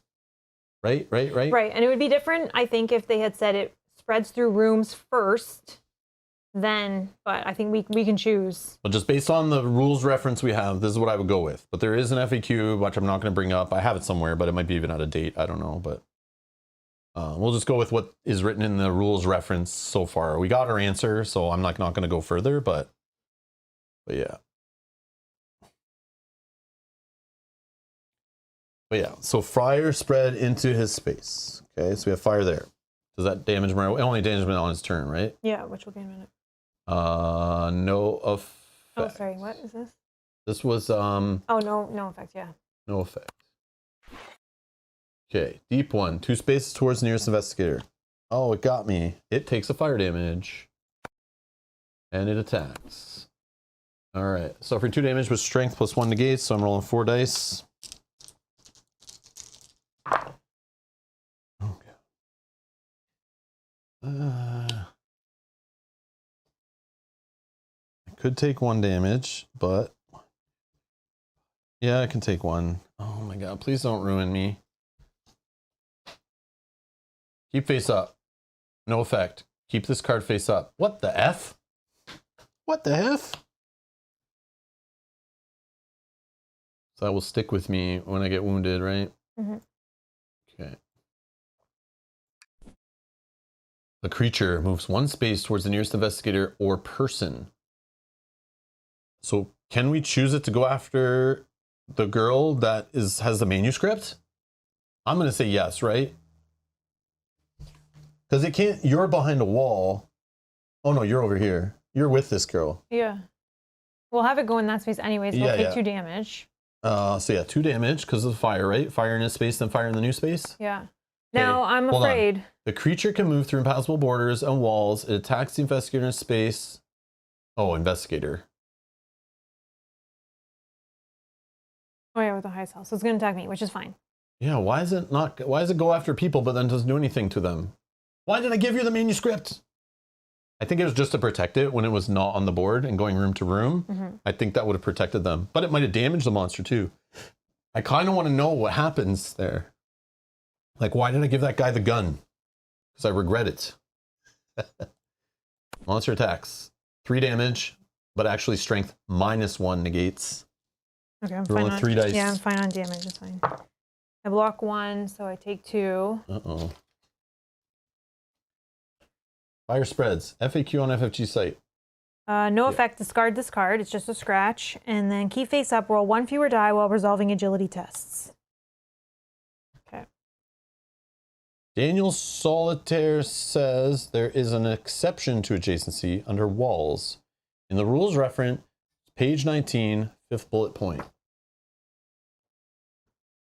Oh page god. 15. Oh god.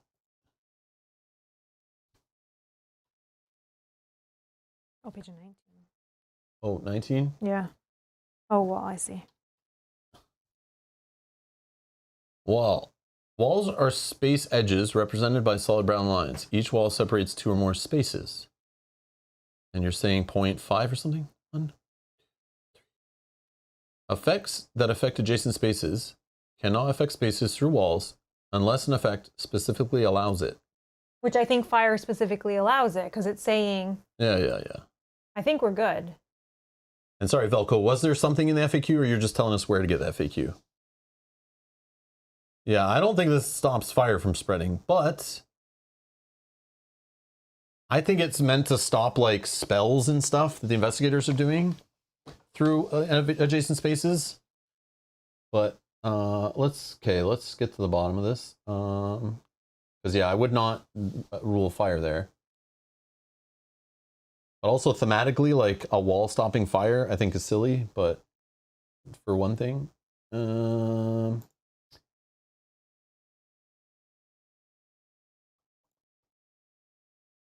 Mansions of Madness. Let's see. Like, if I did this on another stream, people would be like, you're overthinking it, Rob. But I feel like since people in the chat probably play this way more than we do, and they're saying it works that way, we're probably missing something.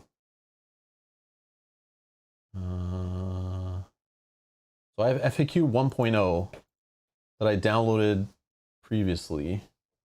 Let's see if fire's in here.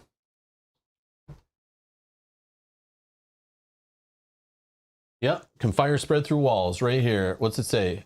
No, fire cannot spread through walls. Effects that affect adjacent spaces cannot affect spaces through walls unless an effect specifically allows it. So fire can only go through doors and like wiggle that way? So Daniel Solitaire is also correct. That bullet point hidden under walls stops fire from spreading. Jeez Louise. Okay, so we played a lot of scenarios wrong probably. He's just going to be 1 damage less. So it can spread through doors though? Yeah, so we'll have to just put the fire... Just not walls. I wish, why wouldn't it say that under fire though? You know? Yeah. Like, why wouldn't they put that as a line under fire? Oh my God. That's messed up, right? That's so messed up. I didn't even know there's a... Oh, that's so messed up on so many levels. Oh, okay. Anyways. All right. We're there. So there you go. We got to the real answer. I think it's strange, but we got there. So Velko, you've been playing it right. Pontus, you've been playing it right. Yeah. So at least we got the answer. I'm okay. We got the answer. That was all worth it. So he'll be 1 less damage. Yeah. Okay. I can fix that. Fire will spread through here. Let's put through this door. Into there. He made fire. Yeah, but he didn't move that 1 into the fire because that fire wouldn't have been there when he initially moved in. So it's just 1 less damage. Then he makes fire. No, listen. The monster, like a turn or two ago, made fire in adjacent spaces. Yeah, this turn he did, yeah. Yeah? But when he was here. Yeah. Yeah? And then he moved into it. Yeah. Yeah. All that's fine. But what about this space? Did he make fire there or did we just put it there? Like when there was a point where it said the spawn, the creature does something about fire. Yeah, it was like the electrical system was on fire. Wait, can I find that? Hold on. Why can't I ever go in there? Message log. Let's see. Because if it's already in a space from himself, then we just need to spread the fire somewhere else. Adjacent. Okay, so then it's right there. Place fire in each space adjacent to the creature. Okay. So then he'd be 2 less. Okay. Why 2 less? Because he moved in, and there was fire in there when he moved. And he took a damage for that. So that never was there. That never was there. And then he never dropped it, so we didn't... Oh, okay. So he's only the 10 damage from the thing? No, he should be... That doesn't make any sense. So I think I already dropped it down 1, oh, maybe. okay. So then, yeah, he should be at 11. Right? 10 damage from the dynamite, and he just moved on to fire. Yep. So this fire that we need to spread before... I just moved it into here. Oh, okay. You did already. Okay. Sorry. And then what about this thing happening to you? Suffering 3 damage, negating... I just took the 2 damage. And you resolved it all? Yeah. Okay. Each investigator must resolve a horror check against the monster within range with the highest horror rating. After horror checks have been resolved, tap the end phase button to continue. All right, so I obviously have to do it against the guy that's beside me here. Let me just do that one here. Suffer 2 horror, but lore negates 3. Got it. Sweet. 2 successes. And then you need to do it against the creature, right? Mm-hmm. You're rolling lore, but trying to get 2 to pass. Okay, I'm probably going to fail. Yep, I fail. Lore, can I do? No. If you fail, you see a glimpse of something infinite and terrible in the darkness, suffer 3 horror, and become dazed. I have a dazed for you. 1, 2, 3. Well, this is probably going to make me insane, so that sucks. No effect. Flip scared face down. Scared face down. Yeah, but you might get something that still lets you win normally. Whenever you end your turn, lost in time and space, flip this card. Flip 1 horror face up. Sorry, and then dazed. Okay, so then I have 1, 2, 3, 4, 5, 6, 7, 8, 9. I can only hold 7, so I discard all of these. And I go insane. We have those in here. Oh no.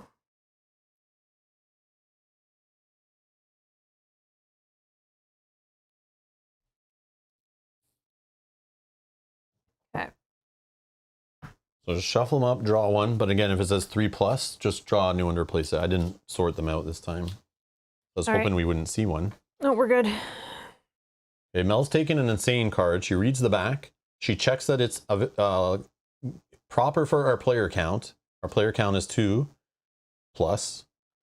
So she reads it. She keeps it secret. It could be like now she's a traitor. Could be something silly, like she still wins like normal, but she just needs to like steal something from me or push me into some fire or something like that. It could be she doesn't win normally. She now wants a monster to kill me or something. I don't know. I don't know what they all are, but they're all annoying. It's the only part of the game I don't really like. But thematically, it makes sense. Like it's very thematic to the theme. Obviously, somebody could go nutty and then kind of mess with everything, which is why this game you lose a lot in this game, because even your own teammates could turn against you. The only thing is annoying, but it should be fun either way. I didn't expect to win, but now I have Mel working against me probably, so this is gonna be great. We'll find out what it is at the end of the stream. Stay tuned. We'll show you what she got, and maybe you can guess based on what she starts doing here. But just keep in mind, there are actions in the game that are not commonly used. They're called rarely used actions. She could try to push me into something. She could start setting fire all over the place. She could try to steal stuff from me. Okay? She could start barricading doors to trap me, so I have to like try to knock them out and get through there. I probably just reminded her of something that helps her do what she wants to do. So that sucks. All right, what's days do for you again? He has been clues. Okay. I don't have any anyways. Okay, so now it's our turn. Oh, finally. And he has how much damage? 11 out of 18, 7? He's 7 more. Okay, so what I'm going to do, as long as you're okay with it, I'm going to go first. I'll try to evade, move and move. I think I take a damage. No, not if I leave the fire, right? No. I'm okay? Yep. All right. So I'm going to try to evade the dude in my space so that I can get to the big guy and try to attack him. With my crappy... Oh, I don't need to get into his space. I can shoot him from adjacent, right? Mm-hmm. Okay, let's try this. Evade. How do we trap him? Remember it said you kill him or trap him? And no, you trap him into the statue. It's like thematically. We have the statue, we defeat him, story will tell him, pull him into the statue. Unless they say, you know, it might say something about the person holding a conclusive evidence. If they're within range, you can pull him in. If not, you gotta like, he goes back to 2 health and you gotta do it again maybe or something. I see. I don't know. So hopefully it's all gonna work out. But if I find out I have to be in a space, that's gonna be so annoying. All right, suffer 2 damage, but agility +1 negates. So I'm rolling 5 dice, 6 dice actually, because I maybe, yeah, I still have the Elder Sign pendant. We're good. Oh, wow. 1, 2, 3, 4, 5 successes. You just wasted your roll. Yeah, that sucks. Okay. I negate the damage though. Okay. That is going to allow me to move 1 space into here. Okay. And there's no fire in that space, so I'm not burned or anything. I'm in the stairwell.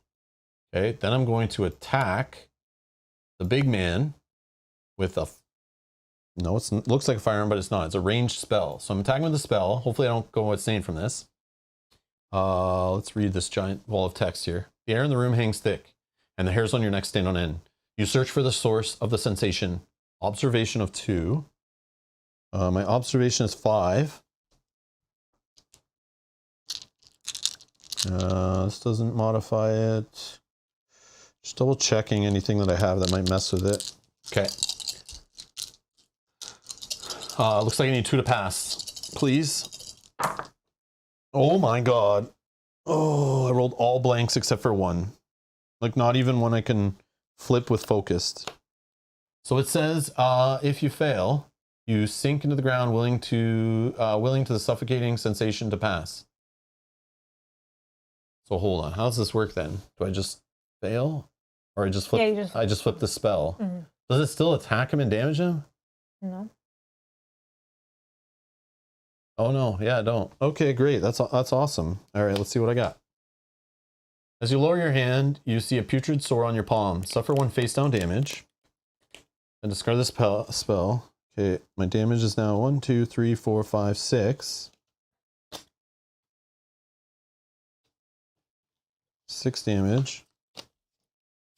Wow, can't believe that. Yeah, I did use my lucky roll literally right before that. That would have been amazing. Continue. Okay, I'm going to attack him again, right? Because I still have 1 more action. Mm-hmm. I've only attacked once. Attack with spell.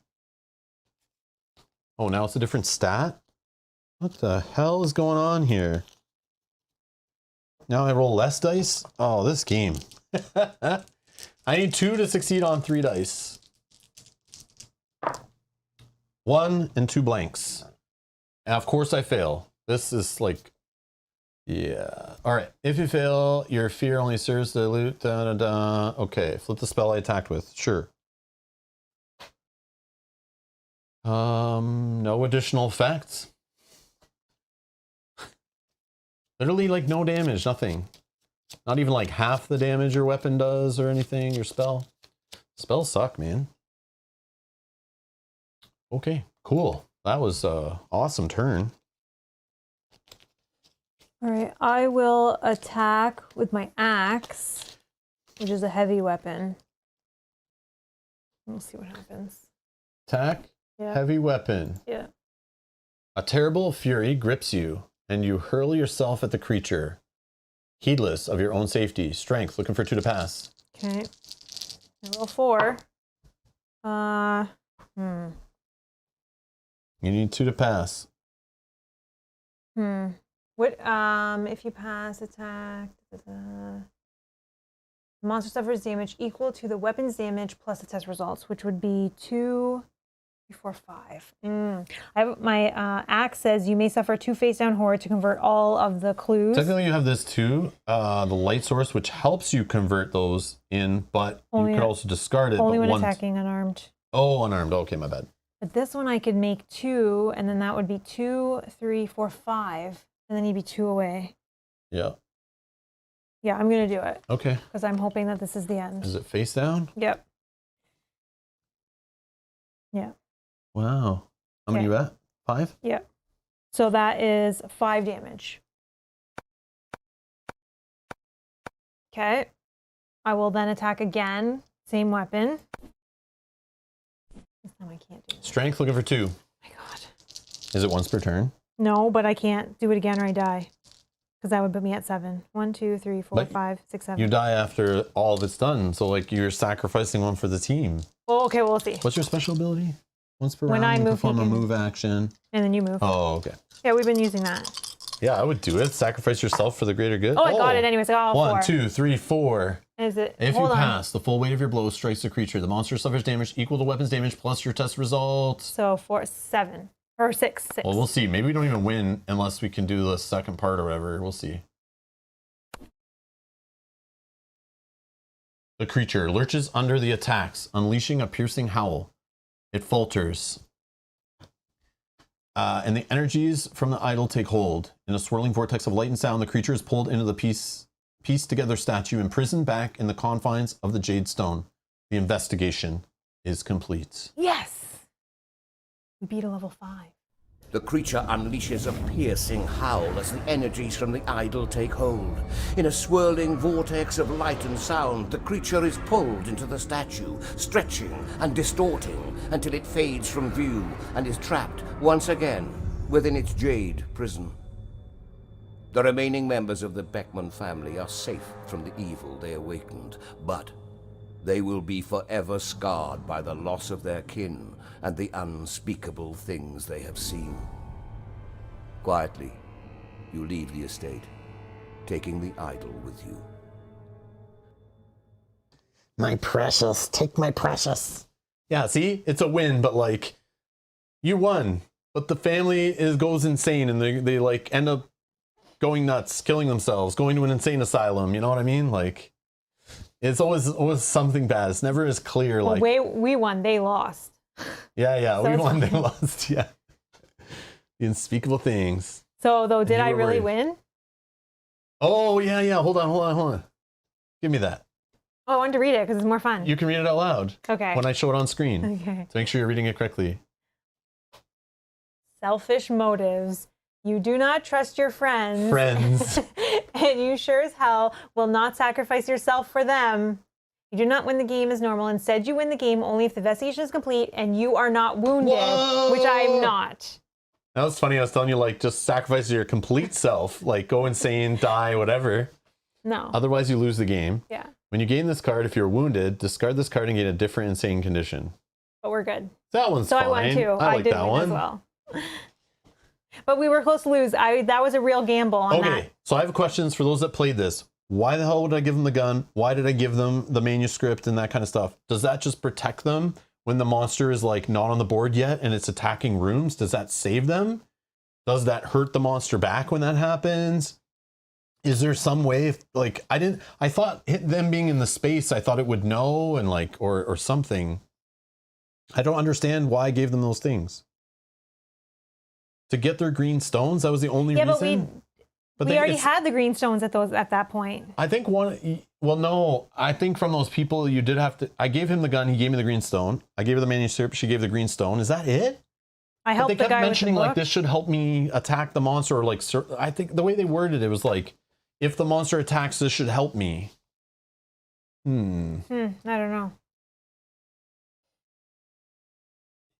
It was just literally to get the green statue. Okay. I know. Yeah.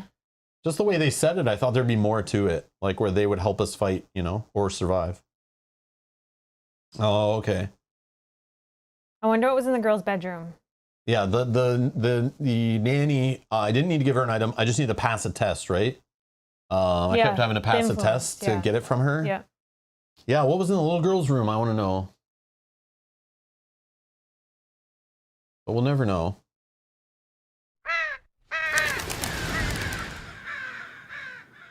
That was cool, though. I do like that scenario very much. I like ones that are just inside a mansion. Yeah. I just like the classic running around a mansion, secret passageways, monsters, fire. Yeah, I like that. I did like the NPCs. I thought they were going to be way more annoying than they were at the beginning, but I like the way they gave stuff to like lure the monster in other places by making noise. It's very classic. Like that is very classic. I feel that scenario theme, the story, what was happening there. Also, had I moved the nanny to the attic or one of her other spaces and not the foyer, would we have had that tentacle monster chasing us the whole scenario? I'm wondering if that was. I think that would have reduced a bit of the monster stuff because, yeah, we kind of failed a bit. I thought that would ruin us. Like when we made that mistake that early, I was like, oh my God, we're so done if already they killed one of our people. But there's so many people. Once I realized by the end, I was like, oh, okay, obviously you can let one or two die, I would assume, because there's so many of them. And again, in the bedroom, they're saying there's a ghost in there. Oh. So, and not a nice one. Like, if it's that ghost enemy, that one is so annoying. Well, luckily we didn't open the bedroom door. And then there was this one. We didn't pick the lock for that room either. And this room we didn't go in. Well, this was the nanny's room, so maybe we could have got more stones or something, right. Maybe. Then there's the coat room we didn't go in, but I don't know what was going on there either. Oh, Velko rates this stream a 10 out of 10. Thank you. Congrats on 111 live likes. Yeah, might even be more than that. I don't know. I don't know. I can show it here. Let's see. Oh, I can't see there. Yeah, 111. Wow. Wow. Thank you guys so much. Here I am thinking like we're going to play this old game. We played already like 10 times or something on the channel. You can find the playlist down below if you're looking for what I'm talking about. And I'm like, man, this is an old game. They don't make content for it anymore. This is old FFG. And it's like, nobody cares about this game anymore. And then we play it and everyone's like, woo! I thought I was going to be playing it to like no one really caring. That's why I was like, let's just play it once. And then like kind of just for our benefit, we wanted to play it. Yeah. And then we'll put it to the side and play some different stuff like Arkham LCG that we know people have been asking for. Now, no one's asking us to play Mansion of Madness ever. No. And maybe one or two people actually earlier in the year were like, can't wait till October for Mansion of Madness. Maybe that did happen a couple months ago, actually. Yeah. But I might be confused with a different game. But yeah. I forget what I was going to say. Velko, I thought about that, re-clicking, like restarting, but I'm okay. I don't need to do that. And I know it does randomize it a bit, so I'm sure it might shift things where they are. Like, we've seen that before when we replayed the scenarios. But I was just curious if anyone knew what was going on in there. Like, but that's good that we didn't get an extra enemy. Like, we got lucky there. And I was trying to tell you to go there. I was like, go check the girl's room. He mentioned the girl. Go in the room. Why not? You're like, no, I want to try this thing. I'm like, that seems like a waste. But we got lucky on that one. Yeah, we definitely got lucky on that one. Yeah, it was crazy. Yeah, that was good. Kate says, but we'll never say no to you playing Mansion of Madness. Yeah. But Arkham LCG people, I feel like want more. But we'll see. Now, next weekend when we play Arkham Horror LCG, we got to see how well that stream does compared to this one. So what? You guys got to get more than 100. Oh, 112 likes. Yeah. Can that happen? You think? I don't know. We'll see. I'll try to schedule it tomorrow so it has time. People can see it in their subscription feeds so that people can set reminders and stuff in advance. So yeah, I'll try to lock that in tomorrow. And then we should be playing Stranger Things on Thursday with Kyle, if you want to see season 2 of that board game. We already played season 1, so you can check that stream out already if you want to watch that in preparation to understand how the game works and see how we played before. But the other side's slightly different. It's going to change some rules and stuff. I'm going to be playing some Final Girl most likely this week. I don't see why I shouldn't be able to. Hopefully I get at least one scenario in a Final Girl start the campaign, but I'm gonna sit down tomorrow too and try to figure out how that works and like how I'm gonna try to schedule that in and how many scenarios, and I don't know. I gotta figure that out still. I gotta get the Final Girl stuff all out actually. Yeah, I gotta get it all out. I see it over there.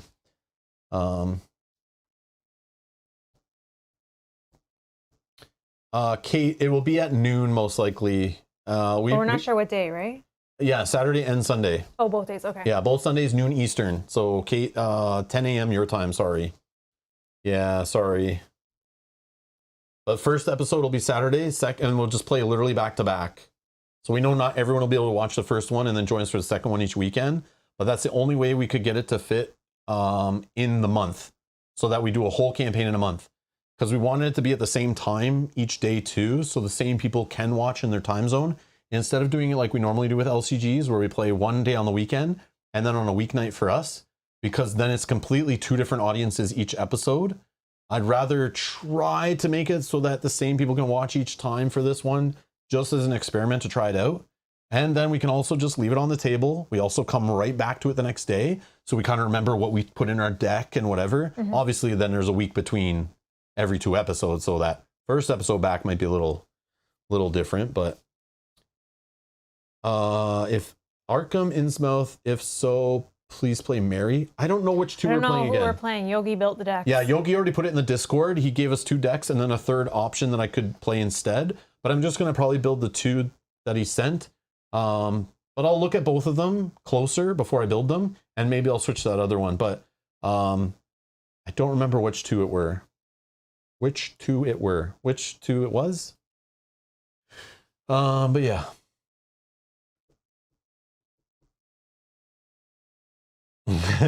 Karma Witch says, Mansion of Madness will always be a great game, but the way you two are presenting your live stream makes sessions like these something extra special. Oops, I mean spooky. Thank you so much. Thank you so much for the support. Thank you. Also, thanks for the kind words.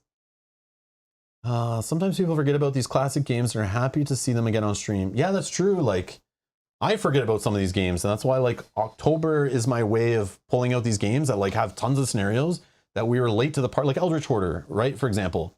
We got that game like 2 years ago, tried it out. We're so late to the party. That game went out of printings, expansion printings or whatever, new content before Mansion of Madness even ran out of content, I think.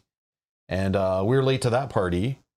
And there's so many expansions, so many scenarios, so many things to play, so many great old ones or whatever, that it's like, I don't want to just get it and try to play them all back to back, because then people don't care. Once they see it once, they're like, I'm good for now. Yeah. So October gives a reason to pull it back out again, play a scenario, you know. Mm-hmm.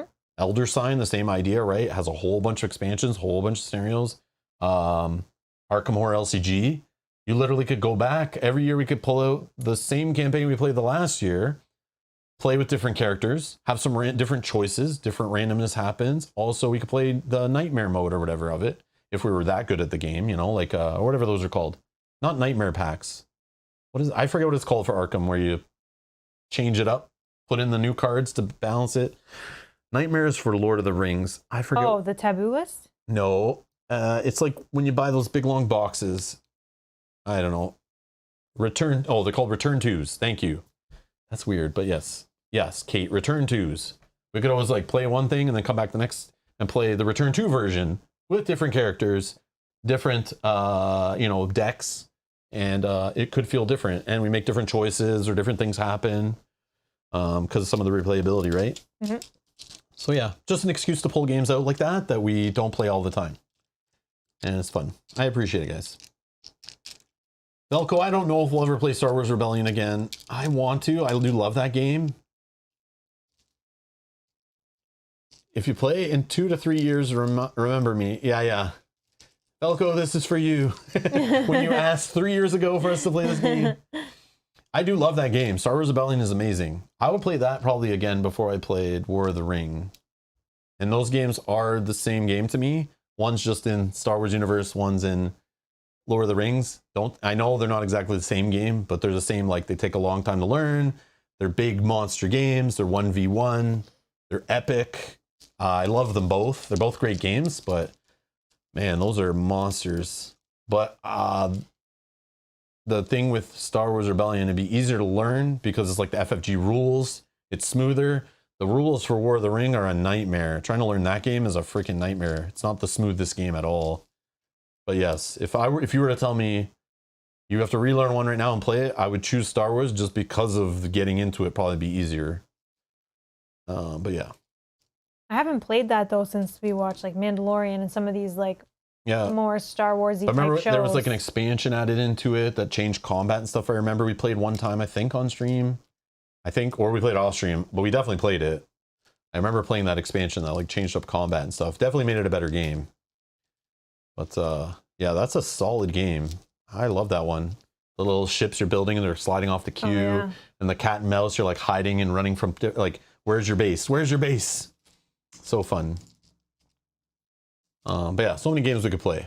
But again, that game doesn't fit the theme right now, so Velko, stop.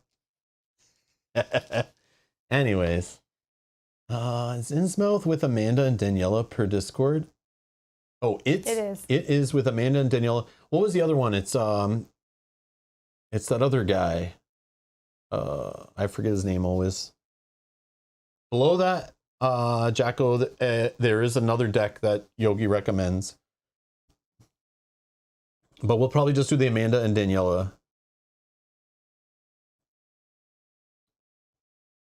It's not like Cyrus. I forget. Silas? Is Silas, I think, is his name. But yeah. Aliens, another day, glorious day in the core. I would never say never, but we don't own that game. We don't own that game, but maybe. It was one I was interested in because it has an Aliens theme. Maybe in the future. Maybe one day I'll find it on sale or something, or at a local game store. It'll be like, I just need to complete the order for free shipping, and that just happens to be in stock, and nothing else is that I want. And maybe. I would never say never. Or if the publisher reached out and they were like, Rob, we have this extra copy here. We'll send it to you for free. I'm not going to say no to an Aliens game.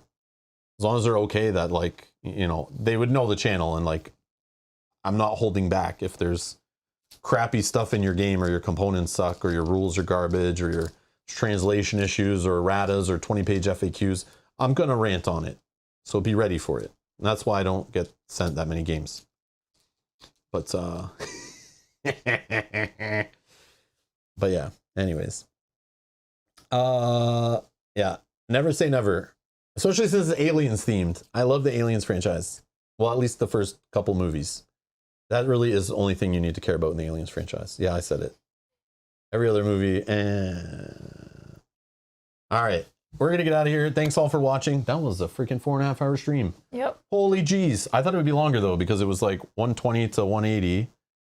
But I guess that makes sense since we did that epic one that was like 240 and it was like 6 hours or something. Yeah. Yes. Thank you so much for the support, guys. Thank you for watching. Thank you for clicking the like button to help other people find the channel. Thank you for subscribing and helping us reach over 18, almost and a half thousand subscribers. Thank you for the super chats. Thank you for the members. Thank you for gifting memberships. Thank you for clicking the join button to becoming a member. Thank you for allowing us to sit here on a Sunday in October and play an old game, and not one that a publisher is promoting, not being paid by a publisher to play. Thank you for supporting us, allowing us to play what we want, and obviously what you guys want, I guess, in this case. But we appreciate the freedom. Thank you for allowing us to do this. And yeah. Thank you. Very grateful. Thanks for hanging out. Stay tuned to the channel. Tons more horror theme streams coming up over the month. Stay tuned. I'll be scheduling them. Hit subscribe. You'll find them in your subscription feed or the playlist link down below. I'm going to put a bunch of the playlists on the main page too, so that you can find some of the older games we played and stuff. Yeah, it's just the beginning of the month, so. Yeah. Thanks for watching. Yes. See you in the next one. Bye-bye. Bye.